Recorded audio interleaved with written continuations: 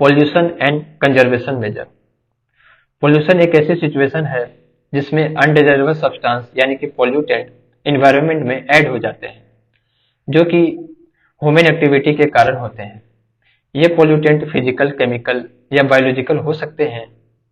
आज हम पोल्यूशन के टाइप्स और उनके कंजर्वेशन मेजर्स को समझेंगे। Pollution type based on sources. Point source pollution. इस पोल्यूशन का सोर्स एक स्पेसिफिक पॉइंट होता है, जैसे कोई इफ्लुएंट या वेस्ट डिस्चार्ज पॉइंट, जैसे सीवेज आउटलेट जहां से डायरेक्टली अनट्रीटेड वाटर निकलता है। ट्रीटमेंट की बात करें तो पॉइंट सोर्स पोल्यूशन को ट्रीट करना कंपैरेटिवली आसान होता है क्योंकि इसका सोर्स क्लियरली डिफाइंड होता है। Non point source pollution. इस टाइप का पोल्यूशन वाइड स्प्रेड होता है और मल्टीपल सोर्सेज से आता है, जैसे run of water from field, construction site या रोड से निकलने वाले पोल्यूशन। इसकी ट्रीटमेंट की बात करें तो नॉन पॉइंट सोर्स पोल्यूशन को ट्रीट करना डिफिकल्ट होता है क्योंकि सोर्स डिफ्यूज होते हैं और उन्हें ट्रैक करना मुश्किल होता है। अब एयर पोल्यूशन। एयर पोल्यूशन का मतलब है एटमॉस्फेयर में ऐसे सब्सटेंस का होना जो ऑर्गेनिज्म या इन्वायरमेंट प्रोसेसेस को नुकसान पहुंचा सकते हैं। ये पोल्यूटेंट सॉलिड, लिक्विड या गैसियस फॉर्म में हो सकते हैं। Air pollutants qualification. Primary pollutants.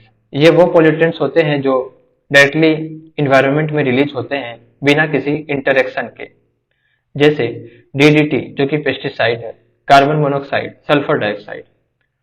ये पोल्यूटेंट अपने ओरिजिनल फॉर्म में इन्वायरमेंट में प्रेजेंट रहते हैं। अब सेकेंडरी पोल्यूटेंट।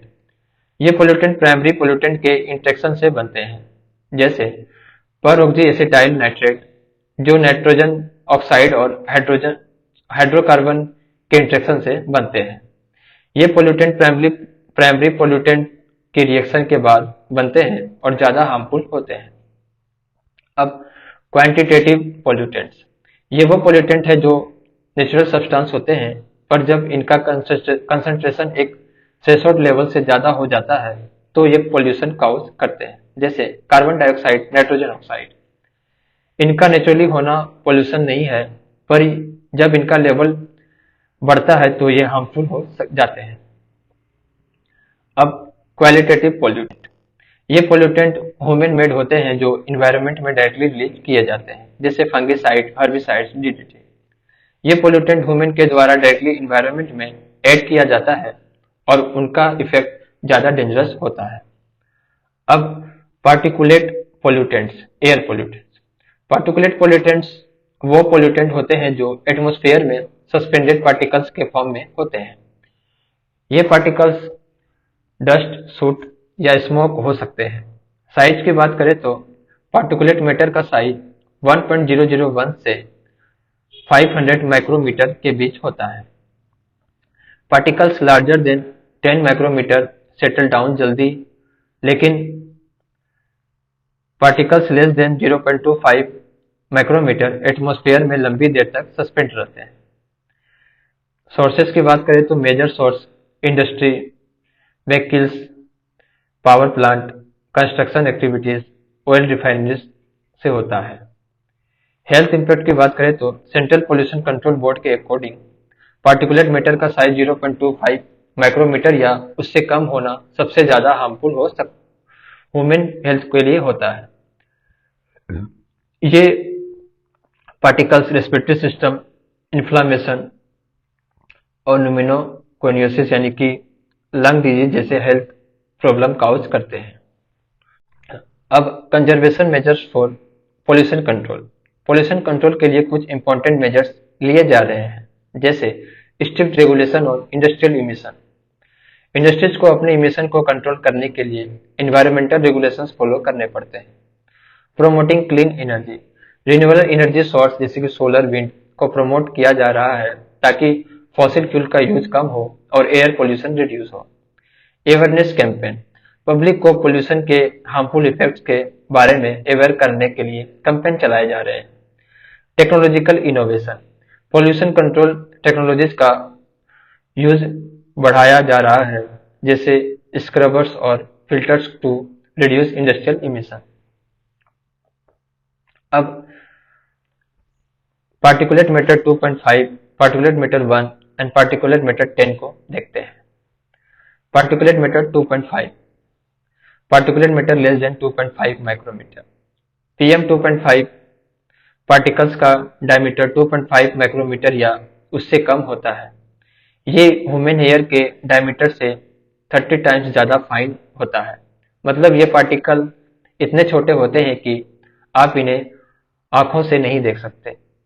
इसकी सोर्सेस की बात करें तो ये पार्टिकल्स ज्यादातर कंबसन प्रोसेस जैसे कि पेट्रोलियम प्रोसेसिंग, फॉसिल फ्यूल की बर्निंग और व्हीकल की इमिशन से निकलते हैं।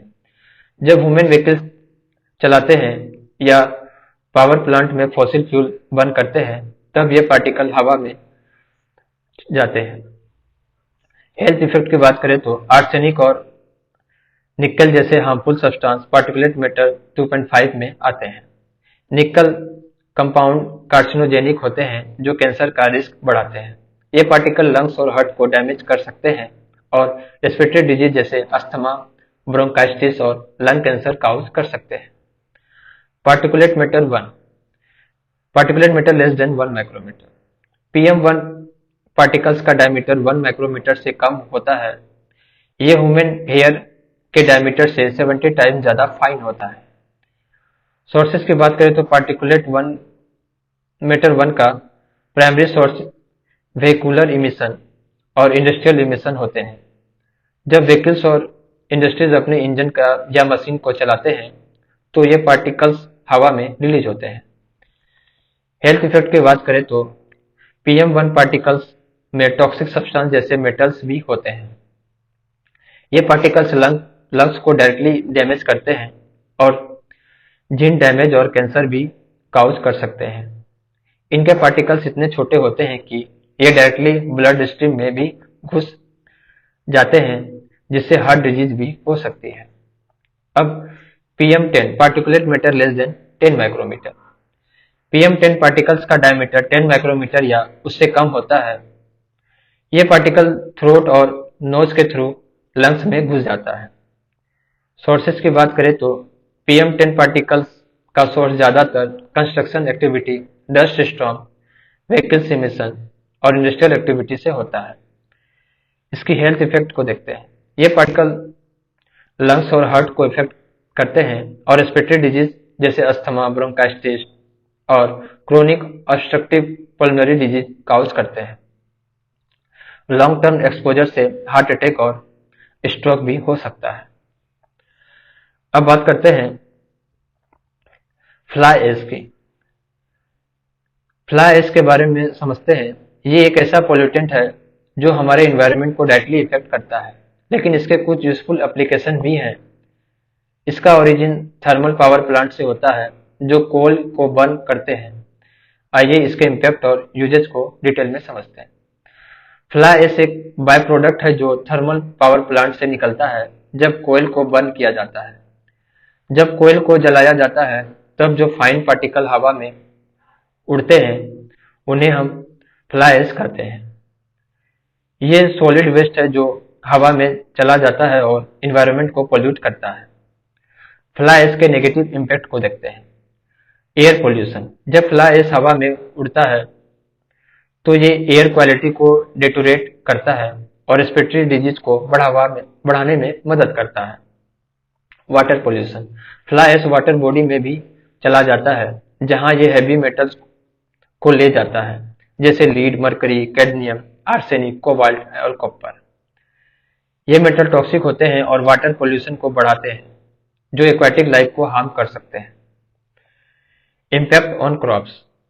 अगर फ्लाई ऐश डायरेक्टली प्लांट के पत्तों पर गिर जाता है तो ये फोटोसिंथेसिस को रिड्यूस करता है।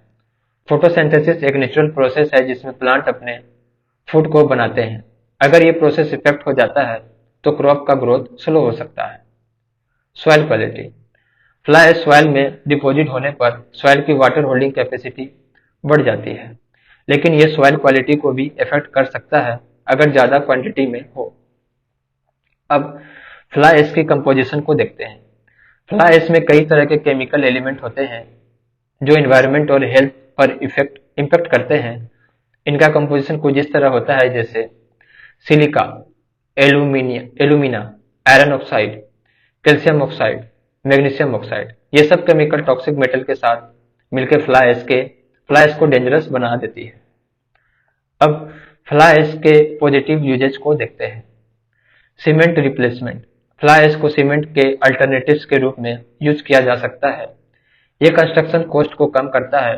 फ्लाई ऐश को सीमेंट में 35% तक रिप्लेस किया जा सकता है। ये कंस्ट्रक्शन मटेरियल को स्ट्रांग बनाता है।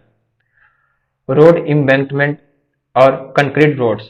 फ्लाई ऐश को रोड एम्बैंकमेंट और कंक्रीट रोड बनाने में भी यूज किया जाता है। ये फिल मटेरियल के रूप में काफी इफेक्टिव है। Westland reclamation. फ्लाई ऐश को वेस्टलैंड को रिक्लेम करने के लिए भी यूज किया जाता है। ये सॉइल की क्वालिटी को इम्प्रूव करता है और क्रॉप यील्ड को बढ़ाने में मदद करता है।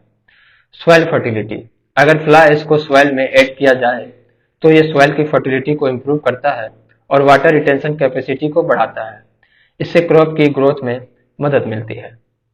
अब policy measures by ministry of environment, forest and climate change को देखते हैं।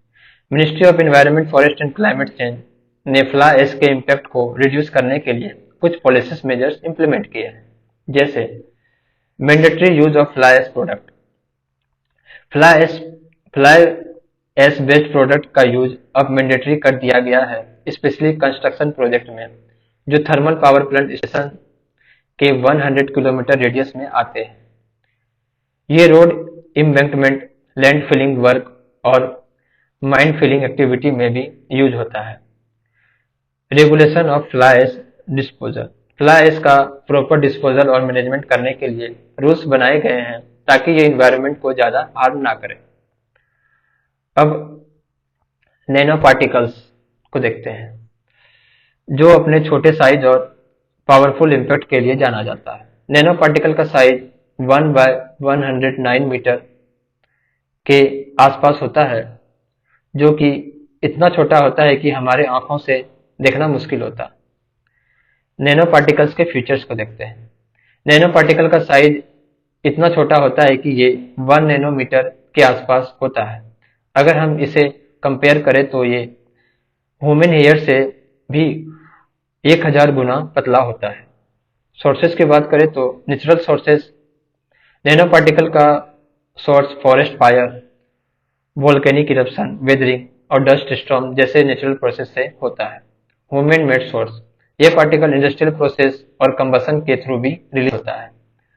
ट्रांसपोर्ट एंड सस्पेंशन, ये पार्टिकल हवा में सस्पेंडेड रहते हैं और लॉन्ग डिस्टेंस तक ट्रेवल करते हैं। ये हवा में दिन भर सस्पेंड रहते हैं, इसलिए कभी ये एक जगह से दूसरे जगह तक पहुंच जाते हैं। Surface area to volume ratio, nano particle का सरफेस एरिया बहुत ज्यादा होता है जो उन्हें रिएक्टिव बनाते हैं। ये पार्टिकल एटमॉस्फेयर में रिएक्ट करते हैं, जो कि विजिबिलिटी और क्लाइमेट को इफेक्ट करते हैं। अब एप्लीकेशन ऑफ नैनो पार्टिकल्स को देखते हैं। इलेक्ट्रॉनिक्स में नैनो पार्टिकल का यूज इलेक्ट्रॉनिक्स में होता है, जहां इनका छोटा साइज उन्हें इफिशिएंट बनाता है। ये माइक्रोचिप और स्मार्ट डिवाइस में यूज होता है। Targeted drugs delivery, nano particle को मेडिसिन में भी यूज किया जाता है। इन्हें टारगेटेड ड्रग डिलीवरी के लिए डिजाइन किया जाता है, जिसमें स्पेसिफिक बॉडी पार्ट्स को डायरेक्टली मशीन डिलीवर की जाती है। स्पेसिफिक बॉडी पार्ट्स को डायरेक्टली मेडिसिन डिलीवर की जाती है। अब इफेक्ट ऑन इन्वायरमेंट को देखते हैं। Dust cloud formation and glacier, nano particle जैसे सूट और ब्लैक कार्बन जब हवा में सस्पेंड होते हैं तो ये हिमालयन ग्लेशियर पर डिपॉजिट हो जाते हैं। यह डिपॉजिट अल्बिडो को रिड्यूस करता है, यानी स्नो का रिफ्लेक्टिविटी कम हो जाता है। इसका मतलब है कि सूरज की गर्मी ज्यादा ऑब्जर्व होती है, जो ग्लेशियर को मेल्ट में मदद करता है। ये ग्लोबल वार्मिंग को बढ़ावा देता है। अब pollutant scrubbing capacity, nano particle hydroxyl radical के साथ बाइंड करते हैं, जो एटमॉस्फेयर में पोल्यूटेंट को स्क्रब करते हैं। जब ये रेडिकल रिड्यूस होते हैं तो एटमॉस्फेयर की नेचुरल पोल्यूटेंट स्क्रबिंग कैपेसिटी कम हो जाती है और ज्यादा पोल्यूशन एटमॉस्फेयर में रहता है। Ozone depletion, nano particle free radical जैसे क्लोरीन को प्रोड्यूस करते हैं जो ओजोन लेयर को डिस्ट्रॉय करते हैं। ओजोन लेयर के डिप्लीशन से यूवी रेडिएशन ज्यादा अर्थ तक पहुंचती है जो हेल्थ और एनवायरनमेंट के लिए हार्मफुल है। स्ट्रेटोस्फेरिक कूलिंग, नैनो पार्टिकल जब स्ट्रेटोस्फेयर में पहुंच जाते हैं तो ये वाटर वेपर को क्रिएट करते हैं और स्ट्रेटोस्फेरिक क्लाउड बनाते हैं। ये क्लाउड जो मोस्टली आइस क्रिस्टल होते हैं ओजोन को डिस्ट्रॉय करते हैं। इससे स्ट्रेटोस्फेरिक कूलिंग होता है जो ओवरऑल क्लाइमेट को इफेक्ट करता है। अब ब्लैक कार्बन सूट को देखते हैं। Nature and impact, black carbon या सूट एक सॉलिड पोल्यूटेंट है जो इनकम्प्लीट कंबशन से निकलता है। ये हाई टेम्परेचर कंबशन प्रोसेस जैसे व्हीकल्स, इंडस्ट्रीज और पावर प्लांट से रिलीज होता है। Effect on cloud and monsoon को देखते हैं। ब्लैक कार्बन रीजनल क्लाउडनेस को डिस्टर्ब करता है और मानसून रेनफॉल को भी इफेक्ट करता है। ये क्लाउड फॉर्मेशन को रोकता है और रेन पैटर्न को चेंज करता है। सनलाइट एब्जॉर्प्शन, ब्लैक कार्बन सबसे ज्यादा सनलाइट एब्जॉर्ब करता है जो एटमॉस्फेयर को डायरेक्टली हीट करता है। इससे ग्लोबल वार्मिंग बढ़ सकती है। एल्बिडो रिडक्शन, जब ब्लैक कार्बन स्नो और आइस पर डिपॉजिट होता है तो यह सरफेस को डार्केन कर देता है। इससे स्नो का रिफ्लेक्टिविटी कम हो जाता है और ये मेल्टिंग को एक्सेलरेट करता है। अब ब्राउन कार्बन ऑर्गेनिक मैटर के कंबशन से रिलीज होता है जैसे बायोमास बर्निंग। ये ब्राउनिश कलर का कार्बन होता है जो एनवायरनमेंट को इफेक्ट करता है। अब बात करते हैं कार्बन मोनोऑक्साइड। कार्बन मोनोऑक्साइड एक कलरलेस और ऑर्डरलेस गैस होती है जो शॉर्ट लाइफ होती है, यानी ये कुछ महीनों तक एटमॉस्फेयर में रहती है। कार्बन मोनोऑक्साइड को ब्लू फ्लेम के साथ जलते हुए देखा जा सकता है और जब ये जलती है तो कार्बन डाइऑक्साइड प्रोड्यूस होती है। सोर्सेस की बात करें तो natural sources, photochemical reaction in the troposphere, जो एटमॉस्फेयर के लोअर लेयर है, वोल्केनोज और फॉरेस्ट फायर से भी CO रिलीज होता है। Anthropogenic sources, internal combustion engine जैसे गाड़ियों की engine, partial combustion of fuel जब फ्यूल पूरी तरह से नहीं जलती, और आयरन स्मेल्टिंग मतलब लोहे को पिघलाने का प्रोसेस से भी कार्बन मोनोऑक्साइड निकलता है।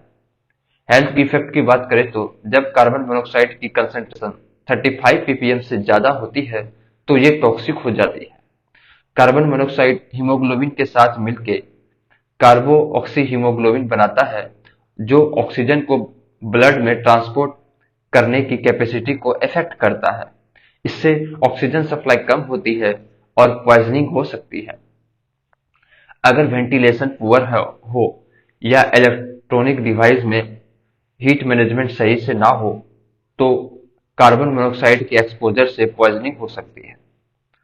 अब इसकी इन्वायरमेंटल इफेक्ट को देखते हैं। ट्रोपोस्फेरिक ओजोन, यानी कि जो एटमॉस्फेयर का लोअर लेयर है की फॉर्मेशन में कार्बन मोनोऑक्साइड का कंट्रीब्यूशन होता है। ये मीथेन की कंसंट्रेशन को भी बढ़ाता है जो ग्लोबल वार्मिंग को एक्सेलरेट करता है। अब बात करते हैं कार्बन डाइऑक्साइड। कार्बन डाइऑक्साइड यानी कि CO2 एक कलरलेस और ऑर्डरलेस गैस होती है जो हेवियर देन एयर होती है। ये गैस नेचुरली और ह्यूमन एक्टिविटी दोनों से रिलीज होती है।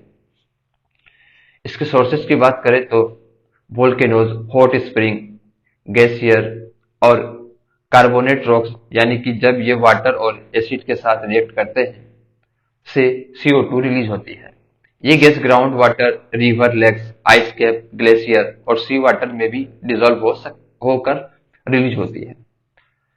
हेल्थ इफेक्ट की बात करें तो अगर CO2 की कंसेंट्रेशन 7% से ज्यादा हो तो ये एस्फायरिएंट गैस बन जाती है जो सफोकेशन का कारण बन सकती है। इससे ब्रीदिंग में दिक्कत होती है। इन्वायरमेंटल इफेक्ट्स की बात करें तो जैसे ग्लोबल वार्मिंग, CO2 एक मेजर ग्रीन हाउस गैस है जो अर्थ की टेम्परेचर को बढ़ाता है। ये क्लाइमेट चेंज और ग्लोबल वार्मिंग का मेन कॉजेज है। Ocean acidification. जब CO2 वाटर में डिसॉल्व होता है तो ये कार्बोनिक एसिड बनाता है जो ओशियन की pH लेवल को कम कर देता है और ये मेराइन लाइफ को अफेक्ट करता है। अब बात करते हैं ओजोन O3। स्ट्रेटोस्फेयर में ओजोन का रोल को देखते हैं। Ozone layer. ओजोन 0.00005% वॉल्यूम में एटमॉस्फेयर में होता है, लेकिन ये अनइवनली डिस्ट्रीब्यूटेड होते हैं, यानी कुछ एरिया में ज्यादा और कुछ एरिया में कम होता है। गुड ओजोन हमारे स्ट्रेटोस्फेयर में होता है जो O2 और यूवी रेज के इंटरेक्शन से बनता है। ये हार्मफुल यूवी रेज को एब्जॉर्ब करता है जो हमारे स्किन के लिए हार्मफुल होते हैं। अगर ये ओजोन लेयर ना हो तो यूवी रेज डायरेक्टली अर्थ तक पहुंचेगी जो स्किन कैंसर और आई डैमेज का रीजन बन सकता है। इसकी इंपॉर्टेंस की बात करें तो स्ट्रेटोस्फेरिक ओजोन का मेन काम यूवी रेडिएशन को ब्लॉक करना है। ये हमारे हेल्थ और एनवायरनमेंट के लिए एक नेचुरल शील्ड है। अब बेड ओजोन, ग्राउंड लेवल पे ओजोन का pollution. Bed ozone ground level पर होता है जो एक पोल्यूटेंट है और short live green house gas भी है। ये ओजोन टॉक्सिक होता है और स्मोक यानी कि स्मोक प्लस फॉग का काउज बन जाता है। फॉर्मेशन ऑफ बेड ओजोन को देखते हैं। बेड ओजोन तब बनता है जब कार्बन मोनोऑक्साइड, नाइट्रोजन डाइऑक्साइड और वोलेटाइल ऑर्गेनिक कंपाउंड सनलाइट के प्रेजेंस में रिएक्ट करते हैं और O2 को O3 में कन्वर्ट कर देते हैं। कुछ ओजोन स्ट्रेटोस्फेयर से ट्रांसपोर्ट होकर ग्राउंड लेवल तक भी पहुंचता है, लेकिन ज्यादा ओजोन ग्राउंड लेवल पर ही बनता है। हार्मफुल इफेक्ट्स की बात करें तो हेल्थ इफेक्ट। ये ओजोन इच्ची और वाटर आइज का काउज बन सकता है। अगर ओजोन लेवल हाई हो तो ये रेस्पिरेटरी प्रॉब्लम भी क्रिएट कर सकता है, जैसे अस्थमा। इन्वायरमेंटल इफेक्ट की बात करें तो ये ओजोन वेजिटेशन और इकोसिस्टम को भी इफेक्ट करता है, खासकर फॉरेस्ट को, स्पेशली जब प्लांट ग्रो कर रहे होते हैं। Transported by wind. ये ओजोन लॉन्ग डिस्टेंस तक विंड के थ्रू ट्रेवल कर सकते हैं और इसलिए रूरल एरिया में भी ओजोन का हाई लेवल देखने को मिल सकता है। अब स्ट्रेटोस्फेरिक ओजोन डिप्लीटिंग सब्सटेंस को देखते हैं। Human made gas. Ozone depleting substance वो गैस है जो क्लोरीन या ब्रोमीन एटम्स रिलीज करते हैं जब ये यूवी रेज के एक्सपोजर में आते हैं और ये स्ट्रेटोस्फेरिक ओजोन को डिस्ट्रॉय करते हैं। Example of ozone depleting substance को देखते हैं। CFCs, कार्बो chlorofluorocarbon. ये रेफ्रिजरेंट और एरोसोल में यूज होते हैं। HCFCs और HBFCs ये भी ओजोन को डिस्ट्रॉय करते हैं। हेलोन्स, ये फायर एक्सटिंग्विशर में यूज होते हैं। मिथाइल ब्रोमाइड, ये पेस्ट कंट्रोल के लिए यूज होता है। कार्बन टेट्राक्लोराइड और मिथाइल क्लोरोफॉर्म, ये सॉल्वेंट है जो मेटल और सर्किट बोर्ड को क्लीन करने के लिए यूज होता है। अब इम्पैक्ट ऑन ओजोन लेयर को देखते हैं। जब ये गैस यूवी रेस के कांटेक्ट में आती है तो ये क्लोरीन और ब्रोमीन एटम्स रिलीज करते हैं जो ओजोन मोलिक्यूल्स के साथ रिएक्ट करते हैं और ओजोन को ब्रेक कर देते हैं। ये प्रोसेस ओजोन लेयर को पतला करने का कारण बनता है, जिसका डायरेक्ट इम्पैक्ट यूवी रेडिएशन के अर्थ तक पहुंचने पर होता है। अब बात करते हैं नाइट्रोजन ऑक्साइड, उसके सोर्सेस को देखते हैं।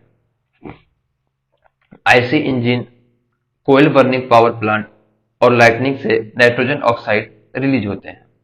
एग्रीकल्चरल फर्टिलाइजर और नाइट्रोजन फिक्सिंग प्लांट भी नाइट्रोजन ऑक्साइड की फॉर्मेशन में कंट्रीब्यूट करते हैं, क्योंकि ये माइक्रोब्स को प्रमोट करते हैं जो नाइट्रोजन को फिक्स करते हैं। Health and environmental effect. Acid rain. Nitrogen oxide और सल्फर डाइऑक्साइड मिलकर एसिड रेन बनाते हैं जो सॉइल और वाटर बॉडीज को एसिडिफाई करते हैं। Tropospheric ozone. नाइट्रोजन ऑक्साइड और VOCs जब सनलाइट के प्रेजेंस में रिएक्ट करते हैं तो ये फोटोकेमिकल स्मोक बनाते हैं जो एयर क्वालिटी को बदलता है। हेल्थ इफेक्ट, ये गैसेस रिस्पिरेटरी डिजीज, अस्थमा और लंग्स डैमेज का कॉज बन सकता है। अब बात करते हैं sulphur dioxide. Sources of sulphur dioxide, volcanic activity, जब वोल्केनोज इरप्ट करते हैं तो SO2 भी रिलीज होती है। ये एक नेचुरल प्रोसेस है। ह्यूमन मेड सोर्स, कोयल burning in thermal power plant, जब हम कोयल को थर्मल पावर प्लांट में बर्न करते हैं तब SO2 रिलीज होती है। ये एक मेजर सोर्स है और इंडिया इसके लिए दुनिया का टॉप इमिटर है। डीजल फ्यूल, डीजल के कंट्रीब्यूशन से भी SO2 रिलीज होती है। इंडस्ट्रियल प्रोसेस की बात करें तो पेपर प्रोडक्शन, पेपर बनाते वक्त भी SO2 रिलीज होती है। मेल्टिंग, मेटल स्मेल्टिंग, मेटल्स जैसे कॉपर को स्मेल्ट करते वक्त SO2 निकलता है। Roasting of sulphur ores, pyrites, cinnabar को रोस्ट करते वक्त भी SO2 का इमिशन होता है। अब health effect of sulphur dioxide को देखते हैं। टॉक्सिक गैस, SO2 एक टॉक्सिक गैस है जो पंजेंट और इरिटेटिंग स्मेल प्रोड्यूस करता है। ये गैस डायरेक्टली लंग्स को अफेक्ट करती है। स्ट्रोक, हेल्थ हजार्ड्स को देखते हैं। स्ट्रोक, SO2 एक्सपोजर से स्ट्रोक का रिस्क बढ़ता है। Heart disease, long term exposure से हार्ट डिजीज हो सकती है। लंग कैंसर, ये गैस लंग कैंसर का भी काउज बन सकती है। रेस्पिरेटरी प्रॉब्लम, ये गैस ब्रीदिंग प्रॉब्लम और अस्थमा को भी ट्रिगर कर सकती है।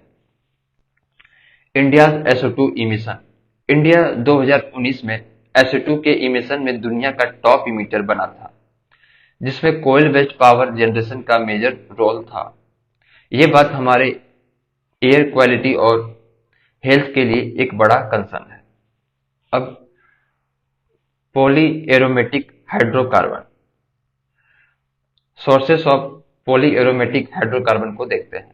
Incomplete combustion, incomplete combustion of organic matter जैसे वुड, बायोमास और फॉसिल फ्यूल से पॉली एरोमेटिक हाइड्रोकार्बन रिलीज होता है। सिगरेट स्मोक भी पॉली एरोमेटिक हाइड्रोकार्बन का सोर्स है। हाई टेम्परेचर कुकिंग से भी पॉली एरोमेटिक हाइड्रोकार्बन जनरेट होते हैं। नेप्थेलिन, नेप्थेलिन एक well known poly aromatic hydrocarbon है जो कमर्शियली US में बनाया जाता है। ये मोथबॉल और कुछ केमिकल बनाने में यूज होते हैं। अब toxicity of poly aromatic hydrocarbon को देखते हैं। Mutagenic and carcinogenic, poly aromatic hydrocarbon mutagenic यानी कि DNA को डैमेज करते हैं और कार्सिनोजेनिक यानी कि कैंसर कॉजिंग होता है। ये डायरेक्टली हेल्थ रिस्क क्रिएट करता है। Bio accumulation, poly aromatic hydrocarbon lipid soluble होते हैं। इसका मतलब है कि ये इजिली लिपिड में डिसॉल्व हो जाते हैं। ये इजिली गैस्ट्रोइंटेस्टाइनल ट्रैक्ट से ऑब्जर्व हो जाते हैं और मैमल्स के बॉडी में बायो एक्यूमुलेट करते हैं।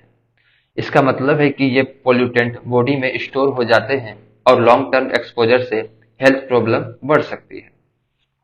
अब interaction with particulate matter, poly aromatic hydrocarbon जब पार्टिकुलेट मैटर जैसे कि PM2.5 और PM10 के साथ कंबाइन हो जाते हैं तो ये उन्हें और ज्यादा टॉक्सिक बना देती है। जैसे अगर पॉली एरोमेटिक हाइड्रोकार्बन PM2.5 के पार्टिकल के साथ मिक्स हो जाए तो ये पार्टिकल लंग्स में इजिली इंटर करते हैं और हेल्थ इशू क्रिएट करते हैं। अब बात करते हैं volatile organic compound VOC। Volatile organic compound वो कार्बन बेस्ड केमिकल होते हैं जो रूम टेम्परेचर पर जल्दी इवापोरेट हो जाते हैं। मतलब ये कंपाउंड आसानी से हवा में मिक्स हो जाता है और इन्वायरमेंट को कंटामिनेट करते हैं। कुछ कॉमन वोलेटाइल ऑर्गेनिक कंपाउंड के एग्जांपल्स हैं जैसे formaldehyde, benzene, ethylene glycol, methyl chloride, tetrachloroethylene, toluene, xylene, one three butadiene. Sources of volatile organic compound को देखते हैं। Indoor sources, perfumes, hair spray, furniture polish, ये सब प्रोडक्ट घर के अंदर वोलेटाइल ऑर्गेनिक कंपाउंड रिलीज करते हैं। Glues, air fresheners, moth repellent, ये डेली यूज आइटम्स भी वोलेटाइल ऑर्गेनिक कंपाउंड का सोर्स होते हैं। वुड प्रिजर्वेटिव्स, वुड को प्रिजर्व करने के लिए जो केमिकल यूज किए जाते हैं उनमें भी वोलेटाइल ऑर्गेनिक कंपाउंड होते हैं। आउटसोर्स आउटडोर सोर्सेस की बात करें तो volatile organic compound industrial process और व्हीकल इमिशन से भी रिलीज हो सकते हैं, जो एयर पोल्यूशन का पार्ट बन जाता है। अब health effect of volatile organic compound को देखते हैं। Short term health effect, eye nose throat irritation, volatile organic compound से आई नोज और थ्रोट में इरिटेशन हो सकती है। हेडेक, इन कंपाउंड से हेडेक भी हो सकती है। नोजिया और लॉस ऑफ कोऑर्डिनेशन, ये सिम्टम्स भी कॉमन होते हैं जब आप वोलेटाइल ऑर्गेनिक कंपाउंड के एक्सपोजर में आते हैं। Long term health effect, liver damage, long term exposure से लीवर डैमेज हो सकता है। कैंसर, कुछ वोलेटाइल ऑर्गेनिक कंपाउंड जैसे बेंजीन और फॉर्मल्डिहाइड कैंसर कॉजिंग होते हैं।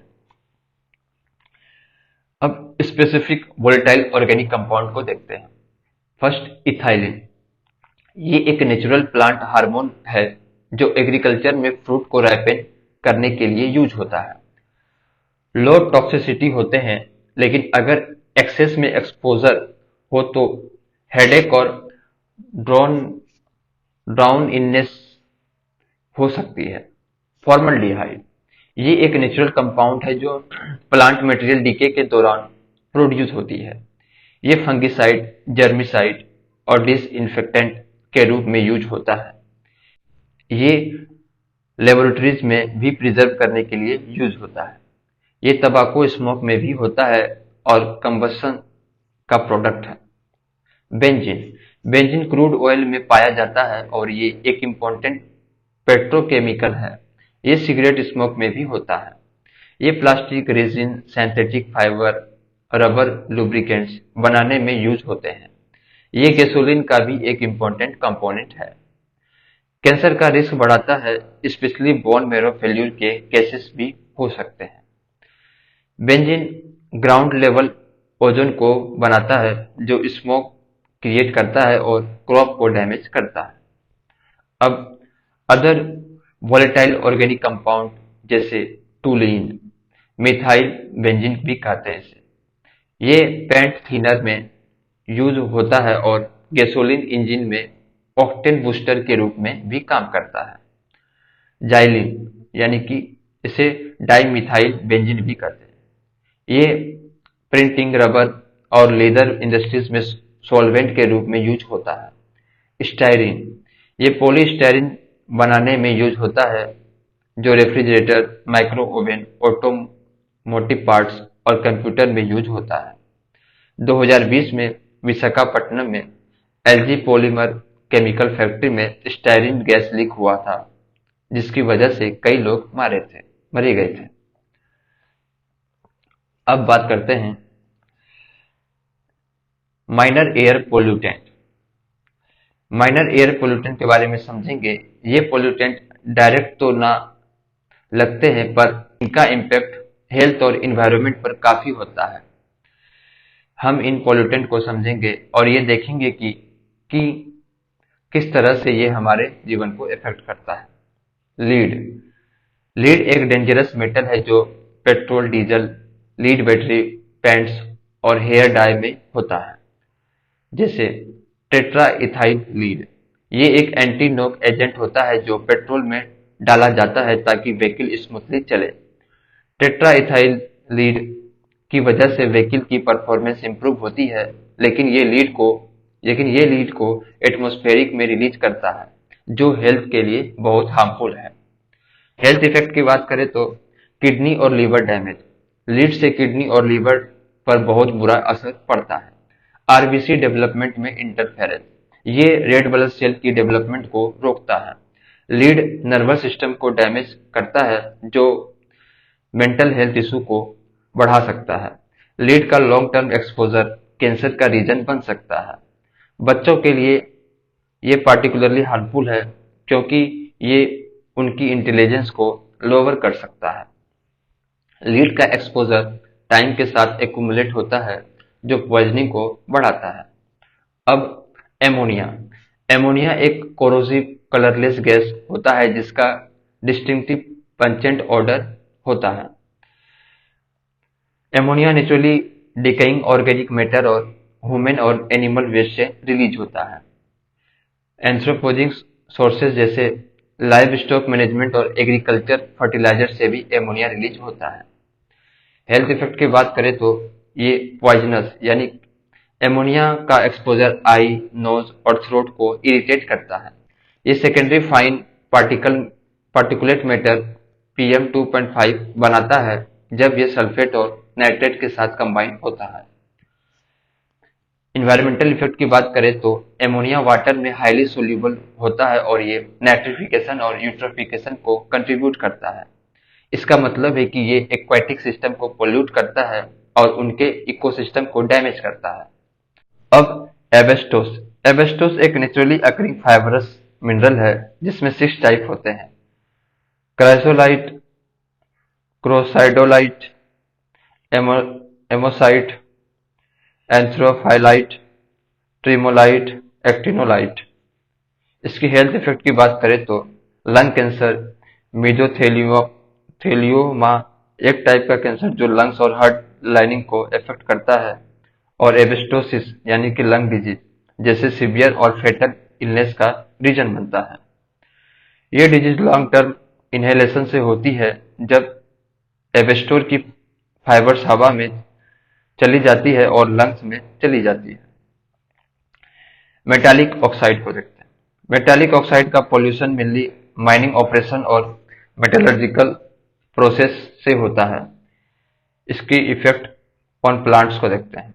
डस्ट डिपोजिटर माइनिंग और मेटलर्जिकल प्रोसेस से जो डस्ट रिलीज होती है वो प्लांट पर डिपोजिट हो जाती है।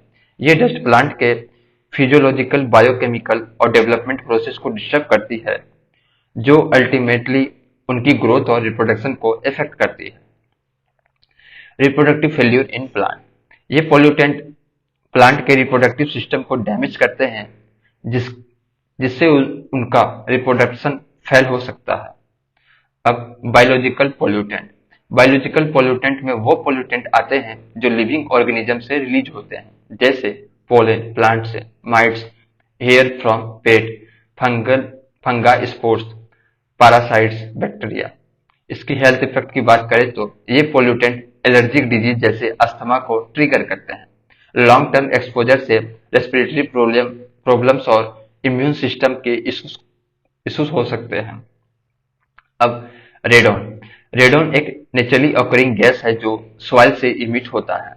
इसकी हेल्थ इफेक्ट की बात करें तो लंग्स कैंसर का मेजर काउज है, स्पेशली जब radon gas poorly ventilated area में कन्फाइंड होते हैं। मॉडर्न हाउसेस में वेंटिलेशन काफी पुअर होता है, इसलिए रेडोन गैस घर के अंदर एक्यूमुलेट हो जाती है और लंग कैंसर का रिस्क बढ़ता है। अब बात करते हैं एयर पोल्यूशन के मेजर कॉजेज को। एयर पोल्यूशन के कुछ मेजर कॉजेज हैं जो हमारे इन्वायरमेंट और हेल्थ पर काफी इम्पैक्ट डालते हैं। ये causes mostly vehicular emission, industrial emission, agriculture और बायोमास बर्निंग से रिलेटेड होते हैं।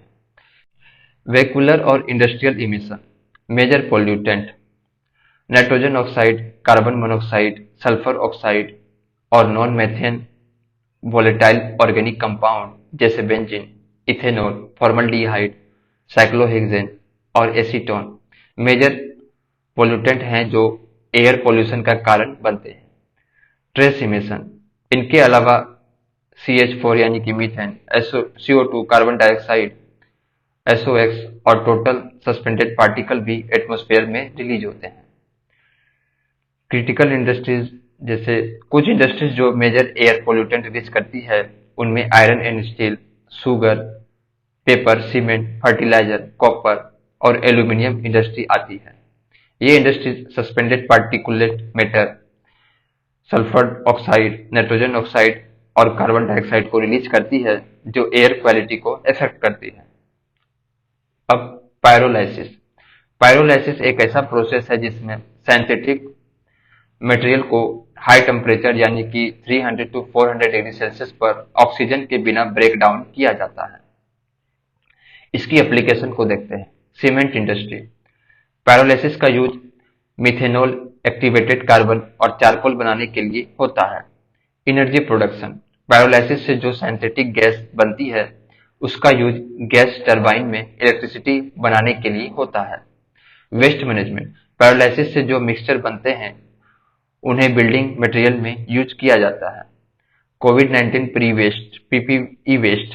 पैरालिसिस का यूज डिस्पोजल कोविड-19 पीपीई किट को बायोक्रूड सिंथेटिक फ्यूल में कन्वर्ट करने के लिए भी होता है।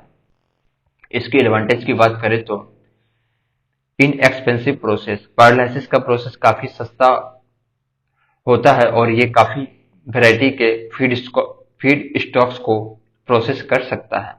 Waste reduction. ये प्रोसेस लैंडफिल में वेस्ट भेजने को कम करता है और ग्रीन हाउस गैस इमिशन को भी रिड्यूस करता है।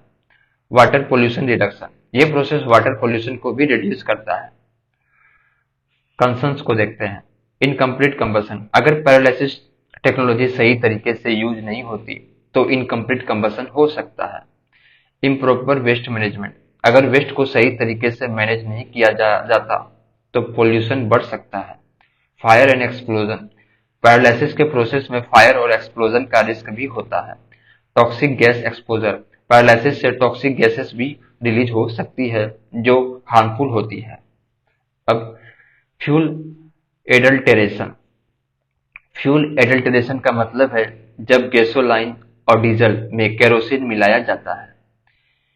इससे CO यानी कि carbon monoxide, nitrogen oxide and suspended particulate matter की इमिशन बढ़ जाती है जो एयर पोल्यूशन को बढ़ाते हैं। अब agriculture waste treatment and biomass burning को देखते हैं। Agriculture emission.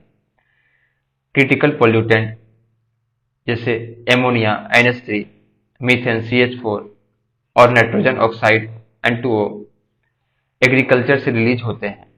ये पोल्यूटेंट एयर को कंटामिनेट करते हैं और ग्लोबल वार्मिंग को कंट्रीब्यूट करते हैं। लैंडफिल्स और वेस्ट वाटर ट्रीटमेंट प्लांट। इनसे मीथेन रिलीज होती है जो एक पोटेंट ग्रीन हाउस गैस है। Stable burning. स्टेबल बर्निंग ये एक प्रोसेस है जिसमें क्रॉप रेसिड्यू को ग्रेन हार्वेस्ट के बाद जानबूझकर जलाया जाता है। इसकी इफेक्ट्स की बात करें तो इससे एयर पोल्यूशन बढ़ता है, स्मोक बनता है, सॉइल फर्टिलिटी का लॉस होता है और सॉइल मॉइस्चर भी लॉस होती है। अब इंडोर एयर पोल्यूशन को देखते हैं। इंडोर एयर पोल्यूशन उस पोल्यूशन को कहते हैं जो घर के अंदर होता है, खासकर जब कोयल, charcoal, wood, agricultural residue, animal dung और केरोसिन का यूज हीटिंग या कुकिंग के लिए किया जाता है जहां वेंटिलेशन लिमिटेड होती है। Pollutants. Particulate matter 2.5, black carbon, carbon dioxide, carbon monoxide, methane और वोलेटाइल ऑर्गेनिक कंपाउंड जैसे पेंट्स, कारपेट और फर्नीचर से निकलता है। वोल्केनिज्म। वोल्केनिज्म से सल्फर डाइऑक्साइड रिलीज होता है जो एसिड रेन का काउज बन सकता है। इसके अलावा सल्फर एरोसोल भी रिलीज होती है जो ओजोन डिस्ट्रक्शन का कारण बनता है। कार्बन डाइऑक्साइड, हाइड्रोजन फ्लोराइड और हाइड्रोजन सल्फाइड भी वोल्केनो से रिलीज होते हैं। अब बात करते हैं effect of air pollution. First, smog. Sulphurous smog, London smog भी कहते हैं। सल्फरस स्मॉग का नाम लंदन के स्मॉग इंसिडेंट से आया है जो काफी फेमस है। ये स्मॉग तब बनता है जब हवा में सल्फर ऑक्साइड का कंसंट्रेशन बहुत ज्यादा हो। ये mainly sulphur bearing fossil fuel जैसे कोयल के कंबसन से होता है। डैम्पनेस और सस्पेंडेड पार्टिकुलेट मैटर की हाई कंसंट्रेशन इस स्मोक को भी बढ़ा देती है। ये स्मोक रेस्पिरेटरी प्रॉब्लम काउज करता है और विजिबिलिटी भी रिड्यूस करता है। अब फोटोकेमिकल स्मोक, इसे समर स्मोक या लॉस एंजल्स स्मोक भी कहते हैं। Photochemical smoke mostly urban area में होता है जहां पे वेहिकुलर इमिशन ज्यादा होता है। ये स्मोक तब बनता है जब नाइट्रोजन ऑक्साइड और वोलेटाइल ऑर्गेनिक कंपाउंड सनलाइट के प्रेजेंस में रिएक्ट करते हैं और ओजोन बनता है। इस स्मोक का कलर लाइट ब्राउनिश होता है और ये एटमॉस्फेयर के पोल्यूटेड बना देता है एटमॉस्फेयर को पोल्यूटेड बना देता है, विजिबिलिटी को रिड्यूस करता है, प्लांट डैमेज होती है और आई इरिटेशन और रेस्पिरेटरी डिस्ट्रेस भी होता है। टेम्परेचर इन्वर्जन को बढ़ावा देता है और प्रेसिपिटेशन को रिड्यूस करता है। अब फोटोकेमिकल स्मोक का केमिकल प्रोसेस को देखते हैं। फोटोकेमिकल स्मोक कैसे बनता है? ये एक कॉम्प्लेक्स केमिकल प्रोसेस है जिसमें कुछ इंपॉर्टेंट पोल्यूटेंट इन्वॉल्व होते हैं। Step 1, nitrogen oxide plus volatile organic compound. Nitrogen oxide और वोलेटाइल ऑर्गेनिक कंपाउंड एक साथ रिएक्ट करते हैं और नाइट्रोजन डाइऑक्साइड बनाते हैं। Step 2, nitrogen dioxide plus UV यानी कि सनलाइट से। नाइट्रोजन डाइऑक्साइड जब सनलाइट के कांटेक्ट में आता है तो ये ब्रेक होता है और नाइट्रोजन ऑक्साइड और एटॉमिक ऑक्सीजन बनता है। Atomic oxygen plus O2 equal to O3 ozone. ये एटॉमिक ऑक्सीजन और मोलिकुलर ऑक्सीजन के साथ मिलकर ओजोन बनाता है जो फोटोकेमिकल स्मोक का मेन कंपोनेंट होता है। Step 4, nitrogen oxide plus volatile organic compound मिलके पर ऑक्सी एसिटाइल नाइट्रेट बनाता है। नाइट्रोजन ऑक्साइड और वोलेटाइल ऑर्गेनिक कंपाउंड के रिएक्शन से पर ऑक्सी एसिटाइल नाइट्रेट भी बनता है जो एक हार्मफुल केमिकल है। फाइनल रिएक्शन, इन सब रिएक्शन का फाइनल रिजल्ट ये होता है nitrogen oxide plus volatile organic compound plus O2 plus UV equal to ozone यानी कि O3 पर एसिटाइल नाइट्रेट और दूसरे ऑक्साइड जैसे OH। ये केमिकल एटमॉस्फेयर में पोल्यूटेंट को बढ़ाता है और एयर क्वालिटी को इफेक्ट करते हैं। ओजोन यानी कि O3 और पेन यानी कि पर ऑक्सी एसिटाइल नाइट्रेट जैसे ऑक्सीडेंट प्लांट, ह्यूमन हेल्थ और इन्वायरमेंट के लिए हार्मफुल होते हैं। अब फोटोकेमिकल स्मोक के इफेक्ट को देखते हैं। विजिबिलिटी रिड्यूस होती है। ये स्मोक हवा को इतना पोल्यूटेड बना देती है कि विजिबिलिटी कम हो जाती है और ड्राइविंग या ट्रेवल करना मुश्किल हो जाता है। प्लांट डैमेज, ओजोन 3 और पेन प्लांट के लिए हार्मफुल होते हैं। ये उनके ग्रोथ को इफेक्ट करते हैं, उनके लीव्स को डैमेज करते हैं और अल्टीमेटली एग्रीकल्चर प्रोडक्टिविटी को रिड्यूस करते हैं। हेल्थ इशू, आई इरिटेशन, ये स्मोक आंखों में इरिटेशन, रेडनेस और इचिंग कॉज करते हैं। रेस्पिरेटरी डिस्ट्रेस, ओजोन और नाइट्रोजन डाइऑक्साइड जैसे केमिकल लंग्स को इफेक्ट करते हैं और अस्थमा, ब्रोंकाइटिस और दूसरी ब्रीदिंग प्रॉब्लम को बढ़ाते हैं। Long term effect, chronic exposure से लंग डिजीज, हार्ट प्रॉब्लम्स और प्रीमेच्योर डेथ तक हो सकता है। अब बात करते हैं टॉक्सिक केमिकल और उसके इफेक्ट को देखते हैं। First, nitrogen oxide NO and NO2। Sources की बात करें तो कंबसन ऑफ ऑयल, कोयल, गैस। जब फॉसिल फ्यूल जलाए जाते हैं तो नाइट्रिक ऑक्साइड और नाइट्रोजन डाइऑक्साइड बनते हैं। Bacterial action in the soil और फॉरेस्ट फायर से भी ये बनता है। लाइटनिंग के वक्त भी हाई टेम्परेचर पर नाइट्रोजन और ऑक्सीजन रिएक्ट करते हैं और नाइट्रिक ऑक्साइड बनाते हैं। Health hazards, black lungs disease, ये एक लंग डिजीज है जो कोल इंडस्ट्री के वर्कर को होती है। कोल डस्ट को इनहेल करने से लंग्स में डिपॉजिट हो जाती है जिससे लंग्स का कलर ब्लैक हो जाता है। सिलिकोसिस, ये लंग डिजीज सिलिका डस्ट को इनहेल करने से होता है। ये कंडीशन परमानेंट डिसेबिलिटी तक ले जा सकती है। Environmental effect, decrease visibility, nitrogen oxide से येलोइश कलर होता है जो विजिबिलिटी को रिड्यूस करता है, प्लांट ग्रोथ को सप्रेस करता है और क्रॉप यील्ड को भी डिक्रीज कर सकता है। अब बात करते हैं वोलेटाइल ऑर्गेनिक कंपाउंड। इसके सोर्सेस की बात करें तो incomplete combustion of fossil fuel से वोलेटाइल ऑर्गेनिक कंपाउंड बनते हैं। ये केमिकल बेंजीन, फॉर्मेल्डिहाइड, टूलीन जैसे होते हैं जो हार्मफुल होते हैं। हेल्थ हैजार्ड्स, रेस्पिरेटरी इरिटेशन और हेडेक जैसे सिम्टम होते हैं। लॉन्ग टर्म एक्सपोजर से लीवर डैमेज और कैंसर का रिस्क भी बढ़ जाता है। इन्वायरमेंटल इफेक्ट की बात करें तो ओजोन फॉर्मेशन में वोलेटाइल ऑर्गेनिक कंपाउंड का रोल होता है। ओजोन प्लांट के लिए हार्मफुल है और आई इरिटेशन और रेस्पिरेटरी प्रॉब्लम का काउज बन सकता है।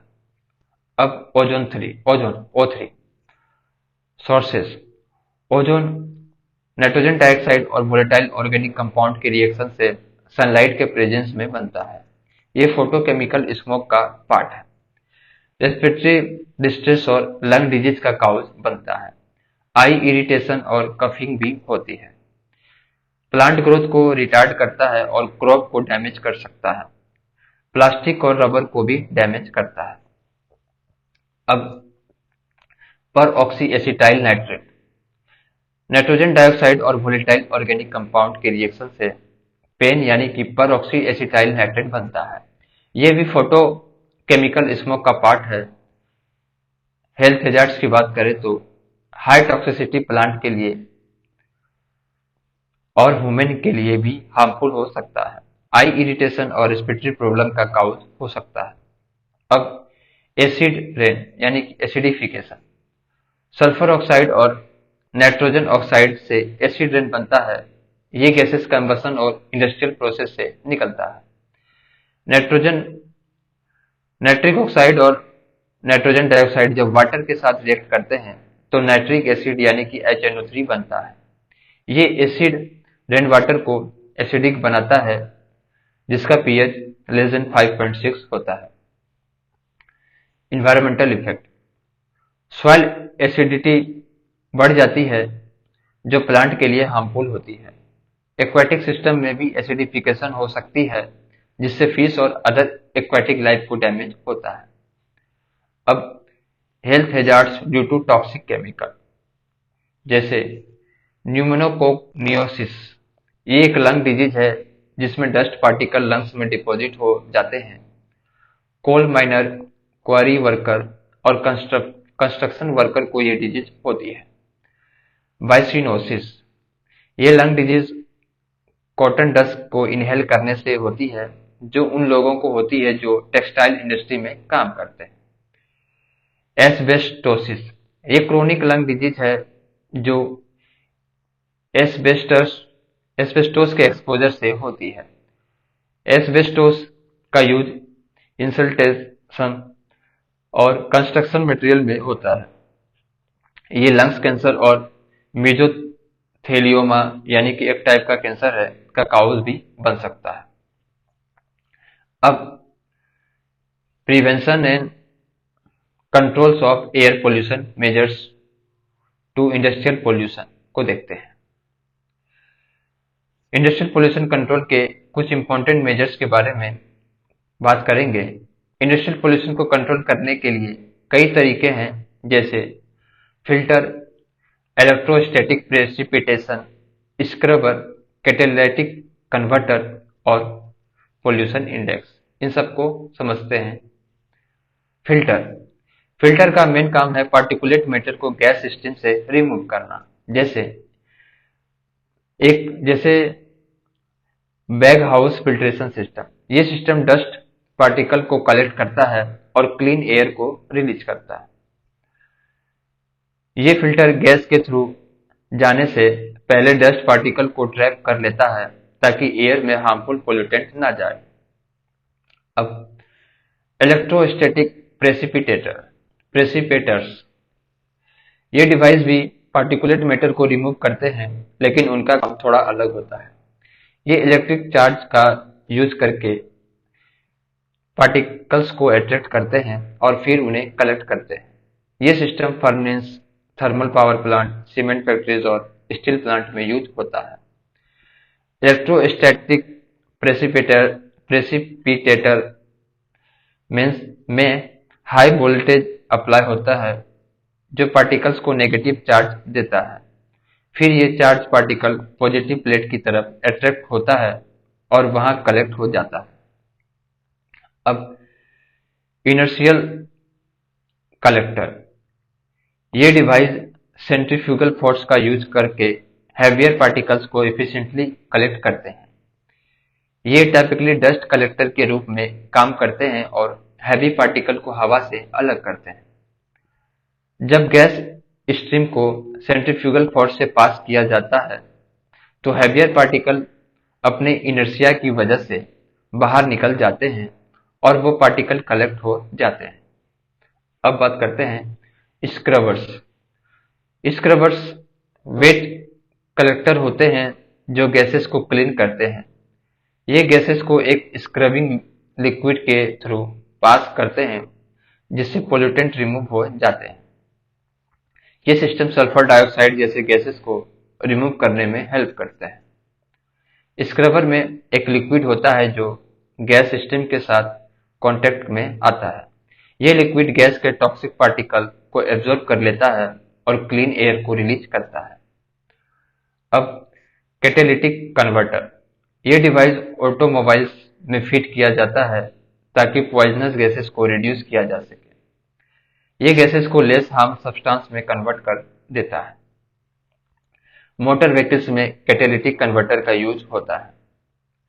कैटेलिटिक कन्वर्टर में प्लेटिनम और पैलेडियम जैसे मेटल होते हैं जो केमिकल रिएक्शन को स्पीड अप करते हैं।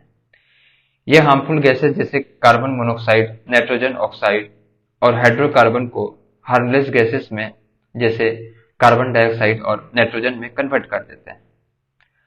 अनलीडेड पेट्रोल का यूज करना जरूरी है क्योंकि लीड कैटेलिक कन्वर्टर को डैमेज कर सकता है। अब पोल्यूशन इंडेक्स। पोल्यूशन इंडेक्स एक स्केल है जिसमें 0 से 100 तक का रेंज होता है। ये इंडेक्स इंडस्ट्री के पोल्यूशन लेवल को एसेस करने के लिए यूज होता है। मिनिस्ट्री ऑफ एनवायरनमेंट ने इस इंडेक्स को डेवलप किया है ताकि इंडस्ट्रीज को क्लीनर टेक्नोलॉजी एडॉप्ट करने के लिए इंकरेज किया जा सके। वाइट कैटेगरी इंडस्ट्री, ये वो इंडस्ट्रीज हैं जो एनवायरमेंटल क्लियरेंस और कंसेंट टू ऑपरेट की जरूरत नहीं होती। ये इंडस्ट्रीज बस स्टेट पोल्यूशन कंट्रोल बोर्ड और सेंट्रल पोल्यूशन कंट्रोल बोर्ड को इन्फॉर्म करते हैं। रेड कैटेगरी इंडस्ट्री, ये इंडस्ट्रीज इकोलॉजिकली फ्रेजाइल एरिया में नहीं अलाउ होती क्योंकि ये ज्यादा पोल्यूशन जनरेट करती है। अब pollution category based on pollution index को देखते हैं। पोल्यूशन इंडेक्स को यूज करके हम इंडस्ट्री को उनके पोल्यूशन लेवल के हिसाब से कैटेगराइज करते हैं। पोल्यूशन इंडेक्स स्कोर 0 से 100 के बीच होता है। Red category critically polluted, pollution score 60 plus होते हैं। इंडस्ट्रीज जैसे cement, petrochemical, pharmaceutical, sugar, paper और pulp, nuclear power plant, organic chemical, fertiliser, firecrackers etcetera. ये इंडस्ट्रीज बहुत ज्यादा पोल्यूशन करती है और इन्हें स्ट्रिक्ट रेगुलेशन फॉलो करनी पड़ती है। Orange category severely polluted, pollution index score 41 to 59। Industries like coal washeries, glass, paint, stone crushers, aluminium, copper extraction from scraps etcetera. ये इंडस्ट्रीज भी काफी पोल्यूशन करती है लेकिन रेड कैटेगरी के कंपैरिजन में थोड़ा कम। अब green category other polluted, pollution index score 21 to 40। Industries like coal gasification, aluminium utensil, steel furniture, soap manufacturing, tea processing etcetera. ये इंडस्ट्रीज पोल्यूशन जनरेट करती है लेकिन उनका इम्पैक्ट कम होता है। अब white category practically non polluting, pollution index score 0 to 20। Industries like air cooler, air conditioning unit, chalk factories, biscuit tray unit etcetera. ये इंडस्ट्रीज बहुत कम पोल्यूशन करती है और उन्हें इन्वायरमेंटल क्लियरेंस की जरूरत नहीं होती। अब कोयल गैसिफिकेशन। कोयल गैसिफिकेशन एक प्रोसेस है जिसमें कोयल को ऑक्सीजन और स्टीम के साथ ऑक्सीडाइज किया जाता है ताकि एक फ्यूल गैस यानी कि सिंक गैस बन सके। सिंगेस को हम इलेक्ट्रिसिटी, हाइड्रोजन और अदर एनर्जी प्रोडक्शन बनाने के लिए यूज करते हैं। इस प्रोसेस से कार्बन मोनोऑक्साइड, कार्बन डाइऑक्साइड और सल्फर डाइऑक्साइड की इमिशन कम होती है।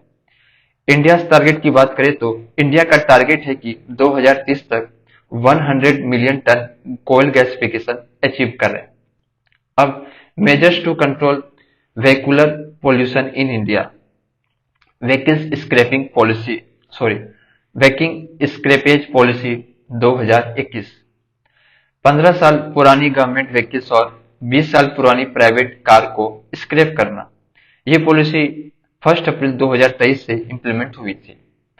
कमर्शियल व्हीकल जो 15 साल पुरानी है उन्हें भी स्क्रैप करना है। इससे पोल्यूशन कम होगा और न्यू व्हीकल्स का यूज बढ़ेगा। Bharat stage norms, Bharat stage norms India में व्हीकल से होने वाले पोल्यूशन को कंट्रोल करने के लिए बनाया गया है। ये नॉर्म्स यूरोप के यूरो नॉर्म्स पर बेस्ड है। भारत स्टेज 6 2020 को देखते हैं। इंडिया ने भारत स्टेज 5 को स्किप करते हुए भारत स्टेज 6 नॉर्म्स को 2020 में इंप्लीमेंट किया। ये नॉर्म्स व्हीकल के एमिशन को रिड्यूस करता है। इसके फायदे की बात करें तो डीजल कार से पार्टिकुलेट मैटर को 80% तक कम किया गया। नाइट्रोजन ऑक्सीडाइज को डीजल कार में 70% और पेट्रोल कार में 25% तक रिड्यूस किया गया। सल्फर को कम करके बेटर कैटेलिटिक कन्वर्टर को इनेबल किया। ऑनबोर्ड डायग्नोस्टिक को मैंडेटरी बनाया गया। कंसर्न्स की बात करें तो टेक्नोलॉजी में इन्वेस्टमेंट ज्यादा होगा, जिसकी वजह से न्यू व्हीकल्स महंगी हो सकती है। अब इलेक्ट्रिक मोबिलिटी पुश, गवर्नमेंट का टारगेट है कि 2030 तक इंडिया फुल्ली इलेक्ट्रिक हो जाए। नीति आयोग ने प्रपोज किया है कि 2025 तक टू व्हीलर और 2023 तक 3 व्हीलर जो इंटरनल कंबशन इंजन से चलते हैं उन्हें बैन कर दिया जाए। इलेक्ट्रिक व्हीकल से फॉसिल फ्यूल का यूज कम होगा और कार्बन इमिशन भी रिड्यूस होगा। अब बात करते हैं fame India scheme. Fame India scheme के बारे में, जो इलेक्ट्रिक व्हीकल्स को प्रमोट करने के लिए इंडिया में चलाया गया है। ये स्कीम फेज 2 में है और इसका मेन गोल है कि हमारे कंट्री में इलेक्ट्रिक व्हीकल्स का यूज बढ़े, पोल्यूशन कम हो और एक सस्टेनेबल फ्यूचर की तरफ हम बढ़े। चलिए, फेम इंडिया स्कीम। फेम का फुल फॉर्म है faster adoption and manufacturing of hybrid and electric vehicles. Fame phase 2 को डिपार्टमेंट ऑफ हैवी इंडस्ट्रीज ने नोटिफाई किया था। इसका एम है इलेक्ट्रिक व्हीकल पार्ट का लोकलाइजेशन, यानी इलेक्ट्रिक व्हीकल पार्ट्स को इंडिया में बनाया जाए और इलेक्ट्रिक व्हीकल एडॉप्शन को प्रमोट करे। टारगेट की बात करें तो 1 मिलियन इलेक्ट्रिक 2 व्हीलर व्हीकल्स और 5 लाख इलेक्ट्रिक 3 व्हीलर को नेक्स्ट 3 ईयर में मार्केट में लाना है। Electric vehicle charging guidelines phase 1 to 3। Mega city जिनकी पॉपुलेशन 4 मिलियन से ज्यादा है और जो हाईवे इन सिटीज को कनेक्ट करते हैं उन पे चार्जिंग स्टेशन लगाया जाएगा। फेज 3 to 5 ईयर्स के लिए। बड़ी सिटी जैसे स्टेट कैपिटल और यूनियन टेरिटरीज हेडक्वार्टर में चार्जिंग स्टेशन इंस्टॉल किया जाएगा। Bureau of energy efficiency. Bureau of energy efficiency एक स्टेटूरी बॉडी है जो मिनिस्ट्री ऑफ पावर के अंदर काम करती है। ये नोडल एजेंसी है जो फेम इंडिया स्कीम के इम्प्लीमेंटेशन को मॉनिटर करती है। अब इलेक्ट्रिक व्हीकल चार्जिंग गाइडलाइंस को देखते हैं। चार्जिंग स्टेशन सिटीज में हर 3 बाय 3 किलोमीटर के ग्रिड में कम से कम एक चार्जिंग स्टेशन होगा। हाईवे हर 25 किलोमीटर पर एक चार्जिंग स्टेशन और 100 किलोमीटर पर एक फास्ट चार्जिंग स्टेशन होगा। प्राइवेट चार्जिंग, आप अपने घर या ऑफिस में प्राइवेट चार्जिंग स्टेशन लगा सकते हैं जो डिस्कॉम यानी कि डिस्ट्रीब्यूशन कंपनी के थ्रू मैनेज होंगे। Public charging station D licensed activity, जब कोई भी private entity public charging station setup कर सकती है यानी कोई भी कंपनी या इंडिविजुअल चार्जिंग स्टेशन लगा सकता है, उसे डी लाइसेंस कंडक्टिविटी कहते हैं। फ्लेक्सिबिलिटी, पीसीएस को अपने चार्जर मार्केट की रिक्वायरमेंट के हिसाब से इंस्टॉल करने की फ्रीडम मिलती है। अब टैक्स इंसेंटिव्स और नॉर्म्स को देखते हैं। इनकम टैक्स एग्जेम्पशन, ₹1.5 लाख का एग्जेम्पशन दिया गया है उन लोगों को जो इलेक्ट्रिक व्हीकल खरीदते हैं। बजट 2019-20 में था। जीएसटी रिडक्शन, जीएसटी को 12% से 5% तक रिड्यूस किया गया है इलेक्ट्रिक व्हीकल्स पर। चार्जर और चार्जिंग स्टेशन पर 18% से 5% तक जीएसटी रिड्यूस किया गया है ताकि इलेक्ट्रिक व्हीकल मार्केट को बूस्ट करें। Green tax on old vehicles, polluters must pay, अगर कमर्शियल व्हीकल्स को फिटनेस सर्टिफिकेट लेना है या प्राइवेट व्हीकल्स को रजिस्ट्रेशन रिन्यूअल करना है तो उन पे ग्रीन टैक्स लगता है।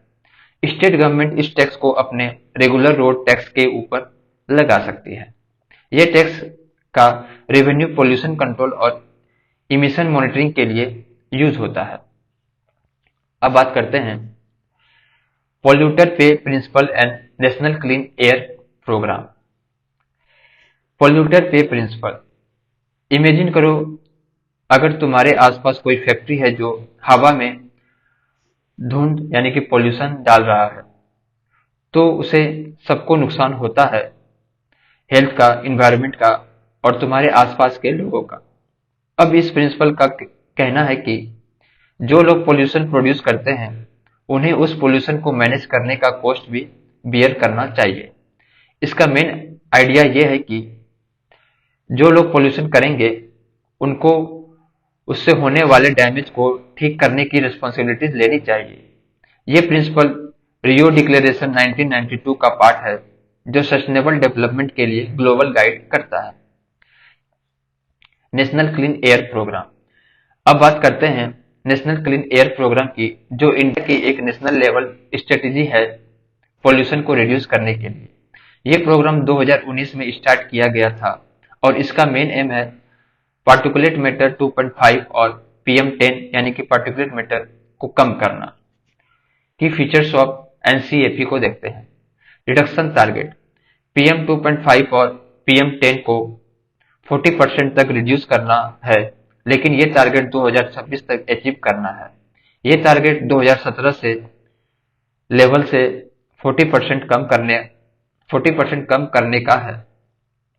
Implementation, central pollution control board इस प्रोग्राम को इम्प्लीमेंट करता है जो air prevention and control of pollution act 1981 के अंदर काम करती है, लेकिन ये प्रोग्राम अभी तक लीगल बैकिंग के बिना है, इसलिए इसमें थोड़ी फ्लेक्सिबिलिटी है।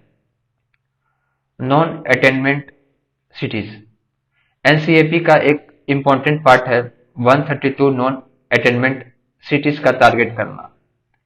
ये सिटीज वो हैं जो national ambient air quality standard को 5 साल तक मेंटेन नहीं कर पाई है। सीपीसीबी ने ये सिटीज आइडेंटिफाई की है। सीपीसी का मतलब सेंट्रल पोल्यूशन कंट्रोल बोर्ड। अब प्राना पोर्टल, प्राना एक पोर्टल है जिसका यूज नॉन अटेनमेंट सिटीज में एयर पोल्यूशन को मॉनिटर करने के लिए किया जाता है। इस पोर्टल से इम्प्लीमेंटेशन का स्टेटस ट्रैक किया जाता है। एयर क्वालिटी स्टैंडर्ड, PM 2.5 का एक्सेप्टेबल एनुअल स्टैंडर्ड है 40 माइक्रोग्राम पर मीटर क्यूब और PM10 का 60 माइक्रोग्राम पर मीटर क्यूब। ये स्टैंडर्ड हर सिटी के लिए सेट किया गया है। अब national air quality monitoring programme NAQMP, CPCB ने एक और प्रोग्राम चलाए हैं जिसका नाम है national air quality monitoring programme. इसका मेन गोल है एयर क्वालिटी का रेगुलर मॉनिटरिंग करना। आइए इसके की फीचर्स को देखते हैं। एयर पोल्यूटेंट मॉनिटर, यह प्रोग्राम 4 मेन पोल्यूटेंट को मॉनिटर करता है जैसे sulphur dioxide, oxygen, oxides of nitrogen, respirable suspended particulate matter, fine particulate matter, PM 2.5। Additional monitoring की बात करें तो इसके साथ ही wind speed, wind direction, relative humidity और टेम्परेचर भी मॉनिटर किए जाते हैं। ये सब फैक्टर एयर क्वालिटी को अफेक्ट करते हैं। इसकी पर्पज की बात करें तो इसका पर्पज है एम्बियंट एयर क्वालिटी का स्टेटस समझना, NAAQS कंप्लायंस चेक करना और नॉन अटेनमेंट सिटी को आइडेंटिफाई करना। ये प्रोग्राम पोल्यूशन को कंट्रोल करने के लिए प्रिवेंटिव और करेक्टिव मेजर्स भी सजेस्ट करता है। अब बात करते हैं national ambient air quality standard NAAQS। इसके की पॉइंट्स को देखते हैं। ये standard central pollution control board ने डेवलप किया है और ये पूरे देश में लागू होते हैं। CPCB को ये power air prevention and control of pollution act 1981 के थ्रू दी गई है। NAAQS का मेन गोल है एयर क्वालिटी को स्टैंडर्डाइज करना ताकि पोल्यूशन को कंट्रोल किया जा सके और ह्यूमन हेल्थ को प्रोटेक्ट किया जा सके। NAAQS में जो पोल्यूटेंट मॉनिटर किए जाते हैं उनमें PM2.5, PM10, NO2, SO2, CO and ozone जैसे पोल्यूटेंट शामिल हैं। ये पोल्यूटेंट हवा में होते हैं और ह्यूमन हेल्थ को डैमेज करते हैं। NAAQS को इम्प्लीमेंट करने का काम CPCB का है। ये स्टैंडर्ड हर सिटी और रीजन में एयर क्वालिटी को मॉनिटर करते हैं और अगर किसी एरिया में एयर क्वालिटी स्टैंडर्ड से ज्यादा पोल्यूशन होता है तो उस एरिया को नॉन अटेनमेंट सिटी डिक्लेयर किया जाता है। अब 2021 WHO एयर क्वालिटी गाइडलाइंस को देखते हैं, जो एक ग्लोबल इनिशिएटिव है। WHO यानी कि वर्ल्ड हेल्थ ऑर्गेनाइजेशन ने ये गाइडलाइंस अपडेट की है ताकि एयर पोल्यूशन के हेल्थ इम्पैक्ट को समझा जा सके और ये बताया जा सके कि पोल्यूशन के लेवल को कितना कम करना चाहिए। आइए इसके की फीचर्स को देखते हैं। Health impact. WHO की 2021 गाइडलाइंस ये बताती है कि एयर पोल्यूशन का इफेक्ट ह्यूमन हेल्थ पर पहले से ज्यादा हो सकता है और ये लोअर कंसंट्रेशन पे भी डैमेज कर सकता है। मतलब पहले जो लेवल सेफ समझे जाते थे उनसे भी ज्यादा पोल्यूशन हेल्थ को अफेक्ट करता है। Pollutant monitor. WHO ने जो पोल्यूटेंट मॉनिटर किया है उनमें PM2.5, PM10, NO2, SO2, CO2 जैसे गैस शामिल है। ये पोल्यूटेंट ह्यूमन लंग्स और हार्ट को डैमेज करते हैं और लॉन्ग टर्म एक्सपोजर से सीरियस डिजीज हो सकती है। Non binding.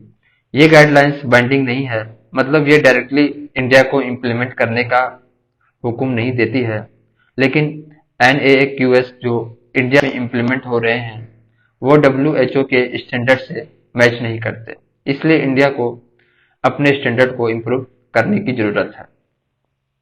अब SAFAR system for monitoring air pollutant.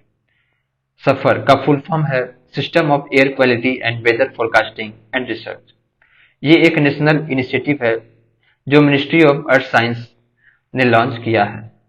इसका मेन पर्पज है एयर क्वालिटी को मॉनिटर करना और वेदर फोरकास्ट करना ताकि पोल्यूशन का लेवल प्रेडिक्ट किया जा सके। की फीचर्स ऑफ सफर को देखते हैं। Developed by IITM। सफर को Indian institute of tropical meteorology Pune ने डेवलप किया है और इंडिया मेट्रोलॉजिकल डिपार्टमेंट इसको ऑपरेशनलाइज करता है। Pollutant monitor. सफर में जो पोल्यूटेंट मॉनिटर किए जाते हैं उनमें PM1, PM2.5, PM10, ozone, CO, nitrogen oxide जैसे NO, NO2, SO2, methane, non methane hydrocarbon, volatile organic compound, benzene और मरकरी शामिल हैं। ये पोल्यूटेंट एयर क्वालिटी को इफेक्ट करते हैं और ह्यूमन हेल्थ पर डायरेक्ट इम्पैक्ट डालते हैं। Real time air quality index. SAFAR 24/7 real time air quality index provide करते हैं जिसमें कलर कोडिंग होती है ताकि लोग इजिली समझ सके कि एयर क्वालिटी किस लेवल पे है। ये सिस्टम 72 आवर का एडवांस फोरकास्ट भी देता है। Weather parameter. सफर सिर्फ पोल्यूशन को मॉनिटर नहीं करता बल्कि वेदर पैरामीटर्स जैसे temperature, rainfall, humidity, wind speed, wind direction, UV radiation और सोलर रेडिएशन को भी मेजर करता है। ये सारी इंफॉर्मेशन एयर क्वालिटी को समझने में मदद करती है। अब बात करते हैं national air quality index. National air quality index को ministry of environment, forest and climate change ने अप्रैल 2015 में लॉन्च किया था और ये स्वच्छ भारत मिशन का एक हिस्सा है। एयर क्वालिटी इंडेक्स का मेन गोल है कि सिटीजन को उनके आसपास की एयर क्वालिटी के बारे में इजली इंफॉर्मेशन मिले ताकि वो अपनी हेल्थ को प्रोटेक्ट कर सके। एयर क्वालिटी इंडेक्स कैटेगरी को देखते हैं। एयर क्वालिटी इंडेक्स को 6 कैटेगरी में डिवाइड किया गया है जो एयर क्वालिटी को जज करने में मदद करती है। First, good. Air quality is good and no health impact. Satisfactory, air quality is acceptable and minimum health effect. Moderately polluted, air quality is moderate and sensitive people may experience monitor health. Poor, air quality is poor and people with respiratory issue may experience health effect.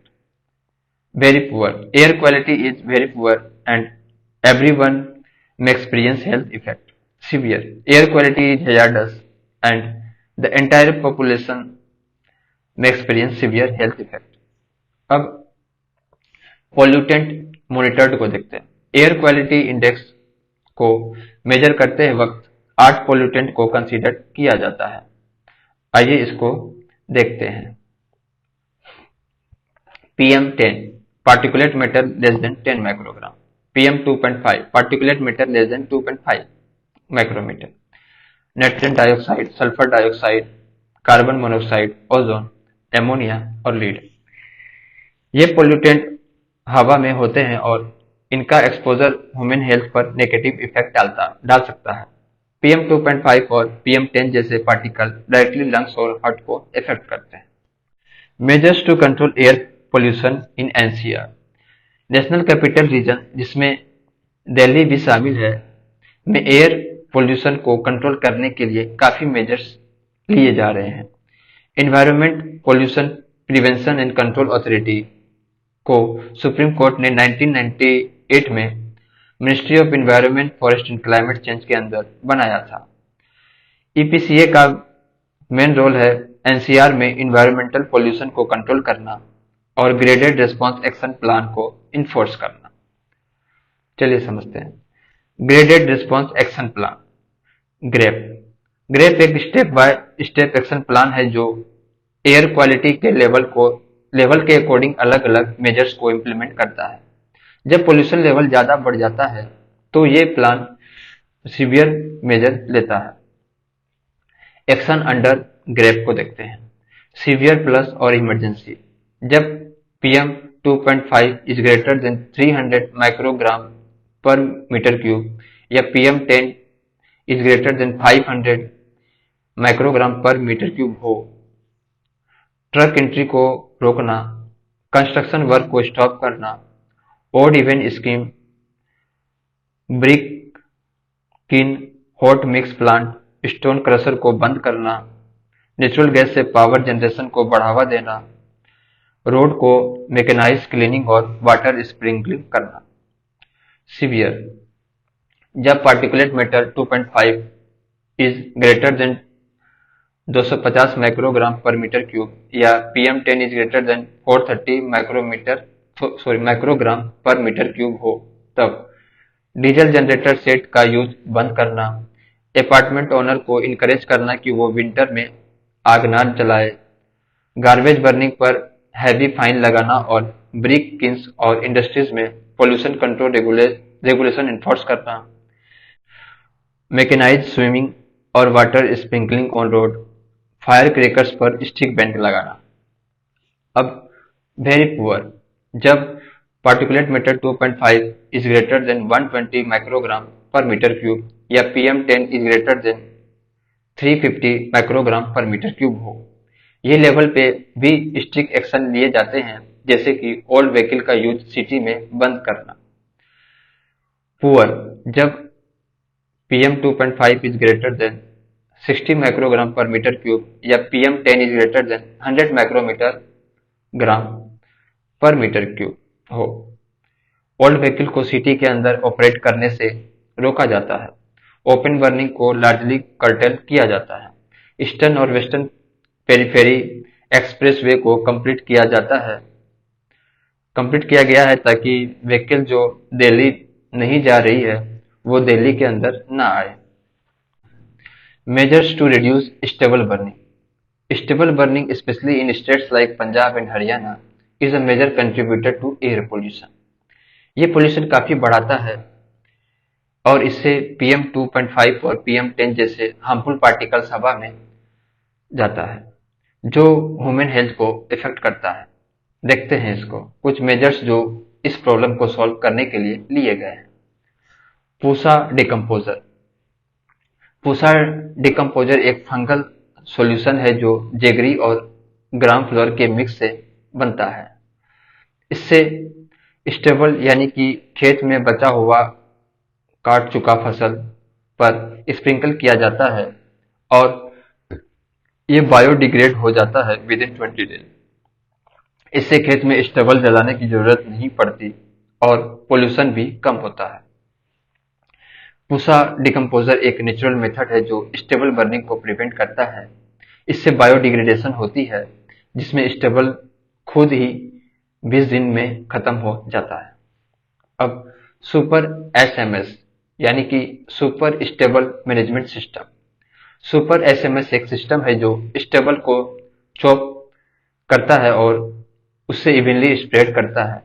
इससे farmer को stable को clear करने की जरूरत नहीं पड़ती और उन्हें सोविंग में कोई दिक्कत नहीं आती। ये प्रोसेस इफिशिएंट और कॉस्ट इफिशिएंट है। सुपर एसएमएस से स्टेबल को प्रॉपर मैनेजमेंट होती है। चॉपिंग और स्प्रेडिंग के स्टेबल बर्निंग को रोकने में मदद करती है। Happy seeder. हैप्पी सीडर एक स्पेशल मशीन है जो डायरेक्ट सोविंग में मदद करती है बिना स्टेबल को क्लियर किए। ये मशीन वीट के बीज को डायरेक्टली सॉइल में डाल देती है और स्टेबल को एज इट इज छोड़ा जाता है। Smoke tower. स्मोक टावर एक ऐसा स्ट्रक्चर है जो लार्ज स्केल एयर प्यूरिफायर की तरह काम करता है। ये टावर हवा को फिल्टर करते हैं जिसमें carbon nano fibre air filters होते हैं जो पोल्यूटेंट को क्लीन करते हैं। Green cracker 2019। ग्रीन क्रैकर को सुप्रीम कोर्ट ने 2019 में दिवाली के लिए मैंडेटरी किया। ट्रेडिशनल क्रैकर में बेरियम नाइट्रेट होता था जो एयर पोल्यूशन को बढ़ाता था। अब national environmental engineering research institute ने बेरियम नाइट्रेट की जगह पोटासियम नाइट्रेट और जियोलाइट का यूज किया है जिससे PM 2.5 और PM 10 को 30% तक रिड्यूस किया जा सकता है। अब emission trading scheme bye Gujarat. Gujarat ने एक इमिशन ट्रेडिंग स्कीम लॉन्च किया है जो पार्टिकुलेट मैटर इमिशन को ट्रेड करने का एक मैकेनिज्म है। ये स्कीम पोल्यूशन को रिड्यूस करने में मदद करती है और इंडस्ट्रीज को कंप्लायंस कॉस्ट को मिनिमाइज करने का मौका देती है। अब fuel gas desulphurisation system FGD system का यूज होता है to remove acidic gas like sulphur dioxide और HCl फ्रॉम फ्लू गैसेस। ये सिस्टम वेट स्क्रबिंग या ड्राई स्क्रबिंग टेक्निक्स का यूज करते हैं जिसमें लाइम का यूज होता है to neutralise the pollutant. Ozone depleting substance rules. ODS rule under the environment protection act 1986 के तहत इंडिया ने ओजोन डिप्लीटिंग सब्सटेंसेस को फेज आउट करने की डिक्लाइन सेट की है। ये सब्सटेंस CFCS, HCFCS, हेलोन और कार्बन टेट्राक्लोराइड है। HCFCS 141b जो फोम मैन्युफैक्चरिंग में यूज होता था को 2019 में फेज आउट कर दिया गया है। अब बात करते हैं वाटर पोल्यूशन की। वाटर पोल्यूशन को समझने के लिए हमें कुछ इंपॉर्टेंट कॉन्सेप्ट जानना जरूरी है जैसे dissolve oxygen, biological oxygen demand और केमिकल ऑक्सीजन डिमांड। इन तीनों मेजर से हम समझ सकते हैं कि वाटर में पोल्यूशन कितना है और किस तरह का पोल्यूशन है। First, dissolve oxygen. Dissolve oxygen का मतलब है वो फ्री ऑक्सीजन जो पानी में डिजॉल्व होती है। ये ऑक्सीजन एक्वाटिक ऑर्गेनिज्म जैसे फिश, प्लांट एक्सेट्रा के लिए जरूरी होती है। अगर पानी में डिजॉल्व ऑक्सीजन लेवल लो हो तो ऑर्गेनिज्म को सरवाइव करने में प्रॉब्लम होती है। की पॉइंट्स को देखते हैं। डिजॉल्व ऑक्सीजन की लेवल को मेजर करते हैं पानी के क्वालिटी को समझने के लिए। ऑप्टिमम डिजॉल्व ऑक्सीजन कंटेंट होना जरूरी है for the survival of aquatic life. Factors affecting dissolve oxygen: surface turbulence यानी कि वाटर का मूवमेंट, फोटोसिंथेटिक एक्टिविटी यानी कि प्लांट का oxygen production, oxygen consumption by organism, organic and inorganic waste, decomposition of organic waste matter. Dissolve oxygen content level को देखते हैं।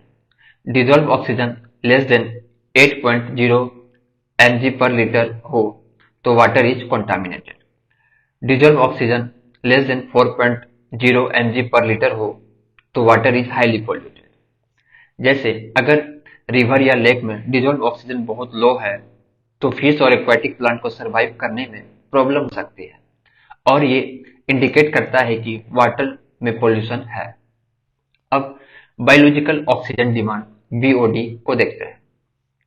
Biological oxygen demand एक मेजर है जो ये बताता है कि बैक्टीरिया और माइक्रो ऑर्गेनिज्म को ऑर्गेनिक मैटर को डिकम्पोज करने के लिए कितनी ऑक्सीजन की जरूरत होती है। बायोलॉजिकल ऑक्सीजन डिमांड को एक स्पेसिफिक टेम्परेचर पे मेजर किया जाता है और ये इंडिकेट करता है कि पानी में बायोडिग्रेडेबल ऑर्गेनिक वेस्ट कितना है। आइए इसके की पॉइंट्स को देखते हैं। बायोलॉजिकल ऑक्सीजन डिमांड ज्यादा होने का मतलब है कि पानी में ऑर्गेनिक वेस्ट ज्यादा है जो माइक्रो ऑर्गेनिज्म कंज्यूम कर रहे हैं। High biological oxygen demand value indicate करता है कि वाटर का क्वालिटी पुअर है और डिजॉल्व ऑक्सीजन कंटेंट कम होगा। बायोलॉजिकल ऑक्सीजन डिमांड सिर्फ बायोडिग्रेडेबल वेस्ट को मेजर करता है, इसलिए ये वाटर पोल्यूशन का एक रिलायबल इंडिकेटर नहीं है क्योंकि ये नॉन बायोडिग्रेडेबल वेस्ट को कंसिडर नहीं करता। जैसे अगर एक रिवर में बीओडी हाई है, इसका मतलब है कि उसमें ज्यादा ऑर्गेनिक वेस्ट है जैसे कि सीवेज या डेड प्लांट जो माइक्रो ऑर्गेनिज्म कंज्यूम कर रहे हैं और ऑक्सीजन यूज कर रहे हैं। अब chemical oxygen demand. Chemical oxygen demand पानी में ऑर्गेनिक और इनऑर्गेनिक पोल्यूटेंट्स को ऑक्सीडाइज करने के लिए कितनी ऑक्सीजन की जरूरत होती है इससे मेजर करता है। ये बीओडी से ज्यादा कॉम्प्रिहेंसिव है क्योंकि ये बायोडिग्रेडेबल और नॉन बायोडिग्रेडेबल दोनों टाइप्स के पोल्यूटेंट को मेजर करता है। इसके की पॉइंट्स को देखते हैं। सीओडी ज्यादा होने का मतलब है कि पानी में ऑर्गेनिक और इनऑर्गेनिक पोल्यूटेंट ज्यादा है जो ऑक्सीजन कंज्यूम कर रहे हैं। सीओडी को मेजर करके हम समझ सकते हैं कि पानी कितना पोल्यूटेड है, चाहे वो बायोडिग्रेडेबल हो या नॉन बायोडिग्रेडेबल। जैसे अगर एक इंडस्ट्रियल एरिया का वेस्ट वाटर रिवर में डिस्चार्ज हो रहा है तो सीओडी वैल्यू हाई होगी क्योंकि इंडस्ट्रियल वेस्ट में नॉन बायोडिग्रेडेबल केमिकल होते हैं जो ऑक्सीजन कंज्यूम करते हैं। अब बात करते हैं causes and effect of water pollution. Water pollution के कई सोर्सेस है जो वाटर बॉडीज को कॉन्टामिनेट करते हैं और ह्यूमन हेल्थ और एक्वाटिक लाइफ को सीरियस रिस्क में डाल देते हैं। अब देखते हैं इसे। Industrial waste. इंडस्ट्रियल वेस्ट का मतलब है वो वेस्ट जो इंडस्ट्रीज से निकलता है जैसे heavy metals like mercury, cadmium, copper, lead, chromium, arsenic और ऑर्गेनिक कंपाउंड। ये केमिकल वाटर बॉडीज में जाके कॉन्टामिनेट करते हैं। की पॉइंट्स को देखते हैं। हैवी मेटल्स जैसे मरकरी और लीड वाटर में डिसॉल्व हो जाते हैं और एक्वाटिक लाइफ को डैमेज करते हैं। आयरन सबसे कॉमन कॉन्टामिनेंट है जो वाटर में ज्यादा होता है CWC रिपोर्ट के अकॉर्डिंग। इफेक्ट को देखते हैं। हैवी मेटल जैसे मरकरी फिश और एक्वाटिक एनिमल को पॉइजन करते हैं जो अल्टीमेटली ह्यूमन के लिए भी डेंजरस हो सकते हैं जब हम कॉन्टामिनेटेड फिश कंज्यूम करते हैं। अब thermal and radiation pollution. Thermal pollution तब होता है जब वाटर टेम्परेचर इंक्रीज होता है, जो डिजॉल्व ऑक्सीजन को डिक्रीज कर देता है। ये एक्वाटिक ऑर्गेनिज्म के लिए हार्मफुल है। की पॉइंट्स को देखते हैं। Thermal pollution mainly industrial cooling process से होता है, जिसमें हॉट वाटर डायरेक्टली रिवर या लेक में डिस्चार्ज कर दिया जाता है। रेडिएशन पोल्यूशन तब होता है जब न्यूक्लियर एक्सीडेंट या नेचुरल डिजास्टर जैसे सुनामी, अर्थक्वेक से रेडिएशन वाटर बॉडीज में लीक हो जाता है। इफेक्ट की बात करें तो थर्मल पोल्यूशन से फिश मर जाता है क्योंकि ऑक्सीजन लेवल कम हो जाता है। रेडिएशन से वाटर बॉडी में लॉन्ग टर्म डैमेज होती है, जो ह्यूमन हेल्थ के लिए भी डेंजरस है। अब माइनिंग के प्रोसेस में काफी वाटर यूज होता है और साथ ही हार्मफुल केमिकल जैसे साइनाइड, सल्फ्यूरिक एसिड और मरकरी भी यूज किए जाते हैं। ये केमिकल वाटर को कंटामिनेट करते हैं। आइए की टर्म्स को देखते हैं। एसिड रॉक ड्रेनेज, एआरडी, ये एक नेचुरल प्रोसेस है जिसमें सल्फाइड रॉक से वाटर के कांटेक्ट में आके सल्फ्यूरिक एसिड बनाते हैं। ये एसिड रॉक्स को वेदर करने में मदद करता है और मिनरल और मेटल को लीच करने लगता है। एसिड माइन ड्रेनेज, एएमडी, ये एआरडी का एक मैग्नीफाइड वर्जन होता है जब लार्ज स्केल पे माइनिंग होती है और ज्यादा सल्फाइड मिनरल एक्सपोज हो जाता है। इफेक्ट की बात करें तो एआरडी और एएमडी से वाटर में हार्मफुल केमिकल लीच होते हैं, जो एक्वाटिक लाइफ को पॉइजन करते हैं और वाटर क्वालिटी को डिग्रेड करते हैं। अब ground water and drinking water contamination को देखते हैं। ग्राउंड वाटर कंटामिनेशन का मतलब है कि अंडरग्राउंड वाटर सोर्सेस कंटामिनेटेड हो जाते हैं, जो ड्रिंकिंग वाटर के लिए डेंजरस हो सकते हैं। की कंटामिनेंट्स को देखते हैं। Nitrates, excess nitrates drinking water में मिक्स हो जाते हैं और मिथेमोग्लोबिनिया ब्लू बेबी सिंड्रोम जिसे कहते हैं काउज करते हैं, जो इन्फेंट के लिए डेडली हो सकता है। आर्सेनिक, ये एक टेस्टलेस और ऑर्डरलेस कार्सिनोजेन है जो लॉन्ग टर्म एक्सपोजर से स्किन कैंसर, लंग कैंसर और ब्लैक फुट डिजीज काउज करता है। ये गंगीज डेल्टा में ज्यादा होता है। कैडमियम, ये इटाई डिजीज काउज करता है, जो बोन और ज्वाइंट में पेन होता है और लंग कैंसर भी हो सकता है। फ्लोराइड्स, ये स्केलेटल फ्लोरोसिस यानी कि बोन की डिफॉर्मिटी और न्यूरोमस्कुलर डिसऑर्डर काउज करते हैं। यूरेनियम, ये रेडियो एक्टिव एलिमेंट है जो किडनी टॉक्सिसिटी और कैंसर काउज कर सकता है, स्पेशली जब ग्राउंड वाटर ओवर एक्सट्रैक्टेड होता है। रेडोन, ये रेडियो एक्टिव गैस है जो लंग कैंसर और किडनी कैंसर का रीजन बन सकती है। तो कंटामिनेटेड ग्राउंड वाटर से सीरियस हेल्थ इशू होते हैं, जो जैसे कैंसर, किडनी डैमेज और न्यूरोलॉजिकल प्रॉब्लम हो सकती है।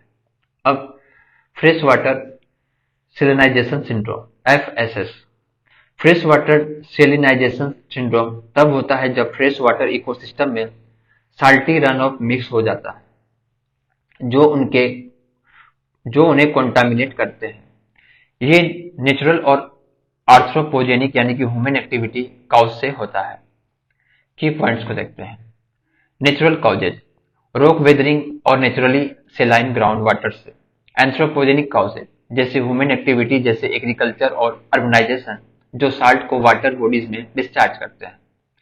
इफेक्ट की बात करें तो फ्रेश वाटर सेलिनाइजेशन सिंड्रोम से फ्रेश वाटर इकोसिस्टम की हेल्थ डिग्रेड होती है और एक्वाटिक लाइफ को डैमेज होता है।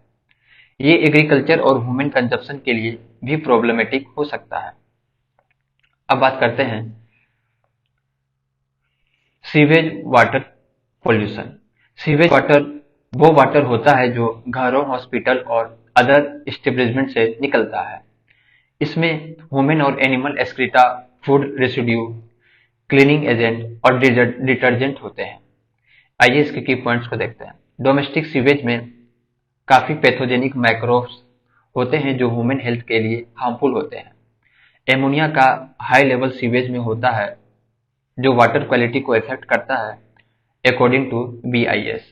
ड्रिंकिंग वाटर में एमोनिया का एक्सेप्टेबल लिमिट 0.5 ppm होता है। इफेक्ट की बात करें तो सीवेज वाटर से डिजीज लाइक कोलेरा, डायजेंट्री और other water borne disease spread हो सकते हैं। एमोनिया पोल्यूशन से वाटर बॉडीज में ऑक्सीजन की कमी हो सकती है, जो एक्वाटिक लाइफ के लिए डेंजरस है। अब बात करते हैं agricultural source of pollution. Agricultural run of का मतलब है वो वाटर जो खेतों से निकलता है और वाटर बॉडी में चला जाता है। इसमें डिजोल्व साल्ट, फर्टिलाइजर और पेस्टिसाइड होते हैं। की पॉइंट्स को देखते हैं। फर्टिलाइजर, नाइट्रोजन, फास्फोरस और पोटेशियम का एक्सेस यूज ग्राउंड और सरफेस वाटर को कंटामिनेट करता है। पेस्टिसाइड, क्लोरीनेटेड हाइड्रोकार्बन जैसे डीडीटी, इंडोसल्फेन, ऑर्गेनोफॉस्फेट और मेटालिक साल्ट पेस्टिसाइड में होते हैं। ये परसिस्टेंट पोल्यूटेंट होते हैं जो इन्वायरमेंट में लंबे टाइम तक रहते हैं। इसकी इफेक्ट्स की बात करें तो एक्सेस फर्टिलाइजर और पेस्टिसाइड से यूट्रोफिकेशन होती है, जिसमें वाटर बॉडी में न्यूट्रिएंट्स का इम्बैलेंस होता है और एक्वाटिक लाइफ को हार्म होता है। पेस्टिसाइड रेसिड्यू से एक्वाटिक ऑर्गेनिज्म और ह्यूमन हेल्थ को लॉन्ग टर्म डैमेज हो सकता है। अब invasive aquatic species. Water hyacinth एक ऐसी इन्वेजिव स्पेसीज है जो अमेज़न बेसिन से आई थी, लेकिन अब ये बंगाल और दूसरे रीजन में भी वाइडली स्प्रेड हो गई है। इसकी की पॉइंट्स को देखते हैं। वाटर हाइसिंथ काफी फास्ट ग्रोथ करता है और यूट्रोफिक यानी कि न्यूट्रिएंट रिच वाटर बॉडीज में बहुत अच्छा ग्रो करता है। ये वाटर बॉडी को क्लॉग कर देता है, जो वाटर को स्टेगनेंट बना देता है और ऑक्सीजन को कंज्यूम कर लेता है। इसकी इफेक्ट्स की बात करें तो ये फिश स्टॉक को डिस्ट्रॉय करता है, क्योंकि ऑक्सीजन की कमी से फिश मर जाते हैं। ये वाटर बॉडी को पोल्यूटेड बना देता है और इकोसिस्टम में इम्बैलेंस क्रिएट करता है। अब पोल्यूशन इन रिवर गंगा को देखते हैं। रिवर गंगा की पोल्यूशन काफी सीरियस इशू है। मेजर सिटी जैसे हरिद्वार, कानपुर, वाराणसी, कोलकाता से इंडस्ट्रियल इफ्लुएंस और सीवेज डायरेक्टली गंगा में डिस्चार्ज होते हैं। आइए इसके की पॉइंट्स को देखते हैं। फीकल कोलिफॉर्म्स बैक्टीरिया का हाई लेवल गंगा के हर सेक्शन में होता है, जो वाटर को हाईली पोल्यूटेड बना देता है। गंगा में माइक्रोप्लास्टिक भी प्रेजेंट है, जैसे इथाइलिन विनाइल, पॉलीप्रोपाइलिन और पॉलीएमाइड नाइलॉन। इफेक्ट की बात करें तो गंगा में हाई बीओडी यानी कि बायोलॉजिकल ऑक्सीजन डिमांड होता है, जो वाटर क्वालिटी को डिग्रेड करता है और एक्वाटिक लाइफ को हार्म करता है। माइक्रोप्लास्टिक से एक्वाटिक लाइफ में जेनेटिक म्यूटेशन हो सकते हैं और लॉन्ग टर्म हेल्थ इशू हो सकते हैं। अब बात करते हैं मेराइन पोल्यूशन। मेराइन पोल्यूशन का मतलब है वो पोल्यूशन जो ओशियन और सीज में होता है। इसका मेजर सोर्स ऑयल स्पिल और प्लास्टिक पोल्यूशन है। Oil spill marine transport, underground storage tank और ऑफशोर ऑयल प्रोडक्शन के दौरान होते हैं। Oil being lighter than water surface पर एक थिन फिल्म बना लेता है, जो ऑक्सीजन को ब्लॉक कर देता है। फिश, सेलफिश और प्लैंकटन को सफोकेशन होती है और मेटाबॉलिक डिसऑर्डर हो जाता है। इफेक्ट की बात करें तो ऑयल स्पिल से मेराइन लाइफ को बहुत नुकसान होता है और बर्ड और सी मैमल्स भी मर जाते हैं, जो कंटामिनेटेड फिश कंज्यूम करते हैं। Marine plastic pollution. Plastic pollution का एनुअल कॉस्ट एस्टिमेट है around $13 billion in economic damage. Plastic specially microplastic marine life को डायरेक्टली इफेक्ट करते हैं। ये प्रोक्लोरोकोकस यानी कि फोटोसिंथेटिक बैक्टीरिया और अदर मेराइन ऑर्गेनिज्म के ग्रोथ और ऑक्सीजन प्रोडक्शन को इंटरफेयर करते हैं। इफेक्ट की बात करें तो मेराइन प्लास्टिक पोल्यूशन से फोटोसिंथेटिक प्रोसेस इफेक्ट होता है, जो मेराइन फूड चेन को डिस्टर्ब करता है। फिश और other marine creature plastic consume करते हैं, जो उनके लिए हार्मफुल हो सकता है। अब बात करते हैं यूट्रोफिकेशन। यूट्रोफिकेशन एक प्रोसेस है जिसमें वाटर बॉडीज में न्यूट्रिएंट्स जैसे नाइट्रोजन और फास्फोरस का एक्सेस हो जाता है। यह प्रोसेस नेचुरली भी हो सकता है या फिर ह्यूमन एक्टिविटी की वजह से भी फास्ट हो सकता है। टाइप्स ऑफ यूट्रोफिकेशन को देखते हैं। नेचुरल यूट्रोफिकेशन, ये एक ग्रेजुअल प्रोसेस है जिसमें वाटर बॉडीज में नेचुरली न्यूट्रिएंट्स का इंक्रीज होता है, जैसे कि soil erosion, leaf litre etcetera. Cultural eutrophication, ये ह्यूमन एक्टिविटी की वजह से होता है, जैसे कि agricultural run of, sewage discharge और इंडस्ट्रियल वेस्ट। इसमें न्यूट्रिएंट्स इनरिचमेंट का प्रोसेस बहुत तेज हो जाता है। लेक्स के कैटेगरी को देखते हैं। ओलिगोट्रॉफिक, ये लेक्स काफी क्लीन होते हैं और उनमें न्यूट्रिएंट्स काफी कम होते हैं। मीजोट्रॉफिक, ये लेक मॉडरेट न्यूट्रिएंट्स लेवल के साथ होते हैं। यूट्रॉफिक, ये लेक्स हाईली न्यूट्रिएंट रिच होते हैं, जहां ज्यादा न्यूट्रिएंट्स की वजह से अलगी और फाइटोप्लैंक्टन का ग्रोथ बहुत ज्यादा होता है। अब यूट्रोफिकेशन के इफेक्ट को देखते हैं। जब लेक्स में न्यूट्रिएंट का एक्सेस हो जाता है तो कई नेगेटिव इफेक्ट होते हैं, जैसे food chain collapse. Excess nutrient से अलगी का ग्रोथ बहुत ज्यादा होता है, जो फूड चेन को डिस्टर्ब करता है। न्यू स्पेसीज इन्वेजन, जब अलगी का ग्रोथ बहुत ज्यादा होता है तो नए स्पेसीज आने लगते हैं, जो इकोसिस्टम को इम्बैलेंस करता है। Loss of fresh water lakes, eutrophication की वजह से लेक्स का इकोसिस्टम कोलैप्स हो जाता है और फ्रेश वाटर लेक्स का लॉस हो सकता है। Loss of coral reefs, increase turbidity यानी कि क्लाउडीनेस की वजह से सनलाइट का पेनिट्रेशन कम हो जाता है, जो कोरल रीफ को डैमेज करता है। पुअर नेविगेशन, वाटर बॉडीज में टर्बिडिटी बढ़ने से नेविगेशन में प्रॉब्लम होती है। टॉक्सिक अलगी ब्लूम, एक्सेस न्यूट्रिएंट से इनएडिबल और टॉक्सिक अलगी का ब्लूम होता है, जो एक्वाटिक लाइफ के लिए हार्मफुल होता है। अब फाइटोप्लैंक्टन, फाइटोप्लैंक्टन्स छोटे माइक्रो ऑर्गेनिज्म होते हैं जो वाटर बॉडी में रहते हैं। ये ऑटोट्रॉफ्स होते हैं, मतलब ये अपना खाना सनलाइट और फोटोसिंथेसिस से बनाते हैं। आइए इसके की पॉइंट्स को देखते हैं। फाइटोप्लैंक्टन का मेन फंक्शन है फोटोसिंथेसिस करना, जिसमें ये सनलाइट को केमिकल एनर्जी में कन्वर्ट करते हैं। फाइटोप्लैंक्टन काफी इंपॉर्टेंट होते हैं क्योंकि एक्वाटिक फूड वेब के लिए, क्योंकि ये बेस लेवल पे होते हैं और बाकी ऑर्गेनिज्म इन्हें कंज्यूम करते हैं। फाइटोप्लैंक्टन ऑक्सीजन प्रोडक्शन में भी काफी इंपॉर्टेंट रोल प्ले करते हैं। ये हमारे लिए हाफ ऑक्सीजन प्रोवाइड करते हैं जो हम ब्रीथ करते हैं। टाइप्स ऑफ फाइटोप्लैंक्टन्स को देखते हैं। डायटम्स, ये सिलिका से बने होते हैं और एक्वाटिक फूड वेब में इंपॉर्टेंट होते हैं।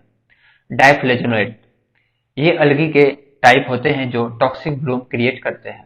ग्रीन अलगी और ब्लू ग्रीन अलगी, ये भी फाइटोप्लैंक्टन के टाइप्स हैं जो वाटर बॉडी में होते हैं। अब क्लोरोफिल, क्लोरोफिल एक ग्रीन पिगमेंट है जो प्लांट अलगी और साइनोबैक्टीरिया में होता है। ये सनलाइट को ऑब्जर्व करता है और फोटोसिंथेसिस प्रोसेस में मदद करता है। टाइप्स ऑफ क्लोरोफिल को देखते हैं। क्लोरोफिल ए और बी, ये हायर प्लांट अलगी और साइनोबैक्टीरिया में होता है। क्लोरोफिल सी, ये डायटम्स, डायनोफ्लेजिलेट्स और ब्राउन अलगी में होता है। क्लोरोफिल डी, ये सिर्फ रेड अलगी में होता है। अब यूट्रोफिकेशन एंड डेथ जोन को देखते हैं। डेथ जोन वो एरिया होता है जहां ऑक्सीजन का लेवल इतना कम हो जाता है कि एक्वाटिक लाइफ सरवाइव नहीं कर पाती। ये जोन यूजुअली 2 से 800 मीटर डीप होते हैं और साल्ट वाटर लेयर में पाए जाते हैं। डेड जोन के काउजेज को देखते हैं। हाइपोक्सिक जोन, ये लो ऑक्सीजन जोन होते हैं जो नेचुरल और ह्यूमन एक्टिविटी दोनों से क्रिएट हो सकते हैं।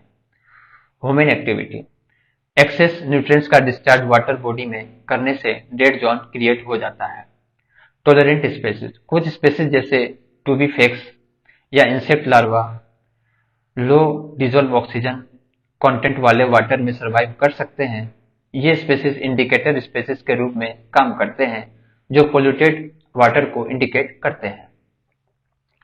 अब बात करते हैं यूट्रोफिकेशन और algal Bloom. Algal Bloom, algal Bloom एक ऐसी सिचुएशन है जिसमें फाइटोप्लैंक्टन यानी कि छोटे माइक्रोस्कोपिक अलगी का पॉपुलेशन इतना बढ़ जाता है कि वो सनलाइट को पेनिट्रेट होने नहीं देते। इससे वाटर में ऑक्सीजन का लेवल कम हो जाता है और एक्वाटिक प्लांट को मरने मरने लगता है। अल्गल ब्लूम का रेंज अलग हो सकता है, लेकिन सबसे कॉमन रेंज रेड या ब्राउन होते हैं, जो रेड टाइड या ब्राउन टाइड भी कहा जाता है। वाटर वार्म वाटर कंडीशन भी अल्गल ब्लूम के लिए कंडक्टिव होते हैं। मतलब अगर वाटर ज्यादा गर्म हो तो अलगी का ग्रोथ तेज हो सकता है। ब्लू टाइड ब्लू टाइड एक बायोलुमिनेसेंट फेनोमेनन है जो कुछ पोल्यूटेड कोस्टलाइन पर होते हैं। इसमें सी वाटर में लो डिजोल्व ऑक्सीजन और हाई नाइट्रोजन प्रेजेंस होती है। इस कंडीशन में डायनोफ्लेजिलेट्स या कुछ और मेराइन लाइट इमिट करते हैं। की पॉइंट्स: बायोलुमिनेसेंस का मतलब है कि कुछ लिविंग ऑर्गेनिज्म अपने आप से लाइट प्रोड्यूस करते हैं। ये लाइट उनके प्रोटीन के केमिकल रिएक्शन की वजह से होती है। ब्लू टाइड के टाइम सी का वाटर डीप ब्लू दिखने लगता है, जो कि एक नेचुरल फेनोमेनन है। लेकिन अगर ये टाइड बहुत बड़े होते हैं तो डीप सी फिशिंग पर नेगेटिव इम्पैक्ट डाल सकते हैं। बायोल्यूमिनेसेंस ज्यादातर डीप सी और प्लैंक्टोनिक ऑर्गेनिज्म में होता है और ये उनका एंटी प्रेडेटर रिस्पॉन्स होता है। मतलब ये लाइट उन्हें प्रेडेटर से बचने में मदद करती है। अब फाइटोरेमिडिएशन को देखते हैं। फाइटोरेमिडिएशन एक प्रोसेस है जिसमें प्लांट को यूज करके कॉन्टामिनेंट को सॉइल और वाटर से रिमूव किया जाता है। ये एक नेचुरल और इको फ्रेंडली मेथड पोल्यूशन को कंट्रोल करने का है। टाइप्स ऑफ फाइटोरेमिडिएशन को देखते हैं। एस्चुरीन वेजिटेशन, मैनग्रोव्स और other wetland vegetation natural phyto remediation करते हैं जो वाटर और सॉइल को क्लीन करते हैं। फाइटो एक्सट्रैक्शन, इसमें प्लांट अपने रूट और लीव्स में कॉन्टामिनेंट को एक्युमुलेट करते हैं। यह प्रोसेस वाटर को क्लीन करने में मदद करता है। वाटर हाइसिंथ एक एक्वाटिक वीड है जो वाटर को क्लीन कर सकते हैं। ये प्लांट वाटर से टॉक्सिक मटेरियल और हैवी मेटल को अपने अंदर एब्जॉर्ब करते हैं, इसलिए ये वाटर प्यूरिफिकेशन में काफी यूजफुल है। अब बात करते हैं बायोरेमेडिएशन। बायोरेमेडिएशन एक टेक्निक है जिसमें हम लिविंग ऑर्गेनिज्म जैसे बैक्टीरिया, फंगाई, प्लांट का यूज करते हैं पोल्यूशन को डिग्रेड करने के लिए। यह प्रोसेस नेचुरल होता है और इन्वायरमेंट फ्रेंडली भी होता है। माइक्रो ऑर्गेनिज्म को स्पेशली डिजाइन किया जा सकता है जेनेटिक इंजीनियरिंग के थ्रू, ताकि वो स्पेसिफिक पोल्यूटेंट को डिग्रेड कर सके। बायोरेमेडिएशन को इन सितु और एक्स सितु टेक्निक्स में डिवाइड किया जा सकता है। इन सितु बायोरेमेडिएशन साइट पर, इन सितु बायोरेमेडिएशन में कॉन्टामिनेशन को उसी जगह पर ट्रीट किया जाता है बिना कॉन्टामिनेटेड मटेरियल को मूव किए। टेक्निक्स की बात करें तो बायोवेंटिंग, इसमें कॉन्टामिनेटेड सॉइल में न्यूट्रिएंट सप्लाई किया जाता है थ्रू वेल, ताकि बैक्टीरिया के ग्रोथ स्टिमुलेट हो सके। ये बैक्टीरिया पोल्यूटेंट को डिग्रेड करती है। बायो स्पार्जिंग, ये टेक्निक एयर को प्रेशर के साथ वाटर टेबल के नीचे इंजेक्ट करती है। इससे ग्राउंड वाटर में ऑक्सीजन का कंसंट्रेशन बढ़ता है और बैक्टीरिया पोल्यूटेंट को डिग्रेड करने में मदद करता है। बायो ऑगमेंटेशन, इसमें माइक्रो ऑर्गेनिज्म को कॉन्टामिनेटेड साइट पर इंट्रोड्यूस किया जाता है ताकि डिग्रेडेशन प्रोसेस को फास्ट किया जा सके। एक एग्जांपल है ऑयल जेपर और ओलिवोरस एस, जो ऑयल कॉन्टामिनेटेड साइट को क्लीन करता है। अब एक्स सितु बायो रेमिडिएशन साइट के बाहर, एक्स सितु बायो रेमिडिएशन में कॉन्टामिनेटेड मटेरियल को रिमूव करके किसी दूसरी जगह पर ट्रीट किया जाता है, जैसे लैंड फार्मिंग। इसमें कॉन्टामिनेटेड सॉइल को एक प्रिपेयर्ड बेड पर स्प्रेड किया जाता है और रेगुलरली टिलिंग की जाती है।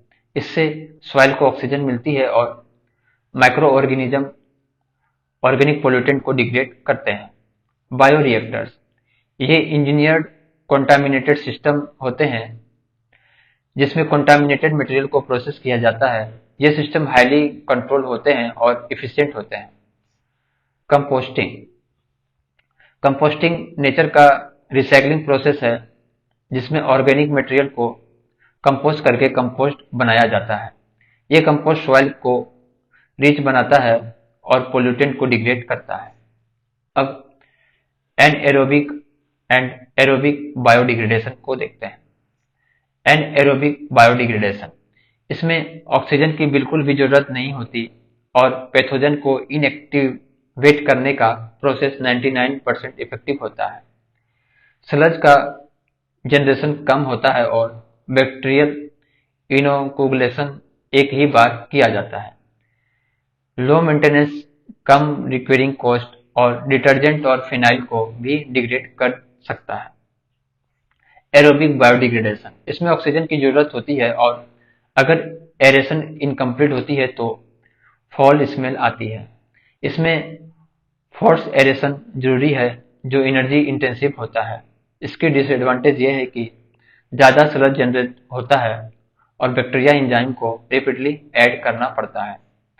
अब बात करते हैं sewage water treatment for domestic uses. Sewage water treatment के प्रोसेस को समझने वाले हैं जो हमारे डेली यूज के लिए पानी को साफ और क्लीन बनाता है। सीवेज वाटर में कई तरह के कंटामिनेंट होते हैं जैसे कि suspended solid, bacteria, algae, viruses, fungi और मिनरल जैसे आयरन और मैग्नीज। इन कंटामिनेंट्स को रिमूव करने के लिए कुछ इंपॉर्टेंट प्रोसेस होते हैं, चलिए इनको समझते हैं। Coagulation, flocculation. कोएगुलेशन एक ऐसा प्रोसेस है जिसमें हम कोएगुलेंट्स जैसे कि ferric sulphate, aluminium sulphate, sodium aluminate पानी में ऐड करते हैं। ये कोएगुलेंट पानी में प्रेजेंट स्मॉल पार्टिकल को क्लम्प कर देता है जो फिर फ्लोक यानी कि एक लार्ज मास बन जाता है। फ्लोकुलेशन में ये फ्लोक को मिक्स किया जाता है जिससे और ज्यादा पार्टिकल्स एक साथ जुड़ते हैं और जल्दी सेटल हो जाते हैं। इससे पानी में जो स्मॉल सस्पेंडेड पार्टिकल होते हैं वो एक जगह इकट्ठा हो जाता है जो अगले स्टेप के लिए जरूरी होता है। Second step, filtration. फिल्ट्रेशन एक प्रोसेस है जिसमें पानी को सैंड और ग्रेवल जैसे मटेरियल के लेयर से पास किया जाता है। कभी कभी क्रस्ड एंथ्रासाइड यानी कि कोल भी यूज होता है। ये फिल्टर पानी से सस्पेंडेड इम्प्योरिटीज को कलेक्ट करता है और डिसइंफेक्शन को ज्यादा इफेक्टिव बनाता है। फिल्ट्रेशन से पानी में जो सॉलिड पार्टिकल्स हैं वो रिमूव हो जाते हैं और पानी थोड़ा सा क्लीन हो जाता है, ready for next step. Disinfection.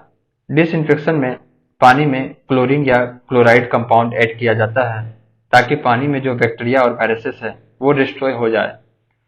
Chlorination एक कॉमन मेथड है लेकिन ये कुछ हार्मफुल बाय प्रोडक्ट भी क्रिएट कर सकता है जैसे क्लोरोफॉर्म। ओजोन गैस भी यूज होती है लेकिन ये अनस्टेबल होती है और ऑन साइट प्रोड्यूस करनी पड़ती है इसलिए ये थोड़ी कॉस्टली होती है। डिसइंफेक्शन से पानी में जो हार्मफुल माइक्रो ऑर्गेनिज्म है वो किल हो जाते हैं, making it safe for drink. अब फ्लोरिडेशन। फ्लोरिडेशन का मतलब है पानी में फ्लोराइड ऐड करना जो टूथ डीके को रिड्यूस करता है। ये नेचुरली भी हो सकता है या फिर फ्लोराइड को पानी में ऐड किया जाता है। फ्लोराइड से हमारे दांतों की हेल्थ बेटर होती है और टूथ डीके कम होता है। अब डीफ्लोरिनेशन। अगर पानी में ज्यादा फ्लोराइड हो तो उसे डीफ्लोरिनेशन किया जाता है। एल्यूमिनियम सल्फेट जैसे एलम, लाइम या सोडियम कार्बोनेट का यूज करके फ्लोराइड को रिमूव किया जाता है। एक्सेस फ्लोराइड हेल्थ प्रॉब्लम जैसे स्केलेटल फ्लोरोसिस या डेंटल फ्लोरोसिस का कारण बन सकता है, इसलिए उसे रिमूव करना जरूरी होता है। PH correction. पीएच करेक्शन के लिए लाइम को फिल्टर वाटर में ऐड किया जाता है जिससे पानी का पीएच बैलेंस हो जाता है। ये प्रोसेस पानी को सॉफ्ट बनाता है और कोरोजन को रिड्यूस करता है ताकि पाइप्स और प्लम्बिंग सिस्टम को नुकसान ना हो। पानी का पीएच बैलेंस होना जरूरी है ताकि पानी पाइप्स और प्लम्बिंग सिस्टम को डैमेज ना करे। Removal of iron. आयरन को रिमूव करने के लिए पानी को ऑक्सीडाइजिंग मीडिया यानी कि लाइम के साथ रिएक्ट करवाया जाता है। यह प्रोसेस एरेशन और फर्दर ऑक्सीडेशन के थ्रू होता है, जिसमें डिसॉल्व आयरन फेरिक हाइड्रोक्साइड में कन्वर्ट हो जाता है। फिर ये इंसोल्यूबल आयरन इजिली फिल्ट्रेशन से रिमूव हो जाता है। आयरन का ज्यादा होना पानी को स्टेनिंग कर सकता है और उसके टेस्ट भी बदल सकता है, इसलिए इसे रिमूव करना जरूरी है। Removal of arsenic. आर्सेनिक को रिमूव करने के लिए ब्लीचिंग पाउडर और एलम का यूज किया जाता है। ब्यूरो ऑफ इंडियन स्टैंडर्ड के हिसाब से आर्सेनिक की परमिसिबल लिमिट 0.05 mg है। आर्सेनिक लॉन्ग टर्म एक्सपोजर से स्किन कैंसर, लंग कैंसर और किडनी डैमेज कर सकता है, इसलिए उसे रिमूव करना बहुत जरूरी है। अब बात करते हैं important terms related to pollution control. Facultative bacteria. Facultative bacteria वो बैक्टीरिया होते हैं जो एनएरोबिक यानी कि ऑक्सीजन फ्री या एरोबिक यानी कि ऑक्सीजन रिच दोनों कंडीशन में सर्वाइव कर सकते हैं। ये बैक्टीरिया अपने इन्वायरमेंट के हिसाब से अपने मेटाबॉलिक प्रोसेस को एडजस्ट कर लेते हैं। जैसे अगर ऑक्सीजन अवेलेबल हो तो ये एरोबिक रेस्पिरेशन करते हैं, अगर ऑक्सीजन नहीं हो तो एनारोबिक रेस्पिरेशन करते हैं। ये बैक्टीरिया वाटर ट्रीटमेंट प्लांट में काफी यूजफुल होते हैं क्योंकि ये दोनों कंडीशन में काम कर सकते हैं। अब anaerobic microbial inoculum. Anaerobic microbial inoculums एक मिक्सचर होता है बैक्टीरिया का जो एनारोबिक कंडीशन में काम करते हैं। इस बैक्टीरिया का काम है कॉम्प्लेक्स पॉलीमर को सिंपल शुगर में तोड़ना, फिर उन शुगर को लो चेन फैटी एसिड और फिर बायोगैस मीथेन में कन्वर्ट करना। यह प्रोसेस बायोडिग्रेडेबल वेस्ट को ब्रेक डाउन करने में मदद करता है और फाइनल आउटपुट होता है बायोगैस यानी कि मीथेन, जो एक रिन्यूएबल एनर्जी सोर्स है। अब anaerobic digester biodegradation system. Anaerobic digestion एक प्रोसेस है जिसमें माइक्रो ऑर्गेनिज्म बायोडिग्रेडेबल मटेरियल को ऑक्सीजन के बिना ब्रेक डाउन करता है। इस प्रोसेस के दौरान जो वेस्ट प्रोड्यूस होता है वो होता है मीथेन, कार्बन डाइऑक्साइड और बायो फर्टिलाइजर। ये process waste to energy conversion में हेल्प करता है। बायोगैस को हम एनर्जी के लिए यूज कर सकते हैं और बायो फर्टिलाइजर को सॉइल क्वालिटी इंप्रूव करने के लिए यूज किया जा सकता है। अब water pollution control measures in India. Water prevention and control of pollution act 1974 को देखते हैं। Water prevention and control of pollution act 1974 एक इम्पॉर्टेंट लॉ है जो वाटर रिसोर्सेज को प्रोटेक्ट करने के लिए बनाया गया था। इस एक्ट के अंदर गवर्नमेंट ने पोल्यूशन कंट्रोल मेजर्स को इम्प्लीमेंट किया है, जैसे रिवर, लेक्स और अदर वाटर बॉडीज को प्रोटेक्ट किया जा सके।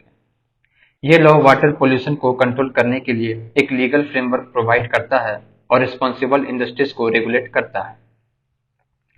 Central pollution control board and state pollution control board. Central pollution control board एक सेंट्रल बॉडी है जो वाटर क्वालिटी को मॉनिटर करता है और स्टेट पोल्यूशन कंट्रोल बोर्ड के साथ मिलकर काम करती है। ये बोर्ड्स वाटर बॉडीज की क्वालिटी को एसेस करते हैं और पोल्यूशन कंट्रोल मेजर को इम्प्लीमेंट करते हैं। अब designated waste use concept. Designated waste use एक कॉन्सेप्ट है जो सीपीसीबी और एसपीसीबी ने डेवलप किया है, यानी कि सेंट्रल पोल्यूशन कंट्रोल बोर्ड और स्टेट पोल्यूशन कंट्रोल बोर्ड ने।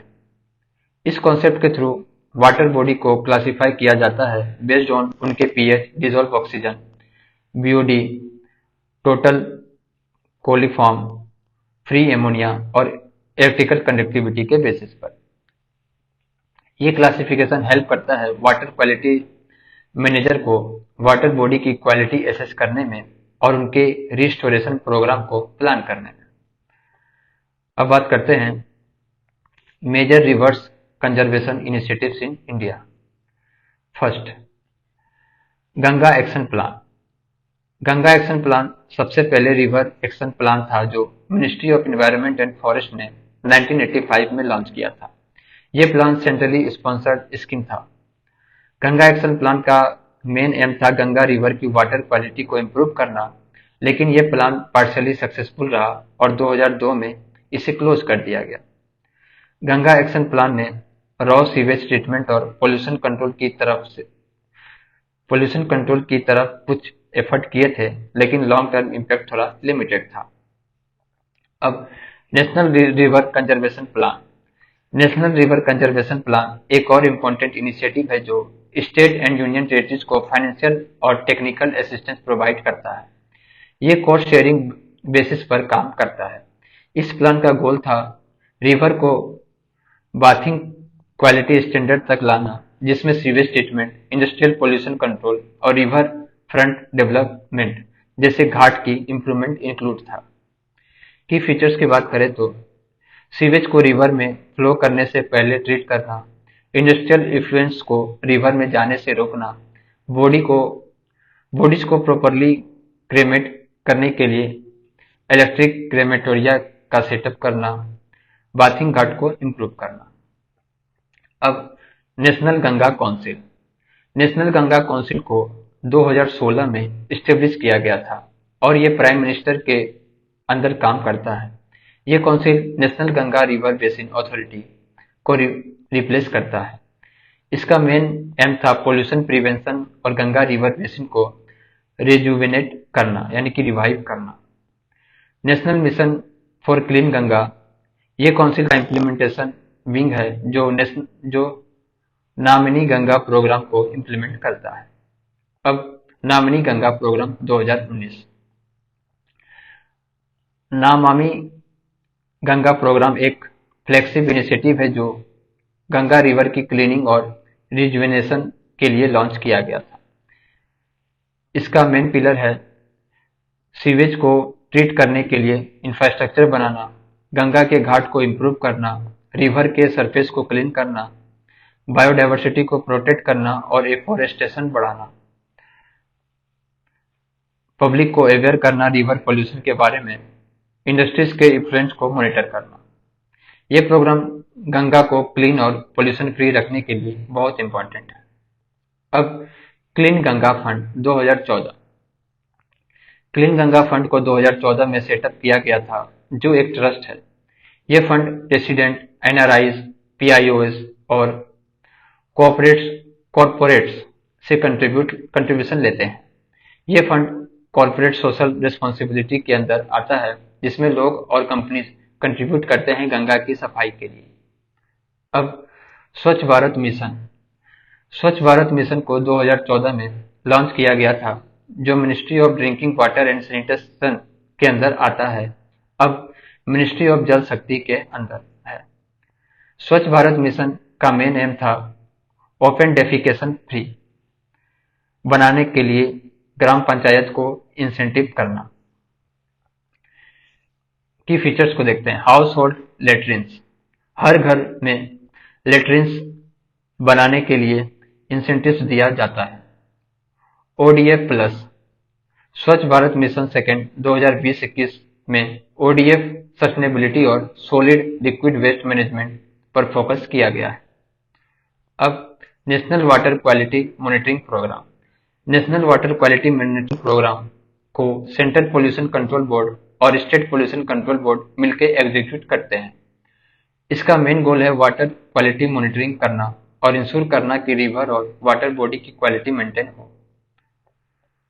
अब बात करते हैं international efforts to control marine pollution. Convention on dumping of waste at sea 1972 London convention. London convention 1972 ये एक इंटरनेशनल एग्रीमेंट है जो मेराइन पोल्यूशन को रोकने के लिए बनाया गया था। इसका मेन गोल था मेराइन पोल्यूशन को कंट्रोल करना और वेस्ट डंपिंग को रेगुलेट करना। डंपिंग ये टर्म डेलिबरेट डिस्पोजल को डिस्क्राइब करता है, जब वेस्ट या मटेरियल शिप, एयरक्राफ्ट, प्लेटफॉर्म या मैन मेड स्ट्रक्चर से डायरेक्टली सी में डंप किया जाता है। 1978 अमेंडमेंट, इस अमेंडमेंट ने incineration of waste at sea को बैन कर दिया। 1993 अमेंडमेंट, इसने low level radio active waste को सी में डंप करना बैन कर दिया और इंडस्ट्रियल वेस्ट को 1995 तक फेज आउट कर दिया। 1996 प्रोटोकॉल, यह प्रोटोकॉल लंदन कन्वेंशन को रिप्लेस करता है। इसमें कहा गया है कि अगर वेस्ट सी में डंप किया जाता है और उससे हार्म हो सकता है तो प्रिवेंटिव मेजर्स लेने चाहिए, चाहे कोई कंक्लूसिव एविडेंस ना हो। इंटरनेशनल मैरीटाइम ऑर्गेनाइजेशन को सेक्रेटरिएट ड्यूटीज दिया गया है जो प्रोटोकॉल के इम्प्लीमेंटेशन में मदद करता है। अब UN convention on the law of sea, UN convention on the law of sea एक इम्पॉर्टेंट ट्रीटी है जो ओशियन के लीगल फ्रेमवर्क को डिफाइन करती है। ये ट्रीटी इंटरनेशनल ऑब्लिगेशन को स्पेसिफाई करती है और कंट्री को मेराइन पोल्यूशन और सी एक्सप्लोटेशन के लिए रिस्पॉन्सिबल बनाती है। इसके की पॉइंट्स को देखते हैं। लियाबिलिटी, अगर कोई कंट्री अपने इंटरनेशनल ऑब्लिगेशन को वायलेट करता है तो उसे लियाबिलिटी हो सकता है। ये international tribunal for law of sea, international seabed authority और commission on limit of the continent shelf के थ्रू होता है। Maritime zone, UNCLOS internal water, territorial water, contiguous zone, exclusive economic zone और कॉन्टिनेंटल शेल्फ को define करता है। ये zone country को अपने मैरीटाइम रिसोर्सेज पे कंट्रोल देने के लिए है। लैंडलॉक स्टेट्स, ये ट्रीटी लैंडलॉक स्टेट्स को भी सी एक्सेस देने की बात करती है बिना किसी टैक्सेशन के। अब international seabed authority, international seabed authority एक ऑर्गेनाइजेशन है जो डीप सीबेड एरिया को रेगुलेट करती है जहां नेशनल जुरिडिक्शन नहीं होती। ये अथॉरिटी इंश्योर करती है कि रिसोर्सेज का एक्सप्लोटेशन सस्टेनेबल हो और इन्वायरमेंटल डैमेज ना हो। इंडिया की रोल की बात करें तो इंडिया इस अथॉरिटी का मेंबर है और ये ग्लोबल इफर्ट में अपना रोल प्ले करता है। अब international maritime organisation, international maritime organisation IMO एक ग्लोबल अथॉरिटी है जो इंटरनेशनल शिपिंग के सेफ्टी, सिक्योरिटी और इन्वायरमेंटल परफॉर्मेंस को रेगुलेट करती है। आईएमओ का मेन हेडक्वार्टर यूके में है। मैरीटाइम इन्वायरमेंट प्रोटेक्शन कमिटी, ये आईएमओ का एक कमिटी है जो मेराइन पोल्यूशन को रोकने के लिए काम करती है। इसके मेजर्स एक्सीडेंटल और ऑपरेशनल ऑयल पोल्यूशन को कवर करते हैं। अब बंकर कन्वेंशन 2001, बंकर कन्वेंशन का एम है ऑयल स्पिल से होने वाले डैमेज के लिए एडिक्वेट कंपनसेशन अवेलेबल हो। ये कन्वेंशन टेरिटोरियल सी और एक्सक्लूसिव इकोनॉमिक जोन के अंदर ऑयल स्पिल के लिए कंपनसेशन प्रोवाइड करता है। अब blast water management convention 2004, ballast water management convention 2004 का गोल है कि हार्मफुल एक्वाटिक ऑर्गेनिज्म को एक रीजन से दूसरे रीजन में स्प्रेड होने से रोका जाए। बालास्ट वाटर को शिप्स में रखा जाता है और ये इन्वेजिव एलियन स्पेसीज को स्प्रेड करने का मेन वेक्टर है। इस कन्वेंशन का पर्पस है कि एक्वाटिक इकोसिस्टम को प्रोटेक्ट किया जाए और बायोडायवर्सिटी को सेफ रखा जाए। अब regional oil spill contingency plan, regional oil spill contingency plan को South Asia cooperative environment programme और आईएमओ ने ज्वाइंटली लॉन्च किया था। इसका पर्पस है इंटरनेशनल कोऑपरेशन और म्यूचुअल असिस्टेंस प्रोवाइड करना ताकि ऑयल पोल्यूशन इंसिडेंट को एफिशिएंटली हैंडल किया जा सके, स्पेशली बांग्लादेश, इंडिया, मालदीव, पाकिस्तान और श्रीलंका के सी में। अब बात करते हैं water conservation and India's water situation. India's water resources, India की टोटल पॉपुलेशन दुनिया के 60% है, लेकिन वर्ल्ड वाटर रिसोर्सेज का सिर्फ 4% इंडिया के पास है। मतलब हमारी पॉपुलेशन काफी ज्यादा है लेकिन पानी का पोर्शन बहुत कम है। ये सिचुएशन वाटर स्कार्सिटी और स्ट्रेस को बढ़ा रही है। की पॉइंट्स को देखते हैं। Population versus water resources. India की पॉपुलेशन ज़्यादा है लेकिन पानी का अमाउंट कम है। ये कंट्रीब्यूशन उन रीजन में वाटर स्कार्सिटी, ये कंडीशन उन रीजन में ज़्यादा देखने को मिलता है जहाँ रिवर का वाटर फ्लो कम है, जैसे इंडस, कृष्णा, कावेरी और साबरमती बेसिन। अब पर कैपिटा वाटर अवेलेबिलिटी। पर कैपिटा वाटर अवेलेबिलिटी का मतलब है हर एक इंसान को कितना पानी अवेलेबल है। अब सेंट्रल वाटर कमीशन के हिसाब से 2025 में per capita water availability 1434 cubic metre थी, जो 2050 तक 1219 क्यूबिक मीटर हो जाएगी। मतलब हमारे पास पानी की कमी होती जाएगी। अब बात करते हैं water stress and water scarcity. India की वाटर सिचुएशन को समझने के लिए हमको वाटर स्ट्रेस और वाटर स्कार्सिटी के बीच के डिफरेंस को समझना होगा। वाटर स्ट्रेस कंडीशन, अगर per capita water availability 1700 cubic metre से कम हो जाती है तो हम वाटर स्ट्रेस कंडीशन में आ जाते हैं। वाटर स्कार्सिटी कंडीशन, अगर per capita availability 1000 cubic metre से कम हो तो ये वाटर स्कार्सिटी कंडीशन है। क्रोनिक वाटर स्कार्सिटी, अगर ये अवेलेबिलिटी 500 क्यूबिक मीटर से भी कम हो तो ये क्रोनिक वाटर स्कार्सिटी होता है। एब्सोल्यूट स्कार्सिटी, अगर पर कैपिटा अवेलेबिलिटी 500 क्यूबिक से भी कम हो तो ये एब्सोल्यूट स्कार्सिटी है। अब ground water situation in India. India में ग्राउंड वाटर काफी इंपॉर्टेंट सोर्स है पानी के लिए, स्पेशली रूरल एरिया में। CWC के हिसाब से इंडिया की annual replenishable ground water resources 432 billion cubic metre है, लेकिन out of this 393 billion cubic metre acceptable है। मतलब हम इस अमाउंट को यूज कर सकते हैं। आइए की पॉइंट्स को देखते हैं। Annual ground water extraction, India हर साल 249 billion cubic metre ground water extract करता है। सबसे ज़्यादा यूज इरिगेशन सेक्टर में होता है। रूरल वाटर सप्लाई, इंडिया के 85% रूरल एरिया की वाटर सप्लाई ग्राउंड वाटर पर डिपेंड करती है। कार्बन इमिशन, अगर ग्राउंड वाटर लेवल हर साल 1 मीटर गिरता है तो इंडिया की कार्बन इमिशन में 1% का इंक्रीज हो सकता है। ये इन्वायरमेंट के लिए भी हार्मफुल है। ग्राउंड वाटर यूज, इंडिया के Indo Gangetic plain, north western, central और वेस्टर्न पार्ट में सबसे ज्यादा ग्राउंड वाटर बेस्ड इरिगेशन होती है।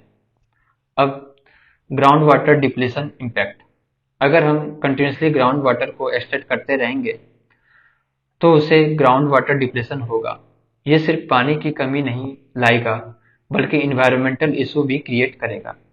कार्बन इमिशन में बढ़ोतरी, लैंड सबसिस्टेंस और वाटर क्वालिटी डिटोरिएशन हो सकते हैं।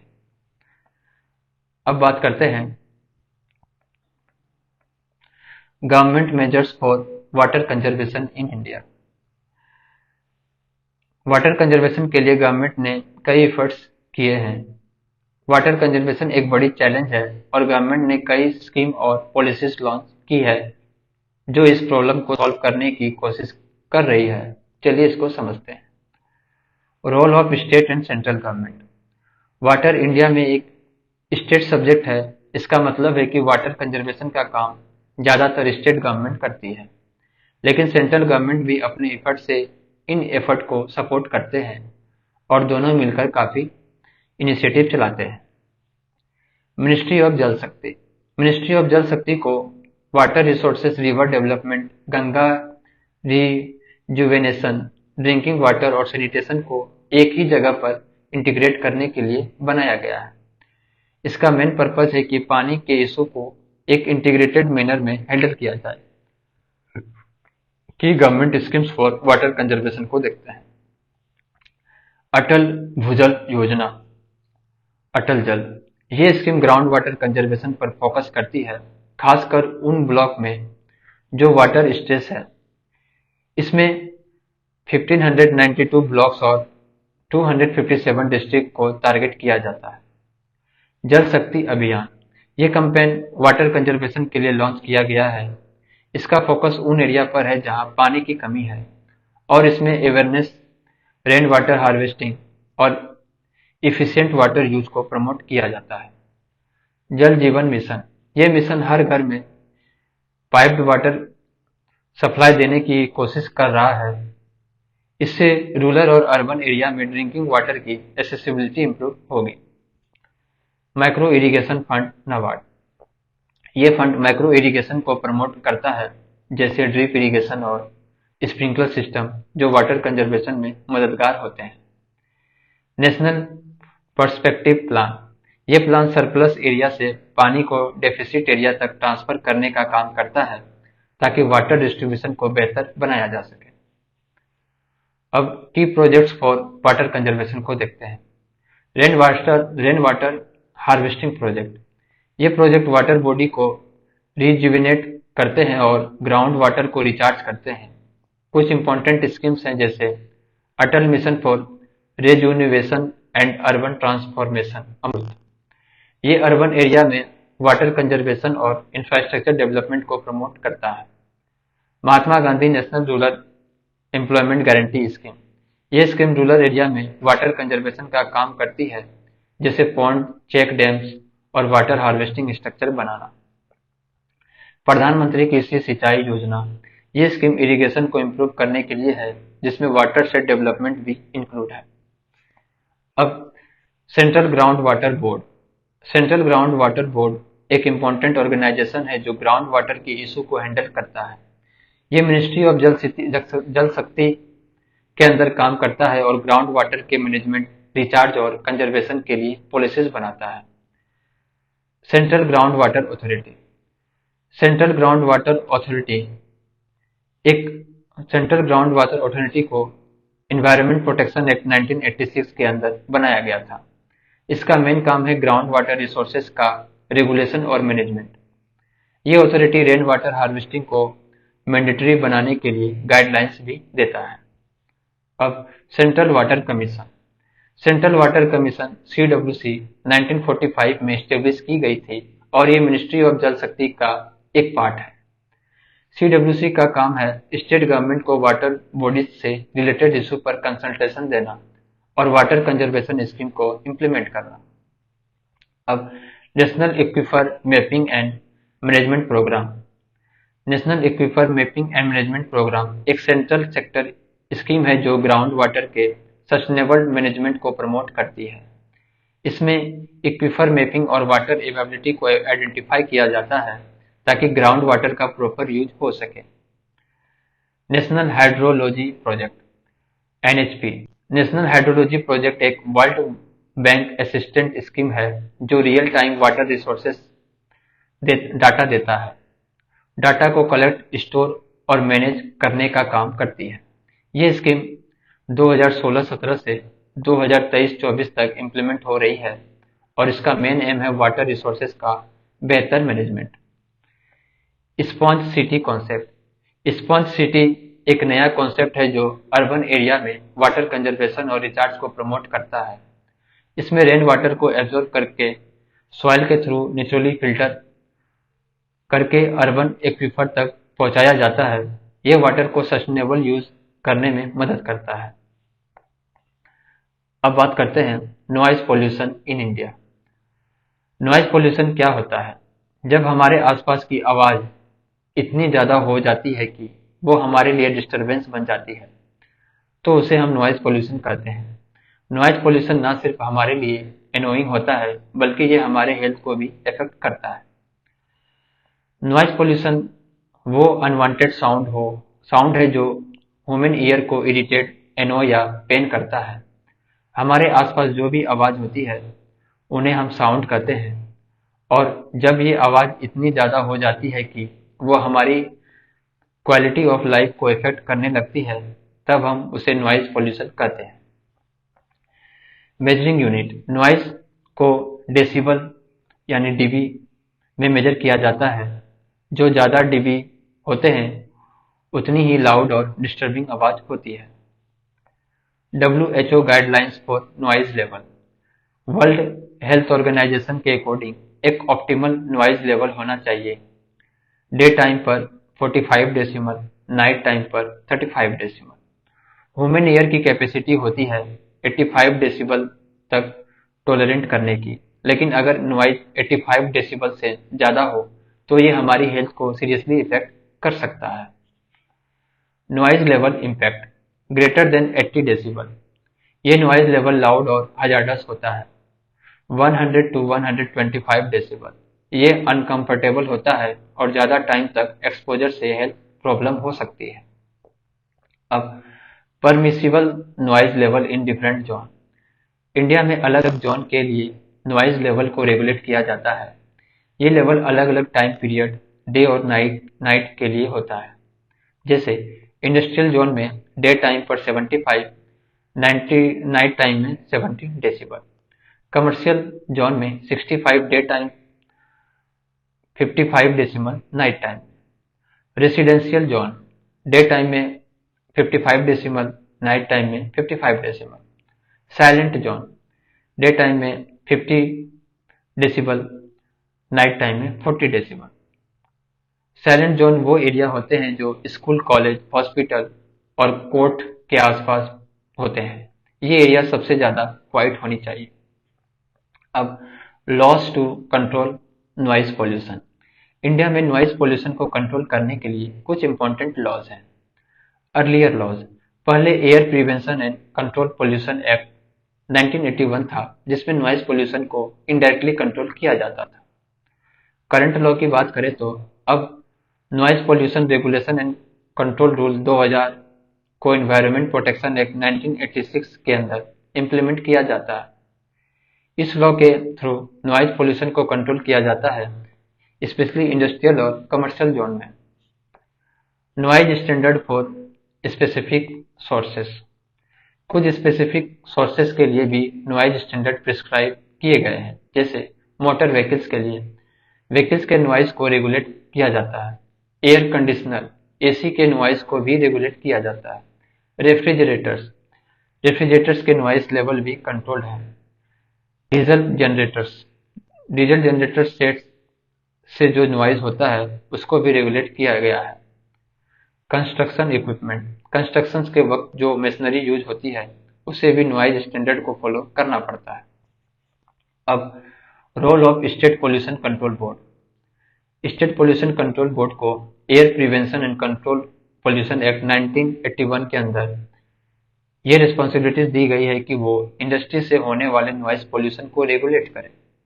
अगर कोई इंडस्ट्री नॉइज पोल्यूशन स्टैंडर्ड को क्रॉस करती है तो स्टेट पोल्यूशन कंट्रोल बोर्ड उसके अगेंस्ट एक्शन ले सकती है। अब बात करते हैं प्लास्टिक पोल्यूशन। आपने देखा होगा कि हर जगह प्लास्टिक का यूज हो रहा है, लेकिन ये प्लास्टिक इन्वायरमेंट को बहुत ज्यादा नुकसान भी पहुंचाता है। प्लास्टिक पोल्यूशन एक ऐसा प्रॉब्लम है जो ह्यूमन, वाइल्ड लाइफ और उनके हैबिटेट को डायरेक्टली इफेक्ट करता है। प्लास्टिक पोल्यूशन का मतलब है प्लास्टिक के ऑब्जेक्ट्स और पार्टिकल्स का एक्यूमुलेशन जो अर्थ के इन्वायरमेंट में बढ़ रहे हैं और जो ह्यूमन लाइफ, वाइल्ड लाइफ और उनके हैबिटेट को डैमेज करते हैं। प्लास्टिक पोल्यूशन तब होता है जब प्लास्टिक आइटम वेस्ट के रूप में इन्वायरमेंट में छोड़े जाते हैं और वो डिग्रेड नहीं होते। टाइप्स ऑफ प्लास्टिक पोल्यूशन को देखते हैं। प्लास्टिक पोल्यूशन सिर्फ बड़े प्लास्टिक आइटम तक लिमिटेड नहीं है, इसमें छोटे प्लास्टिक पार्टिकल्स भी शामिल होते हैं जो इन्वायरमेंट को ज्यादा हार्म करते हैं। इनको हम माइक्रोप्लास्टिक, माइक्रोबीड्स और नैनो प्लास्टिक कहते हैं। माइक्रोप्लास्टिक साइज की बात करें तो 5 mm से छोटे और 1 माइक्रोमीटर से बड़े होते हैं। सोर्सेस की बात करें तो ये बड़े प्लास्टिक डेब्रिज के ब्रेकडाउन से बनते हैं जो प्लास्टिक बोतल, बैग और पैकेजिंग जैसे होते हैं। अब बात करते हैं इम्पैक्ट की। ये पार्टिकल हमारे बॉडी में जाकर ऑर्गेन या रेड ब्लड सेल के मेम्ब्रेन में अटैच हो सकते हैं। इससे ऑक्सीजन ट्रांसपोर्टेशन की कैपेसिटी कम हो सकती है। ये माइक्रोप्लास्टिक अब ह्यूमन ब्लड में भी डिटेक्ट किए जा चुके हैं। ये यूजेस की बात करें तो ये cosmetic, personal care product, industrial scrubber, textile और प्लास्टिक मैन्युफैक्चरिंग में भी यूज होते हैं। अब माइक्रोबीड, साइज 0.1 माइक्रोमीटर से 5 मिलीमीटर तक। सोर्सेस, ये छोटे प्लास्टिक पीसेस होती है जो हेल्थ और ब्यूटी प्रोडक्ट में ऐड किए जाते हैं, जैसे क्लींसर और टूथपेस्ट में। पॉल्यूशन, माइक्रोबीड पॉल्यूशन का major contributor regular plastic waste है और 90% प्लास्टिक वेस्ट रिसाइकल नहीं होते। अब नैनो प्लास्टिक, इसकी साइज 1000 नैनोमीटर से छोटे होते हैं, छोटे पार्टिकल्स। सोर्सेस, ये प्लास्टिक पार्टिकल्स छोटे होते हैं और इन्वायरमेंट में स्पेशली रिवर और ओशियन में बनते हैं जब बड़े प्लास्टिक पीसेस ब्रेक होते हैं। इम्पैक्ट की बात करें तो नैनो प्लास्टिक फिजियोलॉजिकल बैरियर को क्रॉस कर सकते हैं और ऑर्गेनिज्म और फूड चेन में इंटर कर सकते हैं। ये पार्टिकल्स ह्यूमन और एनिमल हेल्थ के लिए डेंजरस हो सकता है। अब हम बात करते हैं कुछ मेजर प्लास्टिक्स के बारे में जो हर दिन हमारे आसपास यूज हो रहे हैं, जैसे polyethylene terephthalate (PET) plastic, common name polyester. Uses की बात करें तो ये प्लास्टिक क्लियर, स्ट्रॉन्ग और लाइट वेट होता है।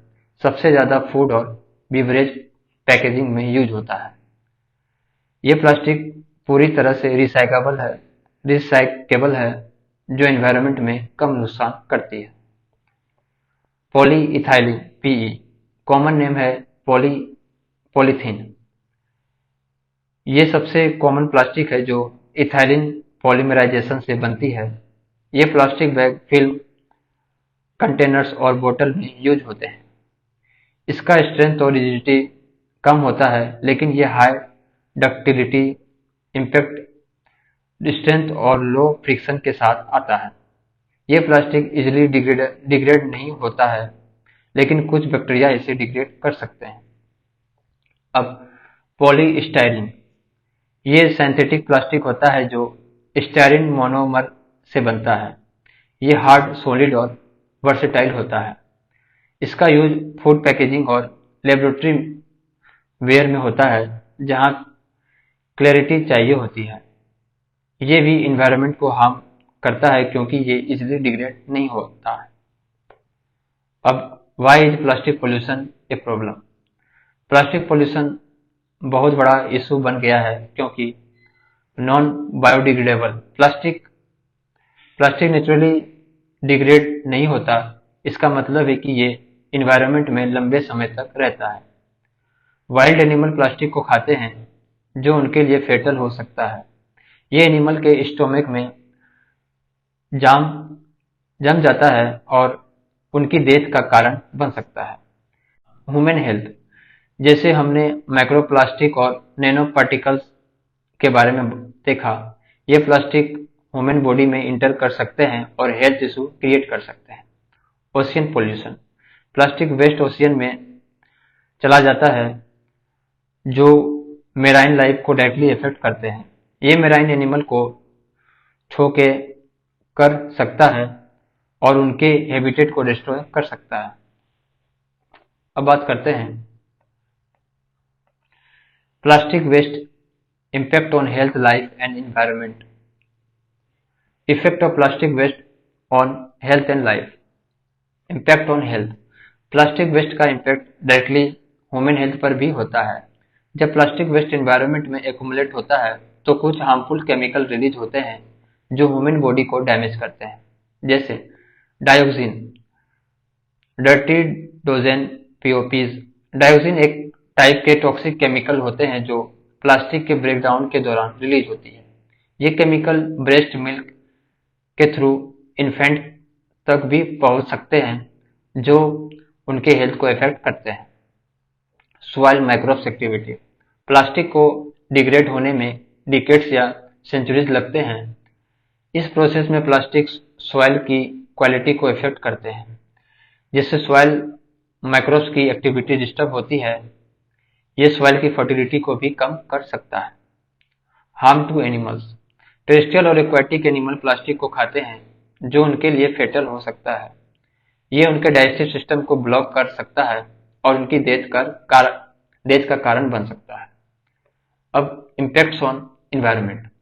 प्लास्टिक का इन्वायरमेंट पर भी काफी नेगेटिव इफेक्ट है। प्लास्टिक बनाने से लेकर उसके डिस्पोजल तक हर स्टेज में हार्मफुल इमिशन होते हैं जो इन्वायरमेंट को डैमेज करते हैं। Toxic material. प्लास्टिक बनाने में बेंजीन और विनाइल हाइड्रोक्लोराइड जैसे टॉक्सिक मटेरियल यूज होते हैं जो इन्वायरमेंट को पोल्यूट करते हैं। प्लास्टिक प्रोडक्शन से sulphur oxide, nitrous oxide, methanol, ethylene oxide, dioxin और फ्यूरेन जैसे हार्मफुल केमिकल रिलीज होता है जो एयर क्वालिटी को डिग्रेड करते हैं। प्लास्टिक से केमिकल लीच होकर फूड और बीवरेज में भी चला जाता है, जैसे पॉलीकार्बोनेट प्लास्टिक से बिस्फेनॉल ए और पॉलीस्टाइरीन से स्टाइरीन केमिकल निकलते हैं जो फूड आइटम को कंटामिनेट करते हैं और ह्यूमन हेल्थ को हार्म करते हैं।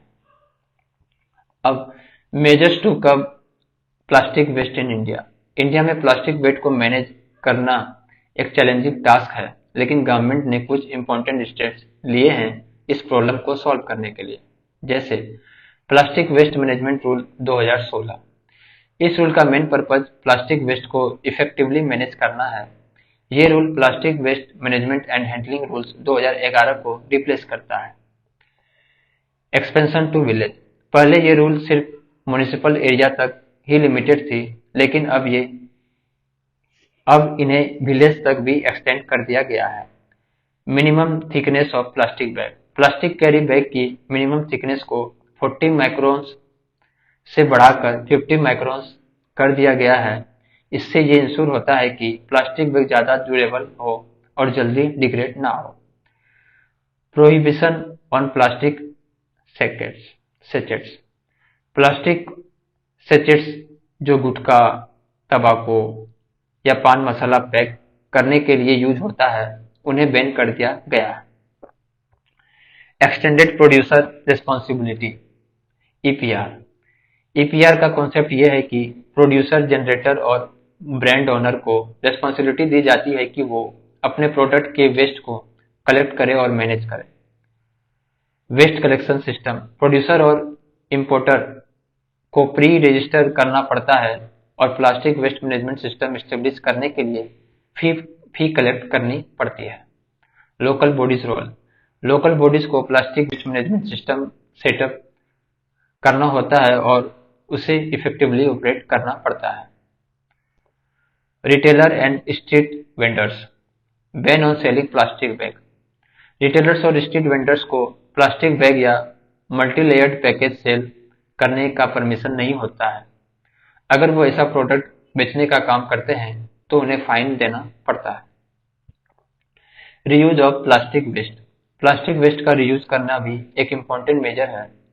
इसके लिए कुछ इनोवेटिव मेथड्स यूज किए जा रहे हैं। Road construction. प्लास्टिक वेस्ट को रोड कंस्ट्रक्शन में यूज किया जा रहा है, जिससे रोड ड्यूरेबल बनते हैं और प्लास्टिक का रीयूज होता है। Waste to oil, waste to energy.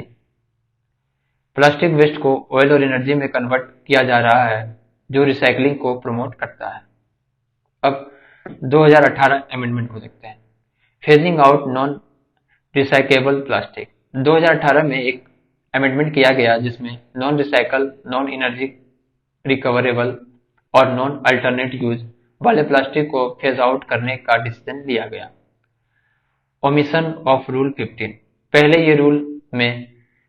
के रूल में कैरी बैग की प्राइसिंग की बात की गई थी, लेकिन 2018 अमेंडमेंट में ये रूल हटा दिया गया। अब बात करते हैं plastic waste management amendment rule 2021। Key features of plastic waste management amendment rule 2021 को देखते हैं। Prohibition on single use plastic. ये वो प्लास्टिक होते हैं जो एक ही बार यूज करके थ्रो कर दिए जाते हैं, जैसे plastic cutlery, plastic packaging, polystyrene etcetera. Ban from जुलाई 22। 2021 में गवर्नमेंट ने सिंगल यूज प्लास्टिक को बैन करने का डिसीजन लिया, जो लो यूटिलिटी और हाई लिटरिंग पोटेंशियल वाले एटम हैं। इसका मतलब है कि जो प्लास्टिक ज़्यादा यूज नहीं होता और जल्दी वेस्ट बन जाता है, उन्हें बंद कर दिया जाए। आइडेंटिफाइड एटम, कुछ स्पेसिफिक एटम जो बैन किए गए हैं, जैसे plastic stick used in earbud, balloons, candy, ice cream, plastic cutlery, plastic packaging wrapping film, polystyrene, PVC banner, thickness less than 100 micrometre, plastic stirrers. Increase in thickness of plastic bag को देखते हैं। Plastic carry bag की thickness को बढ़ाया गया। पहले यह 50 microns थी, फिर 75 माइक्रोन 2021 में और अब 120 माइक्रोन 2022 में हो गई। इससे यह इंश्योर होता है कि प्लास्टिक बैग ज़्यादा ड्यूरेबल हो और जल्दी वेस्ट ना बने। एक्सटेंडेड प्रोड्यूसर रिस्पॉन्सिबिलिटी को देखते हैं। ईपीआर गाइडलाइंस को लीगल फोर्स दिया गया है। इसका मतलब है कि प्रोड्यूसर को अपने प्रोडक्ट के वेस्ट को मैनेज करने की रिस्पॉन्सिबिलिटी देना। प्लास्टिक पैकेजिंग वेस्ट को कलेक्ट और मैनेज करना होगा according to plastic waste management rule 2016। ये रूल अब भी वैलिड है, बस उनमें थोड़ा और स्ट्रेंथिंग किया गया है। National task force for implementation, national task force बनाई गई है जो प्लास्टिक वेस्ट मैनेजमेंट रूल को इफेक्टिवली इम्प्लीमेंट करने के लिए एफर्ट कोऑर्डिनेट करेगी। स्पेशल टास्क फोर्स भी हर स्टेट यूटी में बनाई गई है, जो लोकल लेवल पर इम्प्लीमेंटेशन को मॉनिटर करेगी। अब NITI Aayog reports on alternatives to plastic.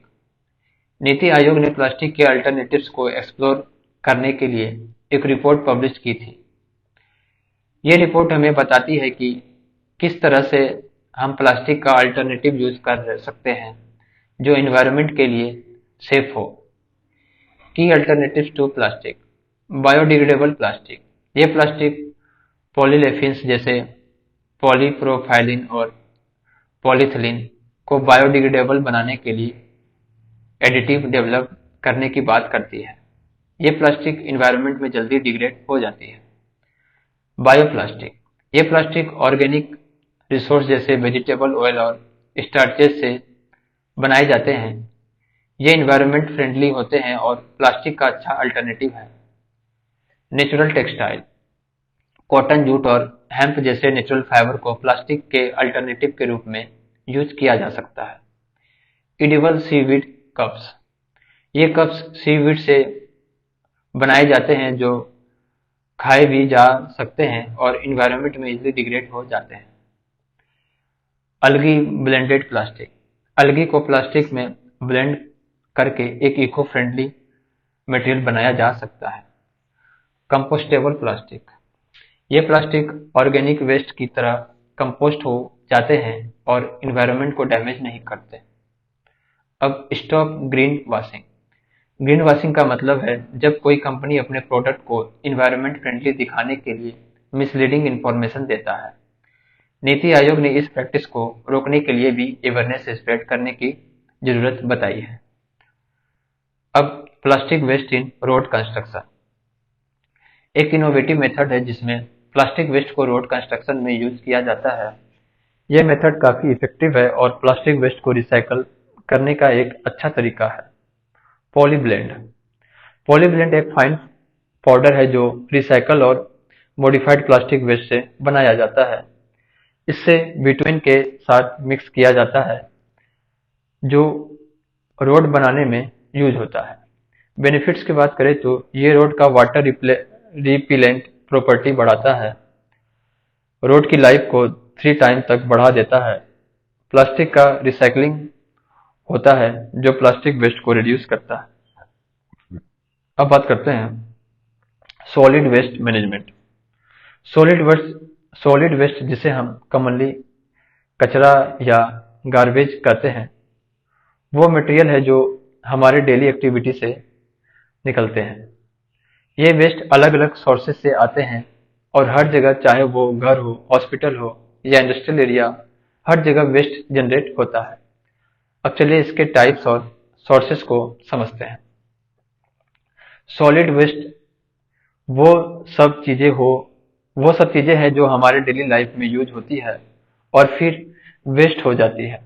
ये waste garbage, construction debris, sludge और भी मटेरियल होते हैं जो इंडस्ट्रियल, कमर्शियल, एग्रीकल्चरल और हाउस होल्ड एक्टिविटी से निकलते हैं।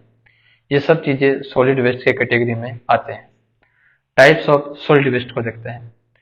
म्युनिसिपल सॉलिड वेस्ट, ये वो वेस्ट है जो पब्लिक यानी कि लोगों के डेली एक्टिविटी से जनरेट होता है, जैसे paper, newspaper, notebook. Flood, food waste, जैसे खाना जो हम खाते नहीं हैं, प्लास्टिक, ग्लास, मेटल्स, रबड़, leather, textile, old cloth, fabrics etcetera. ये सब चीजें म्युनिसिपल सॉलिड वेस्ट के अंदर आते हैं। इनको हम घर या मार्केट में एवरीडे देखते हैं। अब सोर्स ऑफ सॉलिड वेस्ट को देखते हैं। सॉलिड वेस्ट कई सोर्सेस से आती है। हर सोर्स का अपना अलग नेचर होता है। चलिए कुछ इंपॉर्टेंट सोर्स को समझते हैं। Industrial waste, thermal power plant. ये प्लांट कोयल ऐश या फ्लाई ऐश प्रोड्यूस करती है। फ्लाई ऐश को हम कंक्रीट में डालकर रोड की लाइफ बढ़ा सकते हैं। आयरन एंड स्टील मिल, ये ब्लास्ट फर्नेस स्लेज बनाता है जो सीमेंट रोड कंस्ट्रक्शन और सॉइल कंडीशनिंग में यूज होता है। नॉन फेरस इंडस्ट्रीज जैसे एल्यूमिनियम, कॉपर, जिंक, ये इंडस्ट्रीज रेड मड बनाती है जो ब्रिक, रूफिंग टाइल्स और लाइट वेट एग्रीगेट में यूज होता है। Sugar industry fresh mud produce करते हैं जो सॉइल कंडीशनर और फर्टिलाइजर के रूप में यूज होता है। Pulp and paper industry lime mud बनाते हैं जो ब्रिक, सीमेंट और एग्रीकल्चरल सॉइल में यूज होता है। फर्टिलाइजर इंडस्ट्री जिप्सम बनाते हैं जो सॉलिड अल्कलिनिटी को रिट्रीट करता है और सीमेंट और प्लास्टर ऑफ पेरिस यानी कि पॉप में यूज होता है। अब रेसिडेंशियल एंड कमर्शियल वेस्ट को देखते हैं। फूड वेस्ट, जो खाना हम खाते नहीं हैं वो वेस्ट होता है। प्लास्टिक, पेपर, ग्लास, लीदर, ये सब चीजें हमारे घर के कचरे में आती है। इलेक्ट्रॉनिक्स, टायर्स, बैटरीज, पुरानी इलेक्ट्रॉनिक्स, पुरानी टायर्स और यूज्ड बैटरी भी सॉलिड वेस्ट का पार्ट है। अब construction and demolition sites. Construction site, जब नए बिल्डिंग या रोड बन रहे होते हैं तो वहां से steel, concrete, would, plastic, rubber और ग्लास का वेस्ट निकलता है। डिमोलिशन साइट, जब पुरानी बिल्डिंग या स्ट्रक्चर को तोड़ते हैं तो वहां से भी मेटल, वुड, प्लास्टिक, ग्लास और डर्ट का वेस्ट निकलता है। अब बायोमेडिकल वेस्ट, ये वो वेस्ट होता है जो हॉस्पिटल, बायोमेडिकल इक्विपमेंट और केमिकल मैन्युफैक्चरिंग इंडस्ट्री से निकलता है। इसमें syringe, bandages, gloves, drugs, plastic और केमिकल शामिल होते हैं। ये वेस्ट हैजार्डस हो सकता है, इसलिए इसको केयरफुल हैंडल करना पड़ता है। अब बात करते हैं solid waste treatment and disposal. Solid waste management, इसका मतलब है कचरा या गार्बेज को कलेक्ट करना, ट्रीट करना और रिसाइकल करना ताकि ये इन्वायरमेंट को नुकसान ना पहुंचाए। हमारे पास अलग अलग तरीके होते हैं वेस्ट को डिस्पोज करने के, लेकिन हर मेथड को अपने एडवांटेज और डिसएडवांटेज होते हैं। चलिए इन सब मेथड को समझते हैं। ओपन डंप्स, ओपन डंप्स में वेस्ट को बस अनडाइजेस्टेड छोड़े जाता है बिना किसी ट्रीटमेंट के।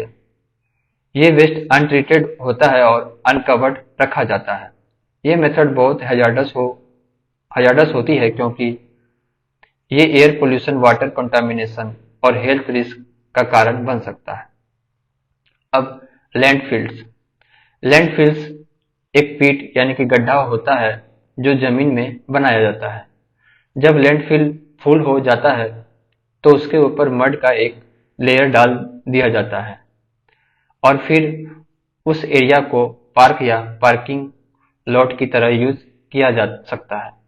लैंडफिल काफी कॉमन मेथड है, लेकिन ये स्पेस की कमी क्रिएट करती है और टॉक्सिक केमिकल भी रिलीज करते हैं जो सॉइल और वाटर को कंटेमिनेट करते हैं।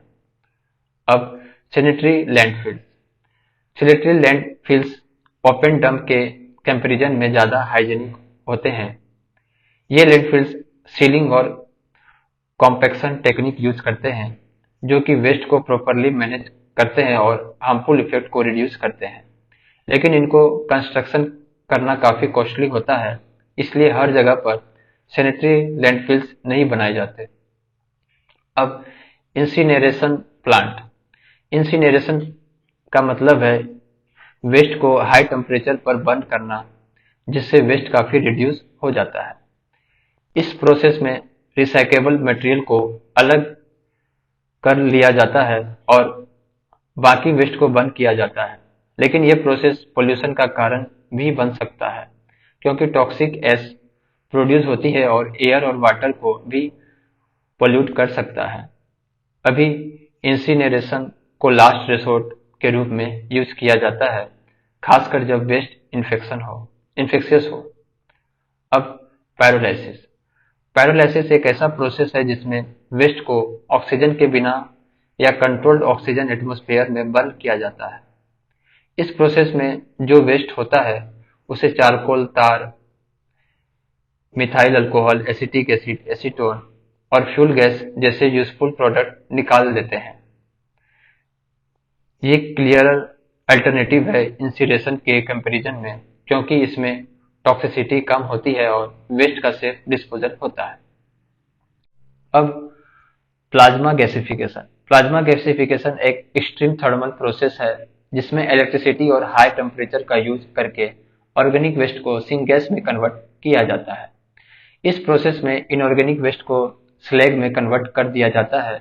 यह मेथड क्लीनर है क्योंकि ये टॉक्सिक इमिशन को रिड्यूस करता है और लैंडफिल की जरूरत को भी एलिमिनेट करता है। अब बायोमाइनिंग फॉर रिसाइकलिंग। बायोमाइनिंग एक टेक्निक है जिसमें बैक्टीरिया, फंगाई और प्लांट का यूज करके मेटल को ओर और सॉलिड वेस्ट से एक्सट्रैक्ट किया जाता है। यह प्रोसेस बायोलीचिंग के थ्रू होता है जिसमें ऑर्गेनिज्म ऑर्गेनिक कंपाउंड रिलीज करते हैं जो मेटल को एक्सट्रैक्ट करते हैं। इसका यूज रिसाइकलिंग में होता है जो इन्वायरमेंट के लिए काफी सेफ और कॉस्ट एफिशिएंट है। अब waste to energy plant. Waste to energy plant में वेस्ट को इलेक्ट्रिसिटी या हीट जनरेट करने के लिए यूज किया जाता है। वेट वेस्ट को कंपोस्ट या बायोगैस में कन्वर्ट किया जाता है और ड्राई वेस्ट को रिफ्यूज डेराइव्ड फ्यूल में कन्वर्ट करके इलेक्ट्रिसिटी जनरेट की जाती है। लेकिन इस प्रोसेस में कुछ चैलेंजेस भी हैं, जैसे high operational cost, moisture content ज्यादा होता है इंडियन वेस्ट में जो WTE प्लांट के लिए चैलेंजिंग होता है। सेग्रीगेशन काफी कम होती है जिसका मतलब है कि वेस्ट को अलग करना मुश्किल होता है। लो कैलोरीफिक वैल्यू होता है इंडियन वेस्ट का जिससे इलेक्ट्रिसिटी जनरेट में दिक्कत होती है। अब बात करते हैं solid waste management rule 2016। Solid waste को मैनेज करने के लिए 2016 में एक इम्पोर्टेंट रूल बनाया गया जो कि municipal solid waste management and handling rule 2000 को रिप्लेस करता है। ये रूल सिर्फ म्युनिसिपल एरिया तक लिमिटेड नहीं है बल्कि urban agglomeration, industrial township, railway, airport, defence establishment और पिलग्रिम्स प्लेसेस को भी कवर करता है। इसका गोल है सॉलिड वेस्ट को इफेक्टिवली मैनेज करना और इन्वायरमेंट को सेफ रखना। आइए key responsibilities and measures in the rules को देखते हैं। Waste segregation at source. सबसे पहले वेस्ट सेग्रीगेशन का कॉन्सेप्ट है। इसका मतलब है कि वेस्ट को 3 कैटेगरी में डिवाइड करना। वेट वेस्ट जो बायोडिग्रेडेबल होता है जैसे food waste, vegetable peels etcetera. Dry waste जो रिसाइकेबल होता है जैसे plastic, paper, metal, wood etcetera. Domestic hazardous waste जैसे diapers, napkins, cleaning agent, mosquito repellents etcetera. Generator जो वेस्ट प्रोड्यूस करते हैं उसे जनरेटर कहते हैं। जनरेटर को ये सेग्रीगेशन अपने लेवल पर करना पड़ता है और फिर ये वेस्ट कलेक्टर को देना पड़ता है। ये रूल्स ये रूल सबको including hotel, restaurant, market association और रेसिडेंट सोसाइटीज को फॉलो करना पड़ता है। Collection back scheme for packaging waste. Brand owner को अपनी पैकेजिंग वेस्ट को कलेक्ट बैक करना पड़ता है। मतलब जो पैकेजिंग मटेरियल उन्होंने मार्केट में भेजे उनका रिसाइकलिंग और रीयूज उन्हें इंश्योर करना होता है। ये स्कीम पैकेजिंग वेस्ट को इन्वायरमेंटल रिस्पॉन्सिबिलिटी के रूप में देखने की कोशिश करती है। User fees for collection. Municipal authority को वेस्ट कलेक्शन के लिए यूजर फी चार्ज करने का हक दिया गया है। बल्क जनरेटर जैसे लार्ज इंडस्ट्रीज, होटल को अपने वेस्ट को कलेक्ट करने, डिस्पोज करने और प्रोसेस करने के लिए फी देनी पड़ती है। अगर कोई लिटरिंग करता है या सिग्रीगेशन नहीं करता तो उन्हें स्पॉट फाइन भी देना पड़ता है। यह फाइन लोकल बॉडी डिसाइड करती है। अब waste processing and treatment. Biodegradable waste को कंपोस्टिंग या बायोमिथेनेशन के थ्रू प्रोसेस करना पड़ता है। ओल्ड या एबंडेंट डंप साइट को बायोरेमेडिएशन या कैपिंग के थ्रू ट्रीट करना पड़ता है और ये प्रोसेस 5 ईयर के अंदर कंप्लीट होना चाहिए। लोकल बॉडी को वेस्ट प्रोसेसिंग फैसिलिटी से सेटअप करने के लिए एक टाइम फ्रेमवर्क दिया गया है। अब promotion of waste to energy. Waste to energy का कॉन्सेप्ट है कि जो वेस्ट कलेक्ट होता है उसे एनर्जी बनाई जाए। इंडस्ट्रियल यूनिट को अपनी फ्यूल रिक्वायरमेंट का 5% रिफ्यूज ड्राइव फ्यूल से रिप्लेस करना पड़ता है। ये आरडीएफ सॉलिड वेस्ट से बनता है। इसके लिए ministry of new and renewable energy को इंफ्रास्ट्रक्चर बनाने और सब्सिडीज प्रोवाइड करने की जिम्मेदारी दी गई है। अब लैंडफिल पैरामीटर। लैंडफिल साइट को कुछ स्पेसिफिक रूल फॉलो करना पड़ता है, जैसे 100 मीटर दूर होना चाहिए रिवर से, 200 मीटर दूर होना चाहिए पॉइंट से, 500 मीटर दूर होना चाहिए हाईवे, हैबिटेशन, पार्क और वाटर सप्लाई वेल से, 20 किलोमीटर दूर होना चाहिए एयरपोर्ट या एयरबेस से।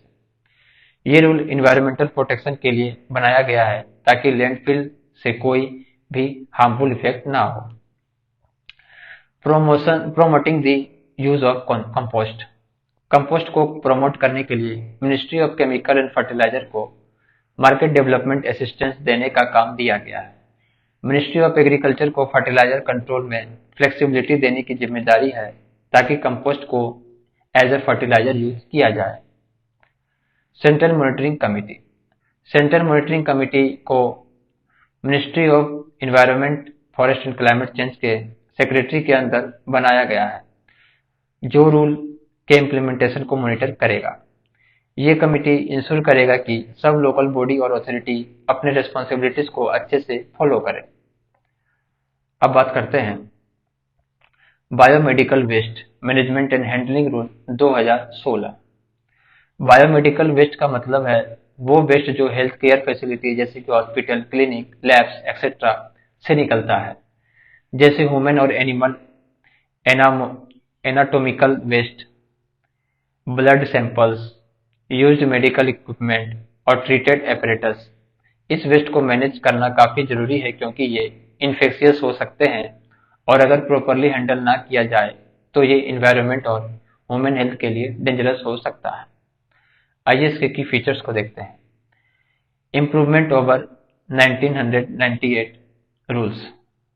ये रूल्स 1998 के रूल को इम्प्रूव करते हैं ताकि बायोमेडिकल वेस्ट को ज्यादा इफेक्टिवली मैनेज किया जा सके। इसमें 4 कैटेगरी में वेस्ट को सेग्रीगेट करने का सिस्टम है, जो पहले 10 कैटेगरी में होता था। ये सेग्रीगेशन वेस्ट को सोर्स पर ही अलग करने में मदद करता है, जिससे डिस्पोजल प्रोसेस आसान हो जाता है। Phase out of harmful material. In rules में क्लोरीनेटेड प्लास्टिक बैग, ग्लोव्स और ब्लड बैग्स को 2 साल के अंदर फेज आउट करने का प्लान है। क्लोरीनेटेड प्लास्टिक एनवायरनमेंट के लिए हार्मफुल होते हैं, इसलिए इन्हें रिप्लेस करने का प्लान है। Pre treatment of certain waste, laboratory waste, microbiological waste और ब्लड सैंपल को स्टरलाइज करना जरूरी है ताकि ये वेस्ट सेफ हो जाए और कोई इन्फेक्शन न फैलाए। बारकोड सिस्टम, बायोमेडिकल वेस्ट को मैनेज करने के लिए बारकोड सिस्टम इंट्रोड्यूस किया गया है। इस सिस्टम के थ्रू बैग या कंटेनर को ट्रैक किया जा सकता है ताकि वेस्ट का डिस्पोजल इफिशिएंटली और सेफली हो सके। No on site treatment if service available nearby, अगर किसी हॉस्पिटल के आसपास 75 किलोमीटर के अंदर biomedical waste treatment service available है तो हॉस्पिटल को अपने ऑन साइट ट्रीटमेंट फैसिलिटी नहीं बनाना होगा। इससे हॉस्पिटल को कॉस्ट और रिसोर्सेज बचाने में मदद मिलेगी। Vaccination and blood donation camp, vaccination camp, blood donation camp और ऐसे ही दूसरे इवेंट को भी इन रूल के अंदर लाया गया है। मतलब ये कैंप भी बायोमेडिकल वेस्ट जनरेट करते हैं और उनको भी प्रॉपरली डिस्पोज करना जरूरी है। अब की procedures for hospitals and health care facilities को देखते हैं। Hospital with 1000 plus patient per month, अगर कोई हॉस्पिटल हर महीने 1000 या उससे ज्यादा पेशेंट ट्रीट करता है तो उसे ऑथोराइजेशन लेना पड़ता है। यह हॉस्पिटल अपने वेस्ट को कैटेगराइज में सेग्रीगेट करेगा जैसे कि रूल में स्पेसिफाई किया गया है। इफेक्टिव डिस्पोजल मैकेनिज्म, हॉस्पिटल को अपने वेस्ट को डिस्पोज करने के लिए इफेक्टिव मैकेनिज्म इंप्लीमेंट करना पड़ते हैं। ये हो सकता है डायरेक्ट डिस्पोजल या common bio medical waste treatment facility के थ्रू। कॉमन फैसिलिटी का मतलब है कि मल्टीपल हॉस्पिटल एक ही ट्रीटमेंट प्लांट का यूज कर सकते हैं जिससे कॉस्ट कम होती है। Other important measures in waste management को देखते हैं। वेस्ट मिनिमाइजेशन सर्कल्स, WMC एक इनिशिएटिव है जो स्मॉल और मीडियम इंडस्ट्री क्लस्टर को अपने वेस्ट को मिनिमाइज करने में मदद करता है। ये प्रोग्राम वर्ल्ड बैंक और नेशनल प्रोडक्टिविटी काउंसिल के कोलैबोरेशन में चलाया जाता है। इसमें ministry of environment, forest and climate change एक नोडल मिनिस्ट्री है। ये प्रोग्राम इंडस्ट्री वेस्ट को इफिशिएंटली मैनेज करने में हेल्प करता है। अब composite waste management index, NITI Aayog ने composite waste management index launch किया है जिसका गोल है स्टेट और यूटीज को इफिशिएंट और optimal utilisation of resources specially water को प्रमोट करना। इस इंडेक्स से स्टेट लेवल पे वेस्ट मैनेजमेंट को इम्प्रूव किया जा सकता है। Lakshya zero dump site, ministry of housing and urban affair ने Lakshya zero dump site initiative start किया है अंडर SBM 2.0 यानी कि स्वच्छ भारत मिशन 2.0। इसका गोल है लीगेसी वेस्ट डंप साइट को क्लीन करना। ये dump site around 16 crore metric ton waste produce करते हैं और ये 15,000 एकड़ लैंड को ऑक्युपाई करते हैं। इस इनिशिएटिव से अर्बन लैंडस्केप को रिजुविनेट किया जा रहा है और न्यू इंडिया का विजन कंप्लीट हो रहा है। अब बात करते हैं हजार्डस वेस्ट। हजार्डस वेस्ट का मतलब है ऐसा सब्सटेंस जो एनवायरनमेंट में रिलीज होते हैं और पब्लिक हेल्थ और एनवायरनमेंट के लिए डेंजरस हो सकते हैं। ये वेस्ट कुछ खास कैरेक्टरिस्टिक्स दिखाता है जो उसे हजार्डस बना देती है, जैसे टॉक्सिसिटी, ये चीजें ह्यूमन हेल्थ और एनिमल के लिए हार्मफुल होती है। इग्निटेबिलिटी, ये इजिली फायर लगने वाली चीजें होती है।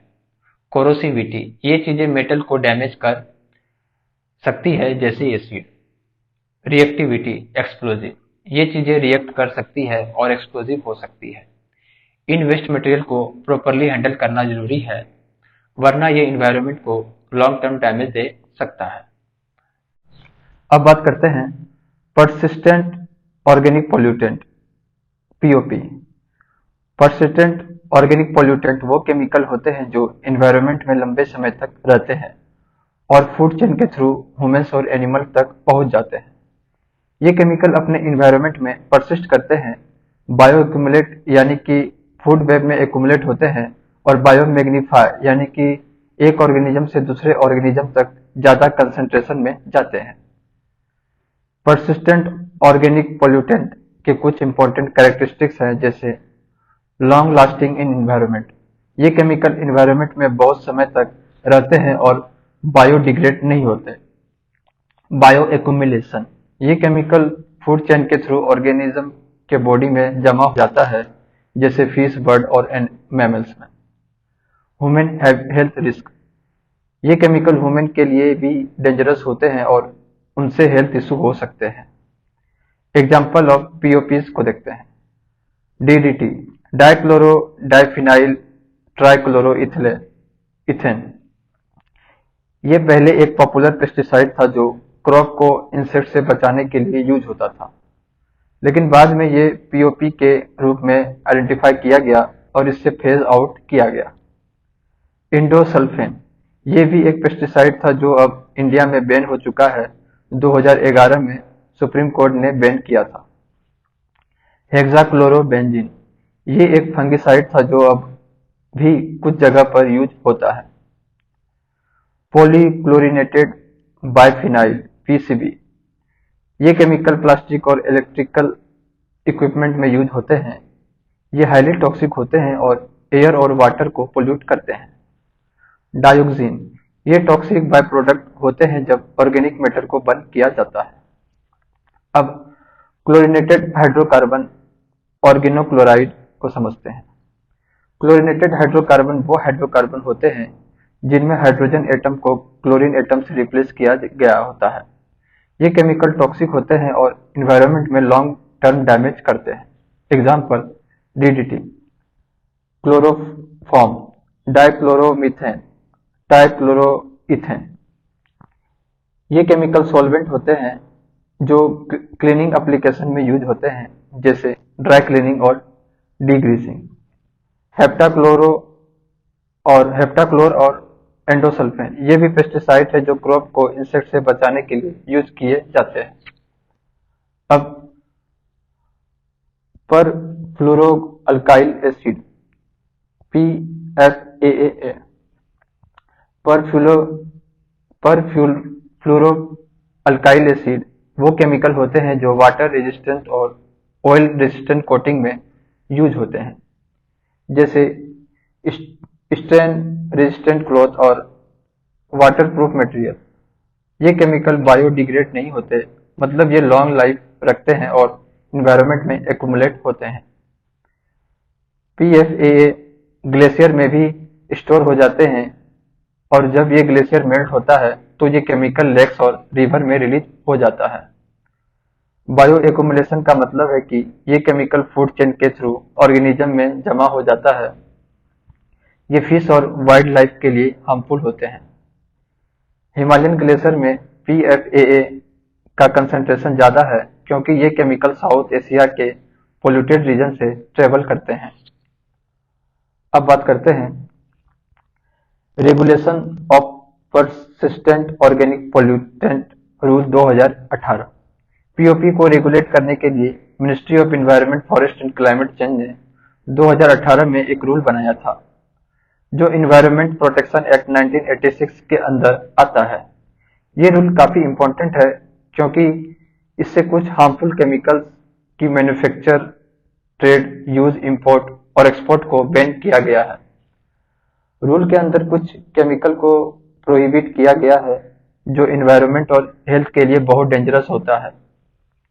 ये केमिकल है क्लोरोडेकॉन, हेक्साब्रोमोबाइफिनाइल, हेक्साब्रोमोडाइफिनाइल ether, हेप्टाब्रोमोडाइफिनाइल ether, टेट्राब्रोमोडाइफिनाइल ether, पेंटाब्रोमोडाइफिनाइल ether, पेंटाक्लोरोबेंजीन, हेक्साब्रोमोसाइक्लोडोडिकेन, हेक्साक्लोरोब्यूटाडाइन।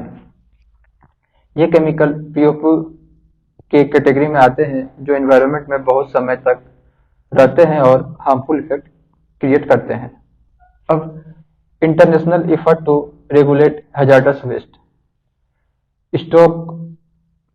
Stockholm convention on POPs को देखते हैं। स्टॉकहोल्म कन्वेंशन ऑन पीओपी एक इंटरनेशनल ट्रीटी है जो 2004 में बनाई गई थी। इसका मेन गोल था पीओपी के प्रोडक्शन और यूज को इलिमिनेट करना या फिर उन्हें रेस्ट्रिक्ट करना ताकि ये केमिकल एनवायरनमेंट को पोल्यूट ना करे और ह्यूमन हेल्थ को भी कोई नुकसान ना हो। इस ट्रीटी के तहत जो पीओपी के केमिकल हैं उनको लिस्ट किया गया है और उनके प्रोडक्शन, यूज और ट्रेड पर स्ट्रिक्ट कंट्रोल लगाया गया है। Important listed substances under the Stockholm convention है अल्ड्रीन, हेप्टाक्लोर, हेक्साक्लोरोबेंजीन, इंडरीन, पॉलीक्लोरोनेटेड बाइफिनाइल, डीडीटी। ये केमिकल एनवायरनमेंट को लॉन्ग टर्म डैमेज करते हैं और बायो एक्यूमुलेट होते हैं, मतलब ये फूड चेन के थ्रू ऑर्गेनिज्म के बॉडी में जमा हो जाते हैं। अब COP9 टू स्टॉकहोल्म कन्वेंशन को देखते हैं। Conference of party 9th meeting ने कुछ इंपॉर्टेंट डिसीजन लिए जिसमें से डाइकोफॉल और PFOA को भी पीओपी की लिस्ट में ऐड किया गया। डाइकोफॉल ये एक ऑर्गेनोक्लोरीन पेस्टिसाइड है जो पहले एग्रीकल्चर एप्लीकेशन में यूज होता था। इसका यूज कई प्रोडक्ट में भी होता था जैसे नॉन स्टिक कुकवेयर और फूड प्रोसेसिंग इक्विपमेंट। अब इसे बैन कर दिया गया है क्योंकि ये हेल्थ के लिए डेंजरस है। PFOA यानी कि परफ्लूरोऑक्टेनोइक एसिड ये केमिकल टेफ्लॉन यानी कि नॉन स्टिक कुकवेयर बनाने में यूज होता है। ये कार्सिनोजेनिक, लिवर टॉक्सिक और इम्यून सिस्टम को डैमेज करने वाले हैं। ये इन्वायरमेंट और ह्यूमन बॉडी में लॉन्ग पीरियड तक रहते हैं, इसलिए इसे भी रिस्ट्रिक्ट किया गया है। अब बात करते हैं Basel convention on control of transboundary movement of hazardous waste and their disposal. Basel convention एक इंटरनेशनल ट्रीटी है जो 1992 में लागू हुई थी। इसका मेन पर्पस था हैजार्डस वेस्ट के ट्रांसफर को कंट्रोल करना ताकि डेवलप्ड कंट्री से लेस डेवलप्ड कंट्रीज में हैजार्डस वेस्ट ना भेजा जाए। इस ट्रीटी के अंदर हर वेस्ट को रिसाइकलिंग या इन्वायरमेंटली साउंड डिस्पोजल के लिए भेजा जाता है तो ही उसे ट्रांसफर किया जा सकता है। की टर्म्स ऑफ बेसल कन्वेंशन को देखते हैं। ट्रांसबाउंड्री मूवमेंट, इसका मतलब है हैजार्डस वेस्ट को एक कंट्री से दूसरे कंट्री में ट्रांसफर करना।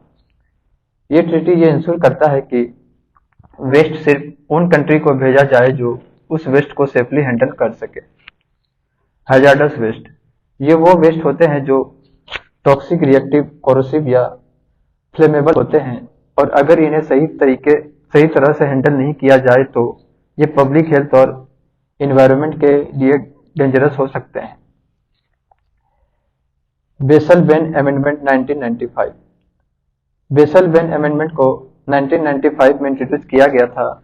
इस अमेंडमेंट ने हैजार्डस वेस्ट के शिपमेंट पर कंप्लीट बैन लगा दिया जो डेवलप्ड कंट्री से डेवलपिंग कंट्री में भेजा जाता है, चाहे वेस्ट को रिसाइकलिंग के लिए भेजा जाए या डिस्पोजल के लिए। Country like the US, Canada, Japan, Australia, New Zealand, South Korea, Russia, India, Brazil and Mexico अभी तक इस बैन को रेक्टिफाई नहीं कर पाए हैं, मतलब ये कंट्री अभी तक इस अमेंडमेंट को अपने लॉ में इंप्लीमेंट नहीं कर पाई है। अब बेमाको कन्वेंशन 1998। बामाको कन्वेंशन एक ट्रीटी है जो अफ्रीकन नेशन के बीच में 1998 में बनाई गई थी। इसका मेन गोल था कि hazardous waste including radio active waste को अफ्रीका के अंदर इंपोर्ट करने से रोका जाए। ये कन्वेंशन अफ्रीका को हैजार्डस वेस्ट से बचाने के लिए बना था। अब COP14 to Basel convention 2019। 14th conference of party में बेसल कन्वेंशन को अमेंड किया गया था। इस अमेंडमेंट में प्लास्टिक वेस्ट को प्रायर इन्फॉर्म कॉन्सेंट प्रोसीजर में डाला गया।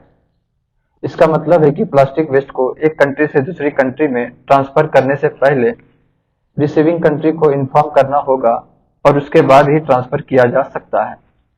इंडिया ने भी प्लास्टिक वेस्ट के इंपोर्ट पर कंप्लीट प्रोहिबिशन लगा दिया है, मतलब इंडिया अब प्लास्टिक वेस्ट को इंपोर्ट नहीं करेगा। अब Rotterdam convention on prior informed consent procedure for certain hazards chemical and pesticides in international trade. Rotterdam convention एक मल्टीलेटरल ट्रीटी है जो इंटरनेशनल ट्रेड में हैजार्डस केमिकल और पेस्टिसाइड के सेफ हैंडलिंग और लेवलिंग को इंश्योर करता है। ये ट्रीटी एक्सपोर्टर को ये रिस्पॉन्सिबिलिटी देता है कि वो हैजार्डस केमिकल को प्रॉपरली लेवल करे और सेफ हैंडलिंग के लिए गाइडलाइंस फॉलो करे। इस ट्रीटी के अंदर सिग्नेटरी नेशन को ये डिसाइड करने का हक होता है कि वो किसी केमिकल को इंपोर्ट करे या ना करे, वो किस केमिकल को इंपोर्ट करे या ना करे। अगर किसी केमिकल को इंपोर्ट करने पर रिस्ट्रिक्शन है तो एक्सपोर्टर को इन्फॉर्म करना पड़ता है। अब COP 92 रोटरडैम कन्वेंशन 2019। COP 9 के दौरान दो नए केमिकल को प्रायर इन्फॉर्म कंसेंट लिस्ट में ऐड किया गया। फर्स्ट एसीटोक्लोर, ये एक पेस्टिसाइड है जो एग्रीकल्चर फीड में यूज होता है। सेकेंड हेक्साब्रोमोसाइक्लोडोडेकेन, ये एक फ्लेम रिटार्डेंट केमिकल है जो प्लास्टिक मटेरियल में यूज होता है। अब इन केमिकल को इंटरनेशनल ट्रेड के लिए मैंडेटरी PIC प्रोसीजर के अंदर लाया गया है। अब Hong Kong convention on recycling of ship 2009। Hong Kong convention एक इंटरनेशनल एग्रीमेंट है जो शिप रिसाइकलिंग के इशू को एड्रेस करता है। जब शिप को स्क्रैप करना होता है तो उसमें हैजार्डस सब्सटेंस जैसे एस्बेस्टस, हैवी मेटल्स एक्सेट्रा होते हैं जो वर्कर और एनवायरनमेंट के लिए डेंजरस हो सकते हैं। हांगकांग कन्वेंशन के तहत शिप को रिसाइकल करने के लिए सेफ मेथड को इंश्योर किया गया है और वर्कर के लिए बेटर वर्किंग कंडीशन बनाई गई है। इस ट्रीटी का एम है शिप रिसाइकलिंग इंडस्ट्री को सेफ और इन्वायरमेंटली फ्रेंडली बनाया जाए।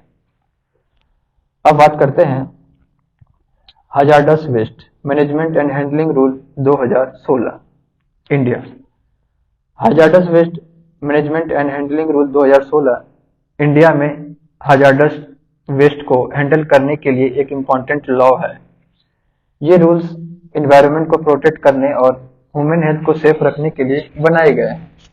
पहली बार इन रूल में हैजार्डस वेस्ट और अदर वेस्ट के बीच का फर्क समझा गया है। आइए इसके की फीचर्स को देखते हैं। Difference between hazardous waste and other waste. Hazardous waste को वो वेस्ट होते हैं जो टॉक्सिक, फ्लेमेबल, कोरोसिव या रिएक्टिव होते हैं और अगर इन्हें सही तरीके से हैंडल नहीं किया गया तो ये इन्वायरमेंट और ह्यूमन हेल्थ को नुकसान पहुंचा सकते हैं। अदर वेस्ट में वो वेस्ट आते हैं जो रिसाइकेबल होते हैं जैसे waste tyre, paper waste, metal scrap, use electronic item etcetera. इन्हें रिसोर्सेज के रूप में देखा जाता है जो रिसाइकल या रीयूज किया जा सकता है। Waste management hierarchy. ये रूल में एक वेस्ट मैनेजमेंट हायरार्की को फॉलो करने की बात की गई है जो वेस्ट को हैंडल करने का एक प्रायोरिटी सीक्वेंस है। इस हायरार्की में प्रिवेंशन यानी कि सबसे पहले हम वेस्ट को प्रिवेंट करने की कोशिश करते हैं। मिनिमाइजेशन, अगर वेस्ट हो रहा है तो उसे मिनिमाइज करने की कोशिश करते हैं। रीयूज, अगर पॉसिबल हो तो वेस्ट को रीयूज करते हैं। रिसाइकलिंग, फिर वेस्ट को रिसाइकल करते हैं। रिकवरी, अगर वेस्ट का यूज एनर्जी या रॉ मटेरियल के रूप में हो सकता है तो उसे रिकवर करते हैं। को प्रोसेसिंग, वेस्ट को प्रोसेसिंग करते हैं जिसमें वेस्ट को इंडस्ट्रियल प्रोसेस में यूज किया जाता है। सेफ डिस्पोजल, अगर कोई ऑप्शन नहीं है तो लास्ट में वेस्ट को सेफ डिस्पोजल किया जाता है। Import and export of hazardous waste. India में हैजार्डस वेस्ट को इंपोर्ट करने की परमिशन नहीं है अगर उस वेस्ट का फाइनल डिस्पोजल होना हो। मतलब इंडिया किसी भी कंट्री से हैजार्डस वेस्ट को अपने देश में डिस्पोज करने के लिए नहीं ले सकता। Treatment, storage and disposal facility. अगर कोई हजार्डस वेस्ट ट्रीट, स्टोर या डिस्पोज करने की फैसिलिटी बढ़ाना चाहता है तो उसे स्टेट पोल्यूशन कंट्रोल बोर्ड से परमिशन लेनी पड़ती है। ये इंश्योर करना है कि वेस्ट को सेफ और इन्वायरमेंटली साउंड तरीके से हैंडल किया जाए। Packaging, labelling and transport of hazardous and other waste. अगर हजार्डस वेस्ट को एक स्टेट से दूसरे स्टेट में ट्रांसफर करना हो तो नो ऑब्जेक्शन सर्टिफिकेट की रिक्वायरमेंट होती है। ये नो ऑब्जेक्शन सर्टिफिकेट सेंडर को दोनों स्टेट के एसपीसीबी यानी कि स्टेट पोल्यूशन कंट्रोल बोर्ड से लेना पड़ता है ताकि इंश्योर हो सके कि वेस्ट को सेफली ट्रांसपोर्ट किया जा रहा है। अब salient features and key regulations को देखते हैं। Solid plastic waste import ban. Solid plastic waste को इंडिया में इंपोर्ट करने पर बैन लगा दिया गया है, चाहे वो स्पेशल इकोनॉमिक जोन में हो या एक्सपोर्ट ओरिएंटेड यूनिट में हो। ये बैन इसलिए लगाया गया है ताकि प्लास्टिक वेस्ट का प्रॉपर डिस्पोजल हो सके और इन्वायरमेंट को प्रोटेक्ट किया जा सके। Exemption for silk waste exporter. Silk waste exporter को अब ministry of environment, forest and climate change से परमिशन लेने की जरूरत नहीं है। मतलब सिल्क वेस्ट को एक्सपोर्ट करने वाले एक्सपोर्टर को इस रूल के अंदर एग्जेम्प्ट किया गया है। Return of defective electronic assemblies. अगर इंडिया से एक्सपोर्ट किए गए इलेक्ट्रॉनिक असेंबलीज डिफेक्टिव निकलता है तो उन्हें इंडिया में बिना परमिशन के इंपोर्ट किया जा सकता है। यह प्रोविजन उन इंडस्ट्रीज के लिए है जो डिफेक्टिव प्रोडक्ट को वापस लाकर उन्हें रिपेयर कर सकते हैं या करते हैं। Exemption for certain industries. कुछ इंडस्ट्रीज जो water prevention and control of pollution act 1974 और air prevention and control of pollution act 1981 के अंदर कंसेंट लेने की जरूरत नहीं होती, उन्हें हजार्डस और अदर वेस्ट रूल 2016 के अंदर भी ऑथराइजेशन की जरूरत नहीं होती। ये एग्जेम्पशन उन इंडस्ट्रीज को मिलती है जो ऑलरेडी पोल्यूशन कंट्रोल मेजर्स को फॉलो कर रही है। अब बात करते हैं radio active pollution. Radio active pollution एक ऐसा सिचुएशन है जहां इन्वायरमेंट में रेडिएशन लेवल इंक्रीज हो जाता है जो ह्यूमन हेल्थ और अदर लाइफ फॉर्म्स के लिए डेंजरस हो सकते हैं। ये पॉल्यूशन तब होता है जब रेडियो एक्टिव सब्सटेंसेस इन्वायरमेंट में फैल जाते हैं जो कि नेचुरली या आर्टिफिशियली हो सकते हैं। टर्मिनोलॉजीज इन रेडियो एक्टिव पॉल्यूशन को देखते हैं। रेडियो एक्टिविटी एक नेचुरल फिनोमेनन है जिसमें कुछ एलिमेंट अपने एटॉमिक न्यूक्लियाई के डिसइंटीग्रेशन से रेडिएशन इमिट करते हैं। इस प्रोसेस में प्रोटॉन्स यानी कि अल्फा पार्टिकल, इलेक्ट्रॉन्स यानी कि बीटा पार्टिकल और गामा रेज यानी कि short wave electromagnetic radiation release होते हैं। ये रेडिएशन इतनी पावरफुल होती है कि वो मैटर के अंदर चेंजेस कर सकती है। रेडियो एक्टिव पॉल्यूशन का मतलब है इन्वायरमेंट में रेडिएशन लेवल का इंक्रीज होना। जब रेडिएशन लेवल नॉर्मल से ज्यादा हो जाता है तो ये सीवियर थ्रेट बन सकता है ह्यूमन और अदर लिविंग ऑर्गेनिज्म के लिए। रेडियो एक्टिव कंटामिनेशन तब होता है जब रेडियो एक्टिव सब्सटेंसेस एक्सीडेंटली या अनइंटेंशनली किसी सरफेस लिक्विड, गैस या सॉलिड में आ जाता है। ये कंटामिनेशन अनडिजायरेबल होते हैं, मतलब हम नहीं चाहते हैं कि ये सब्सटेंस हमारे एनवायरनमेंट में हो। Sources of radiation. Natural radiation sources. Cosmic रे। ये रेडिएशन स्पेस से आती है जो अर्थ के एटमॉस्फेयर को क्रॉस करके हमारे प्लैनेट तक पहुंचती है। Terrestrial radiation. ये रेडिएशन अर्थ के क्रस्ट से आती है जो कुछ स्पेसिफिक रेडियो न्यूक्लियाई एलिमेंट जो रेडियो एक्टिव होते हैं के थ्रू होती है, जैसे radium 224, uranium 238, thorium 232, potassium 40, carbon 14। अब artificial radiation pollution. Accidental leak, nuclear power plant से रेडियो एक्टिव मटेरियल का लीक होना। अनसेफ डिस्पोजल, जब रेडियो एक्टिव वेस्ट को सही तरह से डिस्पोज नहीं किया जाता। Mining of radio active material, uranium और थोरियम यानी जो मोनेजाइट और से निकलता है कि माइनिंग से भी रेडियो एक्टिव पॉल्यूशन होता है। Medical exposure, X ray, CT scan और कीमोथेरेपी से भी आर्टिफिशियल रेडिएशन का एक्सपोजर होता है। न्यूक्लियर रिएक्टर एंड लेबोरेटरीज, ये भी रेडिएशन का सोर्स होता है जहां से स्लो न्यूक्लियर रेडिएशन रिलीज होती है। अब टाइप्स ऑफ रेडिएशन को देखते हैं। नॉन आयोनाइजिंग रेडिएशन, ये वो रेडिएशन है जो एटम को आयोनाइज नहीं करती, जैसे माइक्रोवेव और रेडियो वेव। आयोनाइजिंग रेडिएशन, ये वो रेडिएशन है जो एटम्स को आयोनाइज कर देती है, मतलब वो एटम से इलेक्ट्रॉन निकाल लेती है जिससे वो एटम चार्ज हो जाता है। ये हाई एनर्जी रेडिएशन होती है जो डैमेजिंग हो सकती है। इसमें आती है ultraviolet radiation, X ray, gamma ray, alpha particle यानी हीलियम न्यूक्लियाई, बीटा पार्टिकल यानी इलेक्ट्रॉन और positron and neutron nuclear reaction से। अब आयोनाइजेशन एंड इट्स इफेक्ट को देखते हैं। आयोनाइजेशन एक प्रोसेस है जिसमें एटम या मॉलिक्यूल्स इलेक्ट्रॉन लूज करते हैं और आयन बन जाते हैं, जैसे पॉजिटिव या नेगेटिव चार्ज के साथ। यह प्रोसेस केमिकल चेंजेस भी ला सकती है। आयोनाइजिंग रेडिएशन का इफेक्ट डेंजरस हो सकता है क्योंकि ये मैक्रोमोलिक्यूल को तोड़ दे सकती है जो सेल डैमेज का रीजन बन सकता है।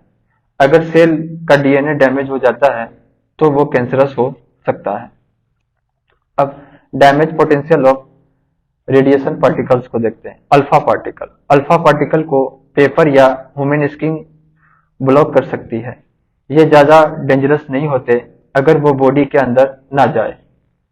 Beta particle, beta particle skin के अंदर पेनिट्रेट कर सकते हैं लेकिन ग्लास या मेटल से ब्लॉक किया जा सकता है। ये थोड़ा ज्यादा डेंजरस होते हैं।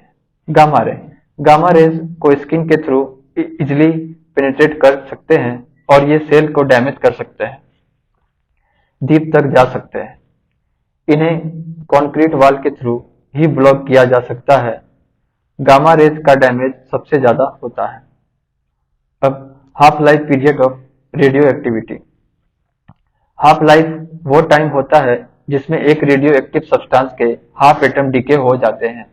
मतलब अगर कोई रेडियो न्यूक्लियाइड का हाफ लाइफ 10 ईयर है तो 10 साल उसका हाफ एटम डीके हो जाएगा। 10 साल बाद उसका हाफ एटम डीके हो जाएगा। Long half life, long half life वाले रेडियो न्यूक्लियाइड ज्यादा डेंजरस होते हैं क्योंकि ये लंबी टाइम तक एनवायरनमेंट में रहते हैं और पोल्यूशन क्रिएट करते हैं। अब radiation dose and its effect. Radiation dose measure किया जाता है in rem, radiation equivalent in man. Low doses का मतलब है लेस देन 1 REM। सेल को डैमेज जल्दी रिपेयर हो जाता है। Higher doses up to 100 rem, cell को रिपेयर करने में प्रॉब्लम होती है और वो परमानेंटली चेंजेस हो सकते हैं। ये रेडिएशन स्किननेस का काउज बन सकता है। कैंसर, अगर सेल परमानेंटली चेंज हो जाती है तो वो एबनॉर्मल सेल प्रोड्यूस करते हैं जो कैंसरस हो सकते हैं। अब बात करते हैं impact of ionising and non ionising radiation. Radiation का इम्पैक्ट ह्यूमन और अदर लिविंग ऑर्गेनिज्म पर काफी सीरियस हो सकता है। ये रेडिएशन दो टाइप की होती है, ionising radiation and non ionising radiation. दोनों का हेल्थ पर अलग इम्पैक्ट होता है और हम इन्हें आयोनाइजिंग रेडिएशन और नॉन आयोनाइजिंग रेडिएशन के टर्म्स में समझते हैं। आयोनाइजिंग रेडिएशन वो रेडिएशन होती है जो एटम को आयोनाइज कर देती है, मतलब वो एटम के इलेक्ट्रॉन को निकाल देती है। इससे केमिकल बॉन्ड ब्रेक हो जाता है और बायोलॉजिकल टिश्यू को डैमेज होता है। ये रेडिएशन हाईली डैमेजिंग होती है और लिविंग ऑर्गेनिज्म को काफी हार्मफुल हो सकती है। इम्पैक्ट ऑफ आयोनाइजिंग रेडिएशन को देखते हैं। Short term effect, burn, skin पर रेडिएशन बर्न हो सकते हैं। इम्पेयर्ड मेटाबॉलिज्म, रेडिएशन से बॉडी का मेटाबॉलिज्म डिस्टर्ब हो सकता है। डेथ टिश्यू, रेडिएशन से सेल डेड हो सकता है। डेथ ऑफ ऑर्गेनिज्म, अगर एक्सपोजर ज्यादा हो तो ऑर्गेनिज्म मर भी सकता है। अब लॉन्ग टर्म इफेक्ट को देखते हैं। म्यूटेशन, रेडिएशन से डीएनए म्यूटेशन हो सकती है जो ट्यूमर और कैंसर का काउज बन सकती है। शॉर्टनिंग ऑफ लाइफ स्पेन, ज्यादा रेडिएशन से लाइफ स्पेन कम हो सकता है। डेवलपमेंटल चेंजेस, डेवलपमेंटल इशू भी हो सकते हैं जैसे ग्रोथ प्रॉब्लम। डीएनए डैमेज, जब गामा रे सेल के थ्रू जाती है तो वाटर मॉलिक्यूल्स जो डीएनए के पास होता है वो आयनाइज हो जाता है और डीएनए को ब्रेक कर देता है। ये सेल डैमेज और जेनेटिक डिसऑर्डर का रीजन बन सकता है। बायोलॉजिकल डैमेज, सोमेटिक डैमेज, ये वो डैमेज होता है जो नॉन रिप्रोडक्टिव सेल को होता है।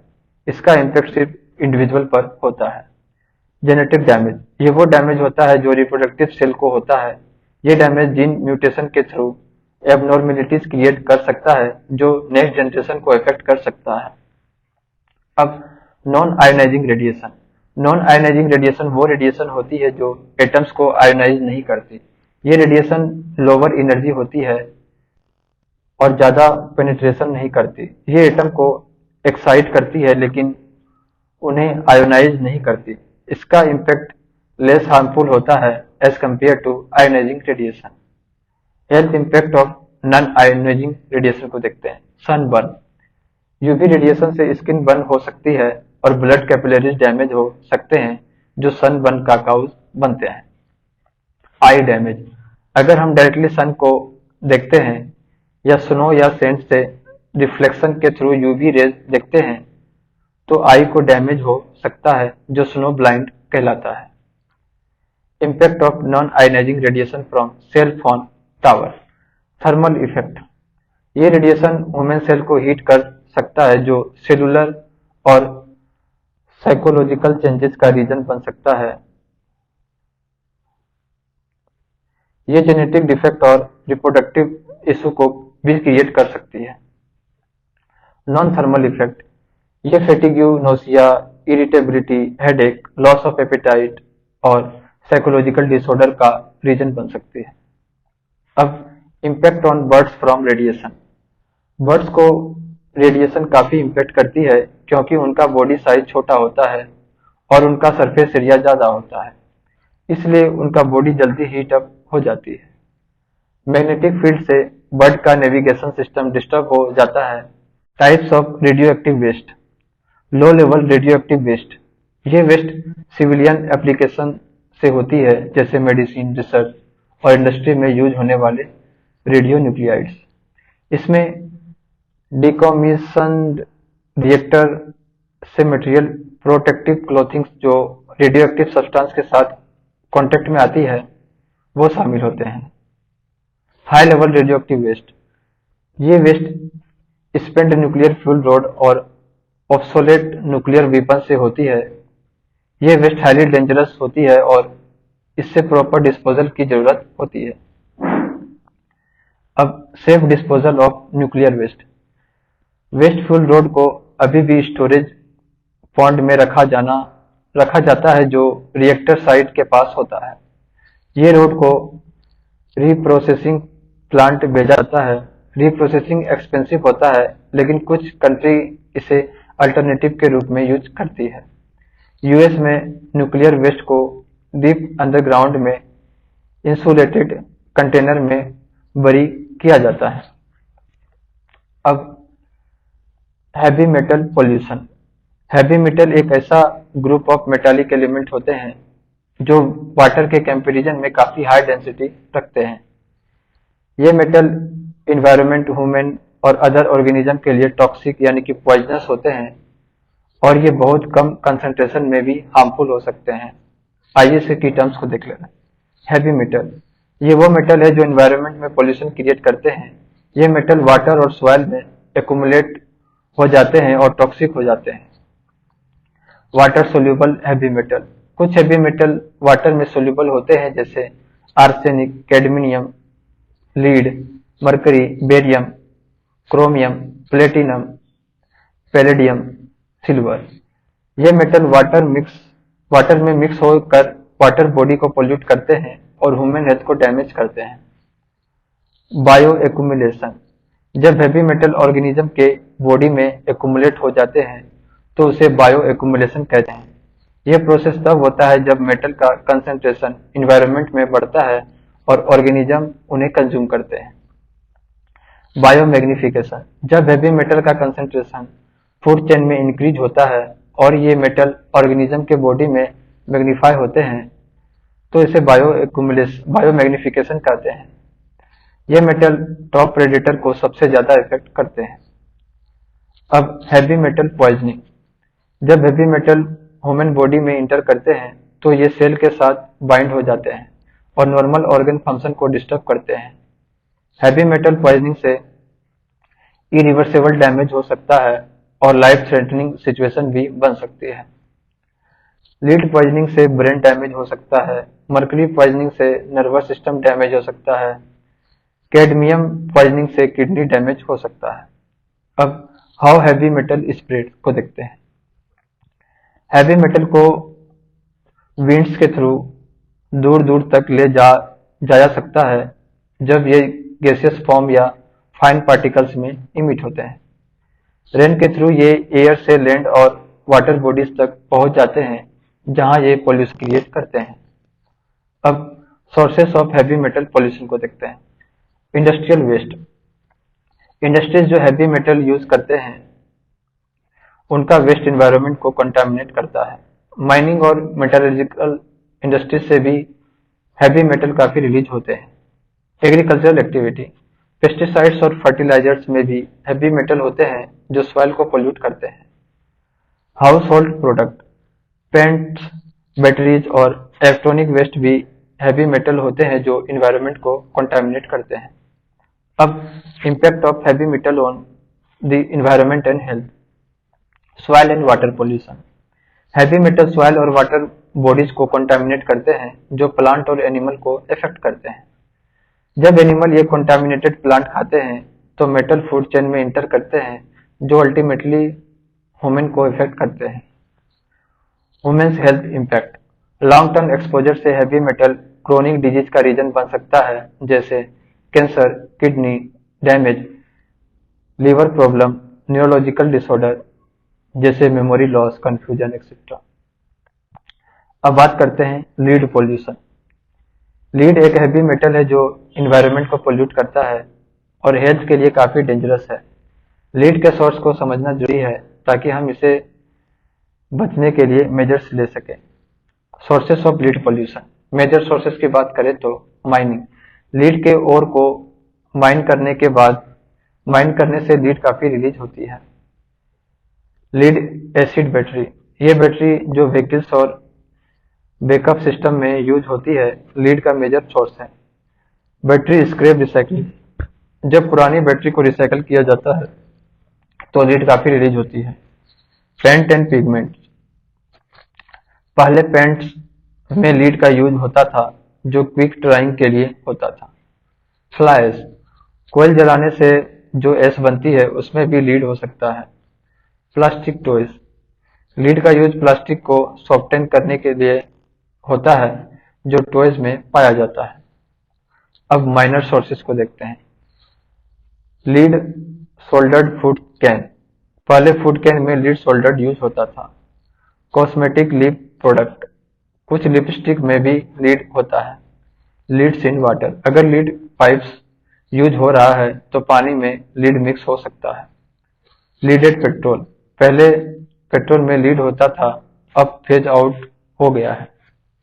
ग्लास मैन्युफैक्चरिंग में लीड का यूज होता है। आयुर्वेदिक मेडिसिन, कुछ आयुर्वेदिक मेडिसिन में भी लीड का यूज होता है।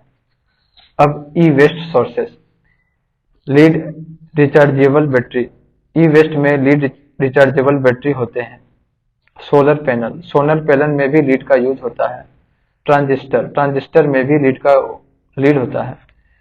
लिथियम बैटरी, ये बैटरी भी लीड का एक सोर्स है।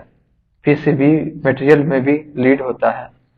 प्रिंटेड सर्किट बोर्ड में भी लीड सोल्डर यूज होता है। मॉनिटर में भी लीड का यूज होता है। अब health effect of lead pollution. Carcinogenic, lead को कार्सिनोजेन माना जाता है जो लंग्स और किडनी को डैमेज करता है और कैंसर का रिस्क बढ़ाता है। इफेक्ट ऑन डेवलपिंग फीटसेस, अगर प्रेगनेंसी के दौरान लीड एक्सपोजर होता है तो स्टिल बर्थ यानी कि डेथ बर्थ और मिस कैरेज का रिस्क बढ़ जाता है। Neurological and behavioural damage, lead का एक्सपोजर चिल्ड्रन में इरिवर्सिबल बिहेवियर और न्यूरोलॉजिकल डैमेज कर सकता है। इससे लर्निंग डिसेबिलिटी, अटेंशन डिसऑर्डर और डेवलपमेंट प्रॉब्लम हो सकती है। लीड सेंट्रल नर्वस सिस्टम को अफेक्ट करता है जो ब्रेन और स्पाइनल कॉर्ड को डैमेज करता है। लीड पॉइजनिंग, जब लीड वाटर और फूड के थ्रू बॉडी में चला जाता है तो लीड पॉइजनिंग हो सकता है। ये न्यूरोजेनेरेटिव डिजीज और सेंट्रल नर्वस सिस्टम डिसफंक्शन का रीजन बन सकता है। Maternal exposure and long term effect, pregnancy के दौरान लीड एक्सपोजर से डेवलपमेंटल रिप्रोग्रामिंग होता है जो अल्जाइमर डिजीज जैसे डिजीज के रिस्क को इंक्रीज करता है। ये डिजीज बाद में लाइफ में अर्ली ऑनसेट हो सकते हैं। अब हैवी मेटल पोल्यूशन को देखते हैं।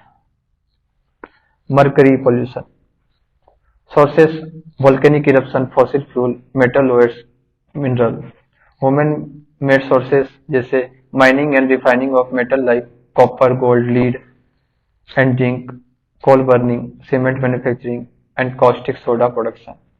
E-waste sources like LCD screen, CFL bulb, CRT monitor, mercury thermometer, etc.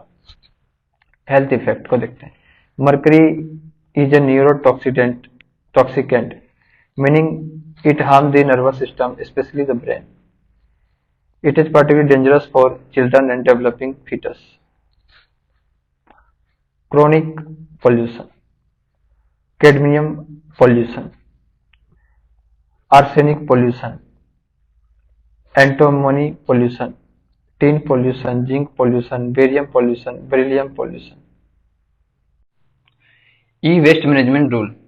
ई वेस्ट का प्रॉब्लम दिन ब दिन बढ़ रहा है और इससे डील करने के लिए गवर्नमेंट ऑफ इंडिया ने कुछ इंपॉर्टेंट रूल्स बनाए हैं। इन रूल्स को ई वेस्ट मैनेजमेंट रूल कहा जाता है।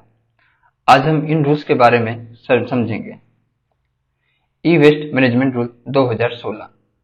2011 में गवर्नमेंट ऑफ इंडिया ने पहली बार ई वेस्ट मैनेजमेंट का लॉ पास किया था, जो कि एक्सटेंडेड प्रोड्यूसर रेस्पॉन्सिबिलिटी यानी कि ईपीआर पर बेस्ड था। इसका मतलब था कि प्रोड्यूसर जो इलेक्ट्रॉनिक प्रोडक्ट बनाते हैं को अपने प्रोडक्ट के वेस्ट को मैनेज करने की जिम्मेदारी दी गई थी। ई वेस्ट रूल 2016 ने 2011 के रूल को रिप्लेस किया और थोड़ा और स्ट्रिक्ट बनाया। आइए साइलेंट फीचर्स देखते हैं इसके। Coverage of product. 2016 के रूल्स में 21 प्रोडक्ट को इंक्लूड किया गया, जैसे कि कॉम्पैक्ट फ्लोरेसेंट लैम्प यानी कि CFL और मर्करी कंटेनिंग लैंप्स। ये रूल इलेक्ट्रिकल और इलेक्ट्रॉनिक इक्विपमेंट के कंपोनेंट पार्ट्स और स्पेयर्स को भी कवर करता है। EPR extended producer responsibility. Manufacturer, dealer, refurbisher और प्रोड्यूसर रेस्पॉन्सिबिलिटी ऑर्गेनाइजेशन को रूल में स्टेक होल्डर के रूप में इंक्लूड किया गया। ईपीआर का गोल यह था कि मैन्युफैक्चरर अपने प्रोडक्ट को कलेक्ट करे और रिसाइकल करने के लिए चैनलाइज करे। मैन्युफैक्चरर्स की जिम्मेदारी। मैन्युफैक्चरर्स को अपने सोल्ड प्रोडक्ट को टेक बैक करना होगा और उनका रिसाइकलिंग करना होगा। उन्हें स्टेट पोल्यूशन कंट्रोल बोर्ड से ऑथराइजेशन लेनी होगी।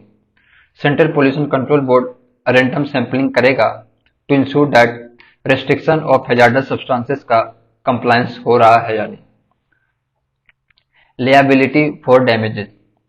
अगर ई वेस्ट का इम्प्रॉपर मैनेजमेंट होता है तो मैन्युफैक्चरर को फाइनेंशियल पेनल्टी देनी होगी। E waste exchange. E waste exchange एक इंडिपेंडेंट मार्केट इंस्ट्रूमेंट है जहां एजेंसीज अपना ई वेस्ट बाय और सेल कर सकती है। अब अमेंडमेंट इन 2019 को देखते हैं। 2019 में रूल को थोड़ा अपडेट किया गया ताकि ई वेस्ट को ऑथराइज डिसमेंटलर और रिसाइकलर के पास चैनलाइज किया जा सके। साइलेंट फीचर्स ऑफ 2019 अमेंडमेंट को देखते हैं। कलेक्शन टारगेट, ई वेस्ट कलेक्शन के लिए फेज वाइज टारगेट दिया गया। पहले 10% ऑफ वेस्ट कलेक्शन और हर साल 10% इंक्रीज होता गया। 2023 के बाद टारगेट 70% हो गया। न्यू प्रोड्यूसर, जो नए प्रोड्यूसर अपना बिजनेस शुरू कर रहे हैं उनको भी टारगेट दिया गया है। ROHS टेस्टिंग, अगर कोई प्रोडक्ट ROHS स्टैंडर्ड को फॉलो नहीं करती तो उनका टेस्टिंग का कॉस्ट प्रोड्यूसर को देना पड़ेगा। अब ई वेस्ट मैनेजमेंट रूल 2022 में गवर्नमेंट ऑफ इंडिया ने ई वेस्ट मैनेजमेंट रूल को और ज्यादा स्ट्रेंथन किया और कवरेज को बढ़ाया। इसके साइलेंट फीचर्स को देखते हैं। वाइडर कवरेज, 21 प्रोडक्ट की जगह अब 106 प्रोडक्ट को कवर किया गया है। इसमें लीड, मरकरी और कैडमियम जैसे हाजार्डस सब्सटेंसेस को भी रिस्ट्रिक्ट किया गया है। ईपीआर सर्टिफिकेट को इंट्रोड्यूस किया गया जो कार्बन क्रेडिट की तरह काम करते हैं। प्रोड्यूसर अपने ई वेस्ट रिस्पॉन्सिबिलिटी को थर्ड पार्टी को ट्रांसफर कर सकते हैं। कलेक्शन टारगेट, 60% ई वेस्ट कलेक्शन टारगेट रखा गया था 2023 के लिए। ये टारगेट 2024 में 70% और 2025 में 80% तक बढ़ेंगे। इन्वायरमेंटल कंपनसेशन, जो कंपनीज अपने टारगेट को मीट नहीं करती उन्हें इन्वायरमेंटल कंपनसेशन देना पड़ेगा। State government responsibility, state government को इंडस्ट्रियल स्पेस एलोकेट करना होगा जहां ई वेस्ट को डिसमेंटल और रिसाइकल किया जा सके। वर्कर्स के हेल्थ और सेफ्टी को प्रोटेक्ट करने के लिए मेजर्स लेने होंगे। मैन्युफैक्चरर्स रिस्पॉन्सिबिलिटी, मैन्युफैक्चरर्स को अपने प्रोडक्ट को रिसाइकेबल बनाना होगा और इंश्योर करना होगा कि कंपोनेंट एक दूसरे के साथ कंपेटेबल हो। CPCB monitoring, CPCB random sampling करेगा to verify that producer are following the ROHS provision. अब बात करते हैं कुछ की टर्म्स की। EPR, एक्सटेंडेड प्रोड्यूसर रिस्पॉन्सिबिलिटी, इसका मतलब है कि कंपनी प्रोडक्ट बनाती है उससे अपने प्रोडक्ट के वेस्ट को मैनेज करना होगा। ये रिस्पॉन्सिबिलिटी उनको अपने प्रोडक्ट के एंड ऑफ लाइफ के बाद भी कैरी करनी होती है। ROHS, restriction of hazardous substances, ये एक स्टैंडर्ड है जिसमें हजार्डस सब्सटेंसेस जैसे कि लीड, मरकरी, कैडमियम एक्सेट्रा को लिमिट किया जाता है इलेक्ट्रॉनिक प्रोडक्ट में ताकि ह्यूमन हेल्थ और एनवायरनमेंट को डैमेज ना हो। CPCB, central pollution control board, central pollution control board एक गवर्नमेंट एजेंसी है जो पोल्यूशन कंट्रोल और एनवायरमेंटल प्रोटेक्शन के लिए काम करती है। ये ई वेस्ट मैनेजमेंट को मॉनिटर करने के लिए रिस्पॉन्सिबल है। एनवायरमेंटल कंपनसेशन, अगर कंपनी अपने ई वेस्ट कलेक्शन टारगेट को मीट नहीं करता तो उन्हें एक फाइनेंशियल पेनाल्टी देनी पड़ती है जो एनवायरमेंटल कंपनसेशन के रूप में होती है। अब बात करते हैं highly polluting industry and grossly polluting industry in India. Highly polluting industry वो इंडस्ट्री होती है जो इन्वायरमेंट को ज्यादा पोल्यूट करती है। Ministry of environment, forest and climate change ने 17 ऐसे इंडस्ट्री को क्लासिफाई किया है जो हाईली पोल्यूटिंग है और इन्हें क्लोजली मॉनिटर करना जरूरी है। HPI की लिस्ट है iron and steel, thermal power station, sugar, cement, distillery, dye and dyestuff, petrochemical, refinery, pulp and paper, pharmaceuticals, fertiliser, pesticides, tannery, copper smelter, zinc smelter, aluminium, caustic soda. ये industries अपने operation के दौरान ज्यादा air pollution, water pollution और hazardous waste generate करती है, इसलिए इनको मॉनिटरिंग और रेगुलेशंस की जरूरत होती है। अब ग्रोसली पोल्यूटिंग इंडस्ट्रीज को देखते हैं। GPIS वो इंडस्ट्री होती है जो अपने डेली ऑपरेशन में 100 किलोलीटर से ज्यादा वेस्ट वाटर डिस्चार्ज करती है या फिर उनके पास हैजार्डस केमिकल होते हैं जो एनवायरनमेंट को डायरेक्टली हार्म करते हैं। GPI की लिस्ट है fertiliser, petrochemical, pesticides, pharmaceuticals, distillery, dairy, food and beverage, pulp and paper, sugar, tannery, textile, bleaching and dyeing, thermal power plant, slaughtered house, cement, electro planting, metallurgical, automobile industry. इन industries का waste water और chemical discharge environment को direct damage करता है। ये industries environmental protection rule के को अंदर क्लोजली मॉनिटर होती है। अब वाटर गजलर को देखते हैं। कुछ इंडस्ट्री को वाटर गजलर कहा जाता है क्योंकि ये इंडस्ट्री बहुत ज्यादा वाटर यूज करती है। ये इंडस्ट्री अपने ऑपरेशन में फिल्टरेशन, क्लीनिंग, वेट स्क्रबिंग और इफ्लुएंट डिस्चार्ज के लिए पानी का यूज करती है। वाटर गजलर्स की लिस्ट में है thermal power plant 70 to 8% water use करते हैं, इंजीनियरिंग इंडस्ट्रीज 5% वाटर यूज करते हैं, paper and pulp 2.2% water use करते हैं, टेक्सटाइल 2% वाटर यूज करते हैं, iron and steel 1.3% water use करते हैं, शुगर 0.5% वाटर यूज करते हैं, सीमेंट और फर्टिलाइजर भी हाई वाटर यूज करते हैं। इन इंडस्ट्री को वाटर कंजप्शन को मैनेज करना पड़ता है ताकि वाटर स्कार्सिटी ना हो। अब industrial emission and effluents monitoring. Pollution control के लिए हर इंडस्ट्री का इफ्लुएंट ट्रीटमेंट प्लांट होता है जो स्टेट पोल्यूशन कंट्रोल बोर्ड और सेंट्रल पोल्यूशन कंट्रोल बोर्ड के मॉनिटरिंग सिस्टम से कनेक्टेड होता है।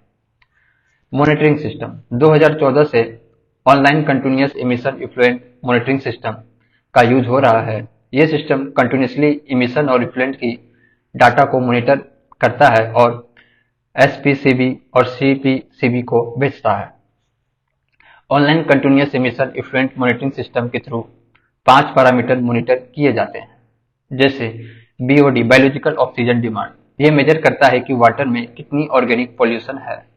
टीडीएस टोटल डिजॉल्व सॉलिड, ये मेजर करता है कि वाटर में कितनी डिजॉल्व सब्सटेंस है। पीएच वैल्यू, ये वाटर की एसिडिटी या अल्कलिटी को मेजर करता है। सीओडी केमिकल ऑक्सीजन डिमांड, ये मेजर करता है कि वाटर में कितनी केमिकल पोल्यूटेंट है। टीएसएस टोटल सस्पेंडेड सॉलिड, ये मेजर करता है कि वाटर में कितनी सस्पेंडेड सॉलिड है। अब इमिशन मॉनिटरिंग, इंडस्ट्री के इमिशन को भी मॉनिटर किया जाता है जो एयर पोल्यूशन का मेजर सोर्स होते हैं। इन इमिशन को मॉनिटर करते हैं जैसे पार्टिकुलेट मैटर, ये फाइन पार्टिकल होते हैं जो एयर पोल्यूशन को बढ़ाते हैं। कार्बन मोनोऑक्साइड, ये हार्मफुल गैस होती है जो इनकम्प्लीट कंबशन से निकलती है। नाइट्रोजन ऑक्साइड, ये गैसेस एयर पोल्यूशन और एसिड रेन को काउज करती है।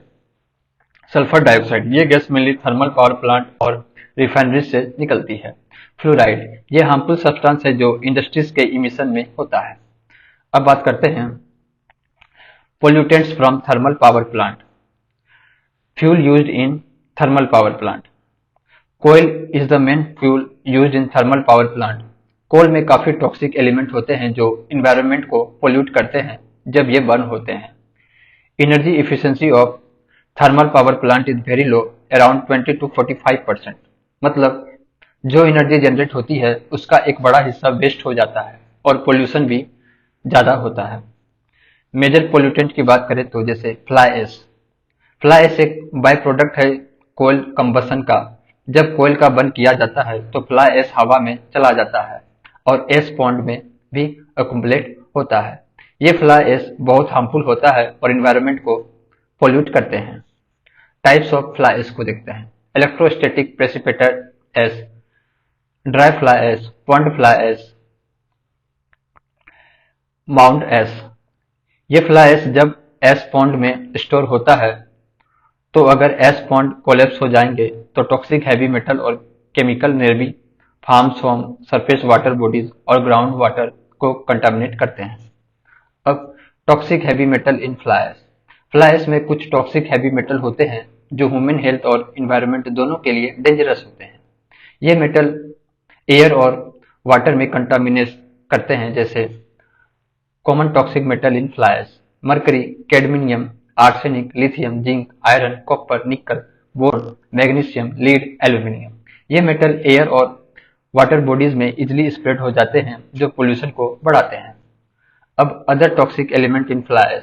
फ्लोराइड, ये भी फ्लाई एश में होता है और इन्वायरमेंट को डैमेज करता है। सल्फर, ये भी हार्मफुल एलिमेंट है जो फ्लाई एश में होता है और पोल्यूशन को बढ़ाता है। अब gaseous pollutant from TPP. Thermal power plant से कई तरह के गैसियस पोल्यूटेंट भी रिलीज होती है ये गैसेस एयर पोल्यूशन को बढ़ाते हैं और ह्यूमन हेल्थ को भी इफेक्ट करते हैं। गैसेस पोल्यूटेंट को देखते हैं। कार्बन डाइऑक्साइड CO2, ये ग्रीन हाउस गैस है जो ग्लोबल वार्मिंग का काउज बन सकती है। सल्फर डाइऑक्साइड SO2, ये गैस एसिड रेन और रेस्पिरेटरी प्रॉब्लम को काउज करती है। ऑक्साइड्स ऑफ नाइट्रोजन, ये गैसेस एयर पोल्यूशन और एसिड रेन को इंक्रीज करती है।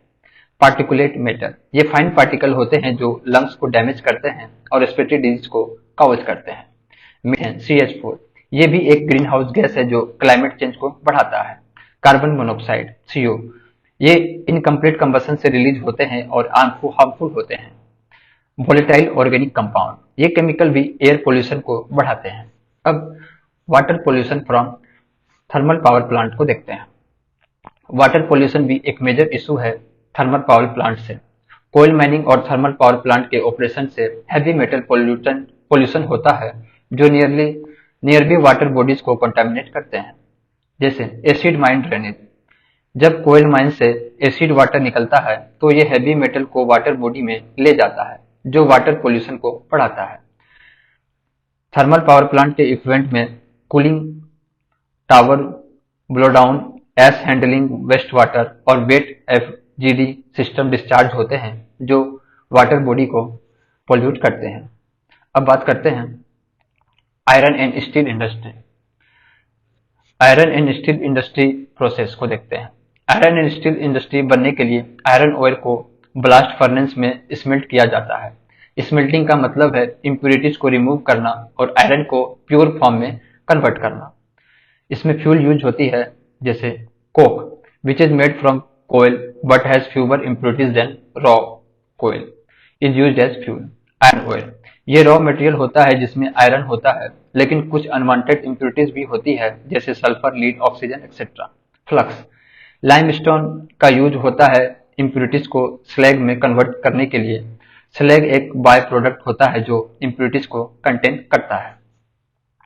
अब by product of iron and steel industry, जब ब्लास्ट फर्नेस में स्मेल्टिंग होती है तो बाय प्रोडक्ट जनरेट होता है लिक्विड स्लैग। इसमें इम्प्यूरिटीज होते हैं जैसे calcium sulphide, silica, alumina, magnesia etcetera. Slag का एक इंटरेस्टिंग यूज है, ये सीमेंट बनाने में यूज होता है। ब्लास्ट फर्नेस स्लैग सीमेंट का परमिबिलिटी कम होता है और ये पोर्टलैंड सीमेंट से ज्यादा ड्यूरेबल होता है। ये कंक्रीट, सीमेंट, क्लिंकर, एस्फाल्ट और रोड बेसिस में भी यूज होता है। लिक्विड आयरन, पिग आयरन, ये आयरन का फॉर्म होता है जो स्टील बनाने के लिए फर्दर प्रोसेस किया जाता है। गैसेस, कार्बन मोनोऑक्साइड और कार्बन डाइऑक्साइड भी बाय प्रोडक्ट होते हैं जो एयर पोल्यूशन का मेजर सोर्स है। Soil improvement and use of slag को देखते हैं। सॉइल इंप्रूवमेंट, जब स्लैग डिसॉल्व होता है तो ये अल्कलिनिटी जनरेट करता है जो वेस्ट वाटर ट्रीटमेंट में यूजफुल होता है। ये मेटल सल्फेट और excess nutrients like nitrogen, phosphorus, potassium को प्रेसिपिटेट करने में मदद करता है। सॉइल कंडीशनर, फेरस स्लैग को सॉइल पीएच रीबैलेंस करने के लिए और फर्टिलाइजर के रूप में भी यूज किया जाता है। ये कैल्शियम और मैग्नीशियम का सोर्स होता है। अब air pollution from iron and steel industry. Iron and steel production से काफी एयर पोल्यूटेंट रिलीज होते हैं जो एनवायरनमेंट को पोल्यूट करते हैं, जैसे PM2.5 एंड PM10। ये फाइन पार्टिकल मैटर है जो लंग्स और रेस्पिरेटरी सिस्टम को डैमेज करता है। कार्बन डाइऑक्साइड, ये ग्रीन हाउस गैस है जो ग्लोबल वार्मिंग और क्लाइमेट चेंज को बढ़ाता है। सल्फर ऑक्साइड, ये सल्फर को SO2 में कन्वर्ट करता है जो एसिड रेन और रेस्पिरेटरी प्रॉब्लम का काउज है। नाइट्रोजन ऑक्साइड, ये एयर पोल्यूशन को इंक्रीज करता है और एसिड रेन का भी रीजन है। Carbon monoxide, hydrogen sulphide, non methane volatile organic compound. Coke oven से नेप्थेलिन भी इमिट होता है जो हाईली टॉक्सिक और कार्सिनोजेनिक है। अब मैग्नेटाइट पोल्यूशन, मैग्नेटाइट यानी कि Fe3O4 एक मैग्नेटिक मिनरल है जो आयरन और स्टील प्रोडक्शन से इन्वायरमेंट में रिलीज होता है। ये मैग्नेटिक पार्टिकल्स बर्ड्स के माइग्रेटरी पैटर्न को डिस्टर्ब करता है और इलेक्ट्रॉनिक इक्विपमेंट जैसे कॉम्पासेस और नेविगेशन सिस्टम के ऑपरेशन को भी इफेक्ट करता है। Water pollution from iron and steel industry को देखते हैं। आयरन एंड स्टील इंडस्ट्री से वाटर पोल्यूशन भी होता है। एसिड माइन ड्रेनेज और स्लैग डंप से हैवी मेटल पोल्यूशन होता है। Waste water from coking process, coking process में कोयल को ऑक्सीजन के बिना हीट किया जाता है जिससे CO इमिशन निकलता है। ये वेस्ट वाटर टॉक्सिक होता है और इसमें carcinogenic organic compound, cyanide, sulphide, ammonia होते हैं। डिसोल्यूशन ऑफ स्लैग, स्लैग में जो ऑक्साइड होते हैं उनका dissolution highly alkaline ground water generate कर सकते हैं जो नियरबी वाटर सोर्सेज को कंटामिनेट करने का कारण बनता है। अब सीमेंट इंडस्ट्री, सीमेंट एक एसेंशियल मटेरियल है जो हर कंस्ट्रक्शन प्रोजेक्ट में यूज होता है, लेकिन इसकी प्रोडक्शन प्रोसेस इन्वायरमेंट को काफी इफेक्ट करती है। चलिए इसको समझते हैं। सीमेंट प्रोडक्शन प्रोसेस, सीमेंट बनने के प्रोसेस काफी कॉम्प्लेक्स है जिसमें कई स्टेजेस इन्वॉल्व होते हैं। ब्लास्टिंग लाइमस्टोन क्वेरीज, सबसे पहले लाइमस्टोन को क्वेरीज से निकाला जाता है। ये लाइमस्टोन कैल्शियम कार्बोनेट सीमेंट बनाने का मेन रॉ मटेरियल है। क्रशिंग, लाइमस्टोन को क्रश करके छोटे पार्टिकल्स बनाए जाते हैं जो आगे के प्रोसेस के लिए रेडी होते हैं। कैल्किनेशन, लाइमस्टोन को किल्स में हीट किया जाता है, टाइपिकली 1400 डिग्री सेल्सियस तक। इस स्टेज में कैल्किनेशन प्रोसेस होता है जिसमें लाइमस्टोन का केमिकल रिएक्शन होता है और लाइम यानी कि CaO और कार्बन डाइऑक्साइड रिलीज होता है। ग्राइंडिंग, कैल्किनेशन के बाद लाइम को ग्राइंड करके पोर्टलैंड सीमेंट बनाया जाता है। अब CO2 इमिशन इन सीमेंट प्रोडक्शन, जब लाइमस्टोन को हीट किया जाता है तो कार्बन डाइऑक्साइड रिलीज होता है। ये एक मेजर ग्रीन हाउस गैस है जो ग्लोबल वार्मिंग को कंट्रीब्यूट करता है। सीमेंट प्रोडक्शन काफी एनर्जी इंटेंसिव प्रोसेस है जिसमें कोयल का यूज फ्यूल के रूप में होता है, इसलिए सीमेंट इंडस्ट्री से भी CO2 इमिशन काफी हाई होता है। ब्लास्ट फर्नेस स्लैग और फ्लाई ऐश का यूज CO2 इमिशन को रिड्यूस करने के लिए किया जाता है। ये अल्टरनेटिव मटेरियल लाइमस्टोन का पार्शियल सब्स्टिट्यूट करते हैं जो इमिशन को कम करते हैं। अब air pollution from cement industry, cement industry से एयर पोल्यूशन भी होता है, mainly due to burning of कोयल इन किल्स। ये पोल्यूटेंट हैं particulate matter, carbon dioxide, sulphur oxide, nitrogen oxide. अब water pollution from cement industry, cement production से water pollution भी होता है। इफ्लुएंट्स यानी कि वेस्ट वाटर को किल और ग्राइंडिंग प्रोसेस से आते हैं, उनमें हैवी मेटल और टॉक्सिक केमिकल होते हैं जो नियरबी वाटर बॉडी को कंटामिनेट करते हैं। अब कॉपर स्मेल्टिंग इंडस्ट्री को देखते हैं। कॉपर एक इंपॉर्टेंट मेटल है जो इलेक्ट्रॉनिक वायर्स और कंस्ट्रक्शन में यूज होते हैं, लेकिन इसके प्रोडक्शन से भी काफी पोल्यूशन होता है। Copper smelting process, electrolytic refining, copper को रिफाइन करने के लिए इलेक्ट्रोलाइटिक रिफाइनिंग प्रोसेस यूज होता है। इस प्रोसेस में कॉपर को एनोड प्लेट से कैथोड प्लेट पर डिपॉजिट किया जाता है जिससे 99.99% प्योर कॉपर मिलता है। बाय प्रोडक्ट, इस रिफाइनिंग प्रोसेस से स्लाइम भी जनरेट होता है। ये स्लाइम प्रीसियस मेटल जैसे गोल्ड, सिल्वर, सेलेनियम और टूलुरियम को कंटेन करता है जो स्लाइम ट्रीटमेंट प्लांट में रिकवर किया जाता है। कॉपर स्लैग, कॉपर स्लैग एक बाय प्रोडक्ट होता है जो मेनली एब्रेसिव सरफेस क्लीनिंग के लिए यूज होता है।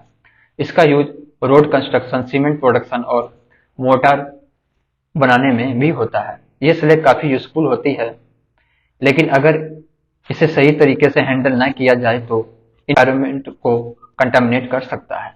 अब pollution from copper smelting industry, copper smelting से काफी हार्मफुल पोल्यूटेंट रिलीज होते हैं जैसे leaching of impurities. Copper oil concentrate और स्लैग से radon, iron, arsenic, antimony, mercury, lead, cadmium, selenium, magnesium, aluminium, cobalt, zinc, निकल, मैग्नीजी, नाइट्रेट, फ्लोराइड्स जैसे harmful element release होते हैं जो वाटर और सॉइल को कंटामिनेट करते हैं।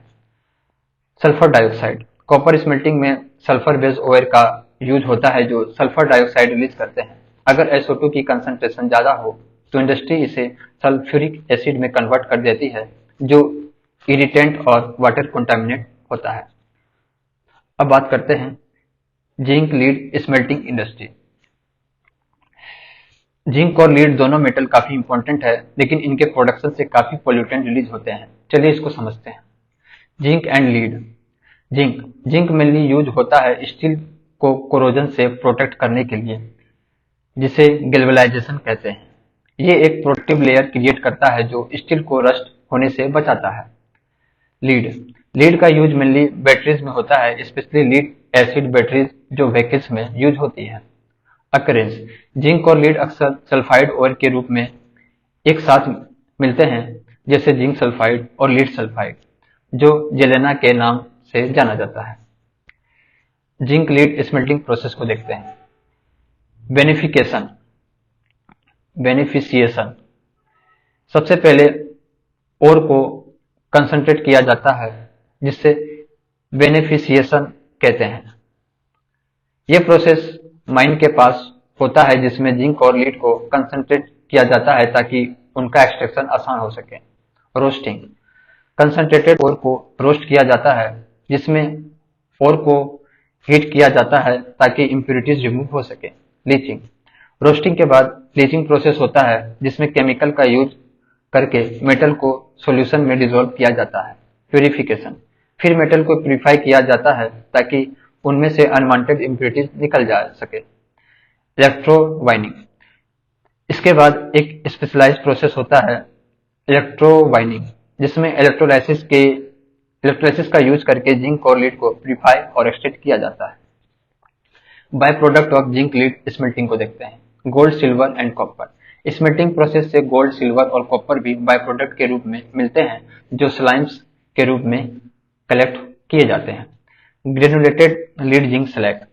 ये स्लैग काफी यूजफुल होता है क्योंकि इनकी पार्टिकल साइज ऐसी होती है जो मोटर और कंक्रीट में सैंड के सब्स्टिट्यूट के रूप में यूज की जा सकती है। अब pollutants from zinc lead smelting. Air pollutant, particulate matter. ये lead, zinc, arsenic, antimony, cadmium, copper, mercury and metallic sulphate के पार्टिकल्स होते हैं जो एयर में रिलीज होते हैं। ये पार्टिकल्स हेल्थ के लिए काफी हार्मफुल होते हैं जो और लंग्स को डैमेज कर सकते हैं। सल्फर डाइऑक्साइड, ये एक और मेजर पोल्यूटेंट है जो जिंक और लीड स्पेल्टिंग प्रोसेस से रिलीज होता है। SO2 एयर क्वालिटी को डिग्रेड करता है और एसिड रेन का काउज बन सकता है। Water pollutant, waste water sources. Zinc और लीड स्मेल्टिंग से काफी वेस्ट वाटर जनरेट होता है, जो mainly spent electrolytic bath, slime recovery, spent acid from hydrometallurgical process, cooling water और एयर स्क्रबर से आता है। हैवी मेटल लीचिंग, जब स्लैग को डिस्पोज किया जाता है तो उसमें से हार्मफुल हैवी मेटल जैसे cadmium, copper, lead, iron, bismuth, antimony, arsenic etcetera leach होते हैं और नियरबी सॉइल और वाटर बॉडी को कंटामिनेट करते हैं। अब बात करते हैं aluminium smelting industry. Aluminium smelting industry जो काफी इंपॉर्टेंट है क्योंकि एल्यूमिनियम हर जगह यूज होता है, from packaging material to aerospace industry. लेकिन इस इंडस्ट्री की प्रोडक्शन प्रोसेस से इन्वायरमेंट पर काफी नेगेटिव इम्पैक्ट पड़ता है। चलिए इसको समझते हैं। Aluminium production process. Bear process. Aluminium का रॉ मटेरियल है बॉक्साइड ओर, जो मेनली एल्यूमिनियम ऑक्साइड या एल्यूमिना में कन्वर्ट होता है। बेयर प्रोसेस में बॉक्साइड को हॉट कॉस्टिक सोडा के साथ ट्रीट किया जाता है। इस प्रोसेस में इंसोल्यूबल पार्ट को रिमूव किया जाता है और एल्यूमिना को सेपरेट किया जाता है। बॉक्साइड से एल्यूमिना निकालने के बाद ये एल्यूमिनियम स्मेल्टिंग के लिए रेडी होता है। Half Harold process. Hall Harold process. Alumina को इलेक्ट्रोलाइसिस प्रोसेस के थ्रू प्योर एल्यूमिनियम में कन्वर्ट किया जाता है। इस प्रोसेस को हॉल हेरोल्ड प्रोसेस कहा जाता है। यह प्रोसेस हाई एनर्जी डिमांड का होता है, इसलिए स्मेल्टर को प्रॉपर पावर स्टेशन के पास ही सेटअप किया जाता है ताकि रिक्वायर्ड एनर्जी सप्लाई हो सके। By product of aluminium smelting को देखते हैं। रेड मड वो बाय प्रोडक्ट है जो बेयर्स प्रोसेस के बाद बनता है। ये हाईली अल्कलाइन और हैजार्डस होता है और मेनली आयरन ऑक्साइड और दूसरे हैवी मेटल्स से बना होता है। पहले रेड मड को लैंडफिल में डंप कर दिया जाता था, लेकिन अब इसे रोड कंस्ट्रक्शन में, आयरन रिच सीमेंट बनाने में और लो कॉस्ट कंक्रीट बनाने में यूज किया जा रहा है। रेड मड को सॉइल पर अप्लाई करके फॉस्फोरस साइकिल, सॉइल एसिडिटी को इम्प्रूव करने और कार्बन सिक्वेस्ट्रेशन में भी यूज किया जाता है। Pollutant from the aluminium smelting. Air pollutant की बात करें तो nitrogen oxide, sulphur oxide, ammonia, polycyclic aromatic hydrocarbon. अब petroleum refining and petrochemical industry को देखते हैं। ये इंडस्ट्री हर जगह प्रेजेंट है, चाहे वो फ्यूल हो, प्लास्टिक हो या सिंथेटिक फाइबर। लेकिन इसके प्रोसेस से काफी पोल्यूशन भी होता है। चलिए समझते हैं। Petroleum industry segment upstream. यह सेगमेंट क्रूड ऑयल एक्सप्लोरेशन और माइनिंग से रिलेटेड है। इसमें ऑयल की खोज और एक्सट्रैक्शन होता है। Mid stream. इस सेगमेंट में क्रूड ऑयल स्टोरेज और ट्रांसपोर्टेशन होती है। क्रूड ऑयल को पाइपलाइन, शिप या ट्रक के थ्रू रिफाइनरी तक भेजा जाता है। Down stream. यह सेगमेंट रिफाइनिंग से रिलेटेड है, जिसमें क्रूड ऑयल को यूजफुल प्रोडक्ट जैसे फ्यूल, प्लास्टिक और केमिकल में कन्वर्ट किया जाता है। अब पेट्रोलियम रिफाइनिंग प्रोसेस को देखते हैं। पेट्रोलियम रिफाइनिंग में कुछ इंपॉर्टेंट प्रोसेस होते हैं, जैसे फ्रैक्शनल डिस्टिलेशन। यह प्रोसेस क्रूड ऑयल को डिफरेंट फ्रैक्शंस में डिवाइड करता है। क्रूड ऑयल में जो अलग अलग हाइड्रोकार्बन होते हैं, उन्हें उनके बॉइलिंग पॉइंट के बेसिस पर अलग किया जाता है। Conversion process. इस प्रोसेस में लॉन्ग चेन मॉलिक्यूल्स को शॉर्टर, मोर वैल्यूएबल मॉलिक्यूल्स में ब्रेक किया जाता है।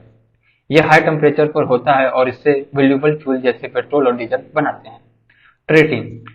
यह प्रोसेस इंप्योरिटीज को रिमूव करता है, जैसे सल्फर, नाइट्रोजन और हैवी मेटल। ये इंप्योरिटीज एयर और वाटर पोल्यूशन का रीजन बन सकता है, इसलिए उन्हें ट्रीट करना जरूरी होता है। अब air pollution from petroleum refining. Furnace oil. Furnace oil एक बाय प्रोडक्ट है जो रिफाइनरीज से निकलता है।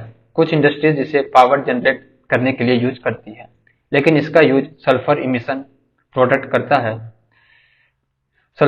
प्रोड्यूस करता है, जो एयर पोल्यूशन का रीजन बन सकता है। Air pollutant. एयर पोल्यूटेंट जैसे particulate matter, carbon dioxide, nitrogen oxide, carbon monoxide, hydrogen sulphide, sulphur dioxide, volatile organic compound, ये सब रिलीज होते हैं। अब water pollution from petroleum refining. Refinery से अपने वेस्ट वाटर को अंडरग्राउंड वेल या कोस्टल वाटर में इंजेक्ट करती है।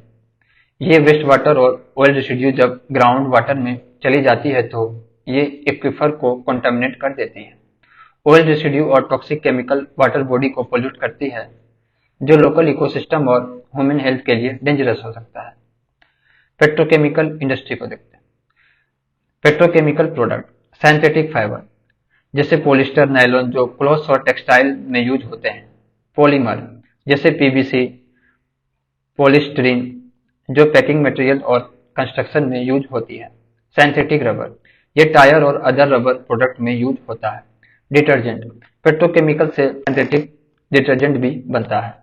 फीड स्टॉक, पेट्रोकेमिकल प्रोडक्ट को बनाने के लिए हाइड्रोकार्बन फीड स्टॉक का यूज होता है, जो नेफ्था, इथाइलिन, प्रोपाइलिन, ब्यूटाडाइन जैसे केमिकल होते हैं। ये मेनली क्रूड ऑयल और नेचुरल गैस से ड्राइव किए जाते हैं। अब pollutants from petrochemical industry. Organic pollutant. Polycyclic aromatic hydrocarbon, ये कॉम्प्लेक्स ऑर्गेनिक कंपाउंड हैं जो कंबसन और केमिकल प्रोसेस से बनता है। ये कार्सिनोजेनिक होते हैं और इन्वायरमेंट को हार्म करते हैं। Waste water effluents. Toxic phenols, ये हार्मफुल केमिकल हैं जो वाटर पोल्यूशन का कॉज बन सकते हैं। साइनाइड, ये भी एक डेंजरस पोल्यूटेंट है जो वाटर बॉडी को कंटामिनेट कर सकता है।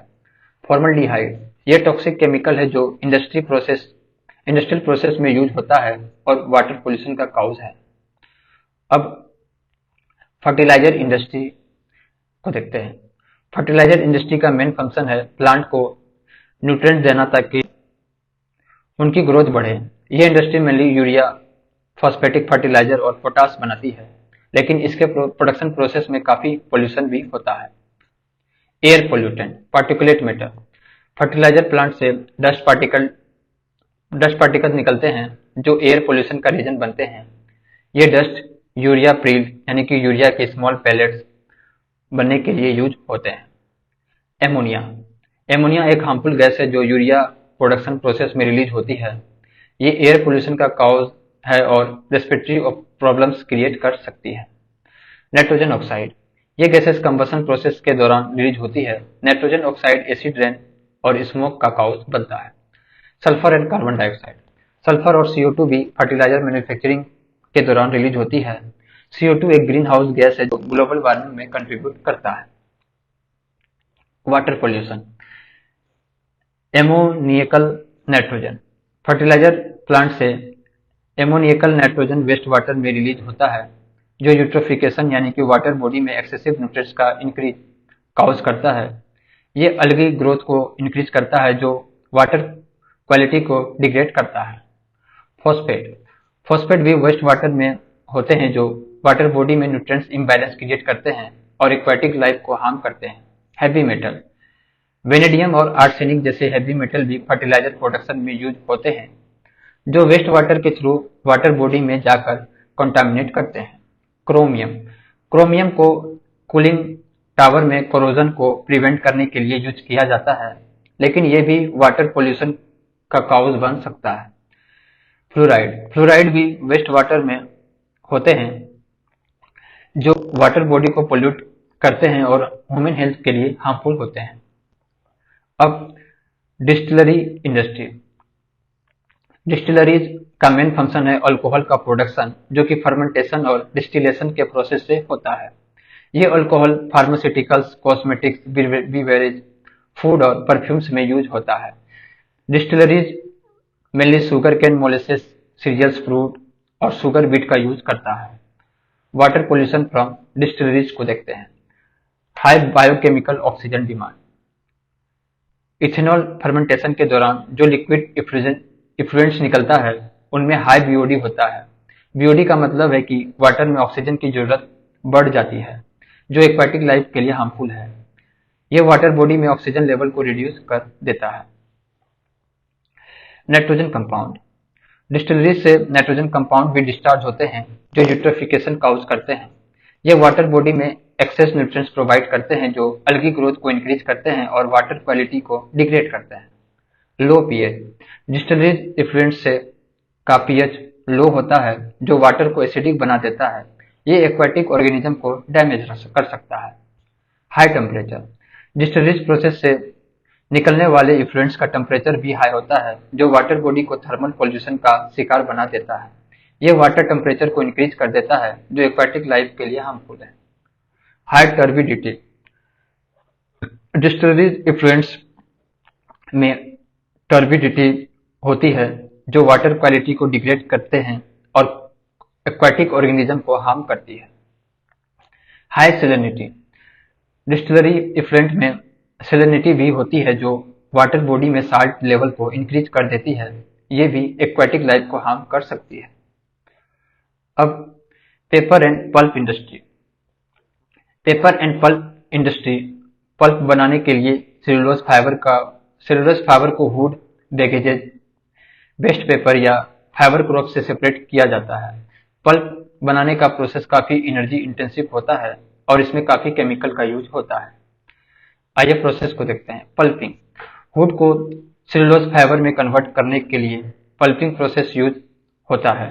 इस प्रोसेस में लिग्निन को रिमूव किया जाता है जो वुड को रिजिड बनाता है। ब्लीचिंग पल्प को ब्लीच किया जाता है ताकि पेपर का कलर और फिनिश इंप्रूव हो सके। यह प्रोसेस भी काफी केमिकल यूज करता है। Pollution from paper and pulp industry waste water pollution paper pulp production से जो वेस्ट वाटर निकलता है उसमें कॉम्प्लेक्स ऑर्गेनिक और इनऑर्गेनिक पोल्यूटेंट होते हैं।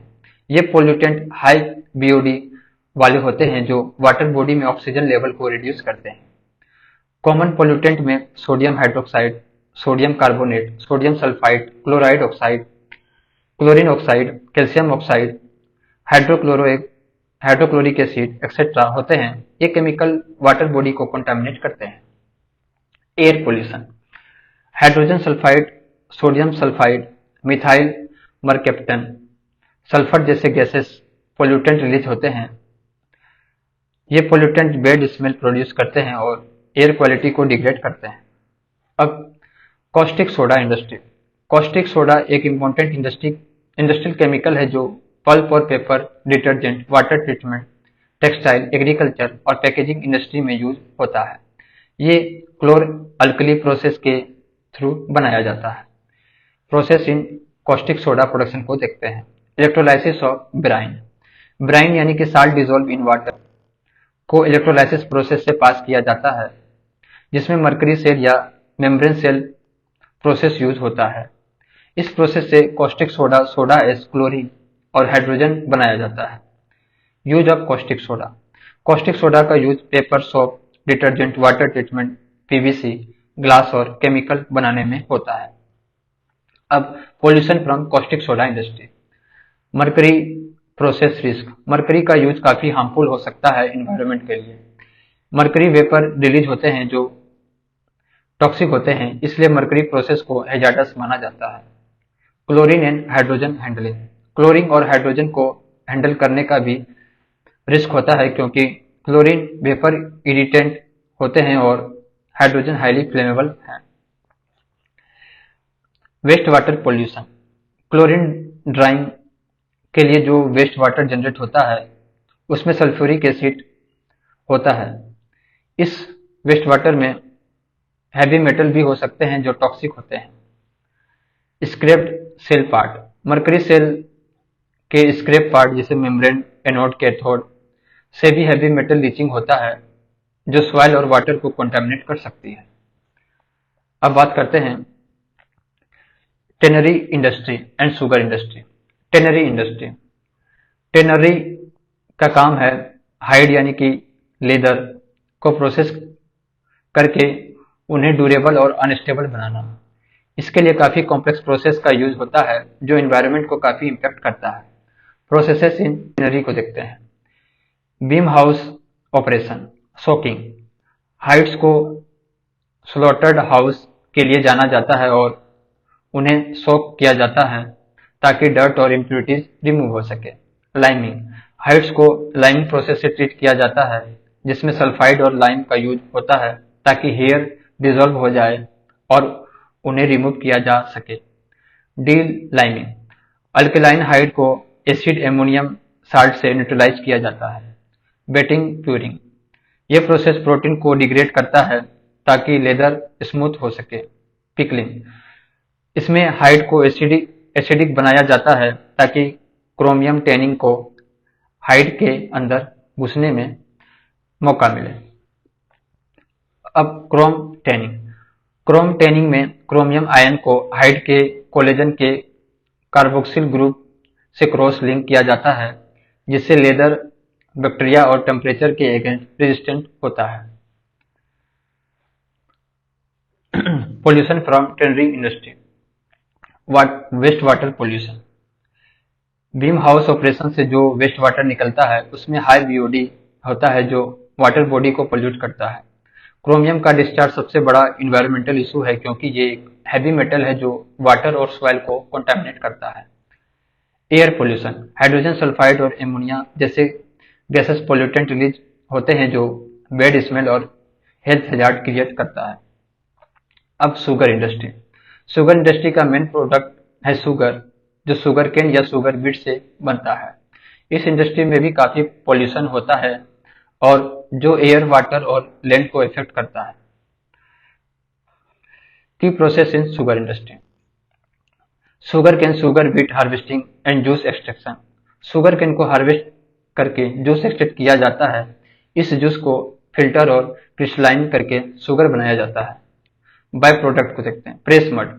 केन जूस फिल्ट्रेशन से जो प्रेस मड बनता है उसका यूज फर्टिलाइजर, सॉइल अमेंडमेंट और एनिमल फीड के रूप में होता है। मोलेसेस। ये डार्क सिरप होता है जो शुगर रिफाइन करते वक्त बनता है। इसका use ethanol production, animal feed और सॉइल अमेंडमेंट में होता है। बेगेजेस। ये ड्राई फाइब्रस मटेरियल होता है जो शुगर केन क्रशिंग के बाद बनता है। इसका यूज फ्यूल, पेपर इंडस्ट्री और पैकेजिंग में होता है। Pollution from sugar industry. Air pollution. Fly ash, sulphur dioxide, carbon monoxide, nitrogen oxide, nitrate, carbon compound और सल्फेट जैसे पोल्यूटेंट रिलीज होते हैं जो एयर क्वालिटी को डिग्रेड करते हैं।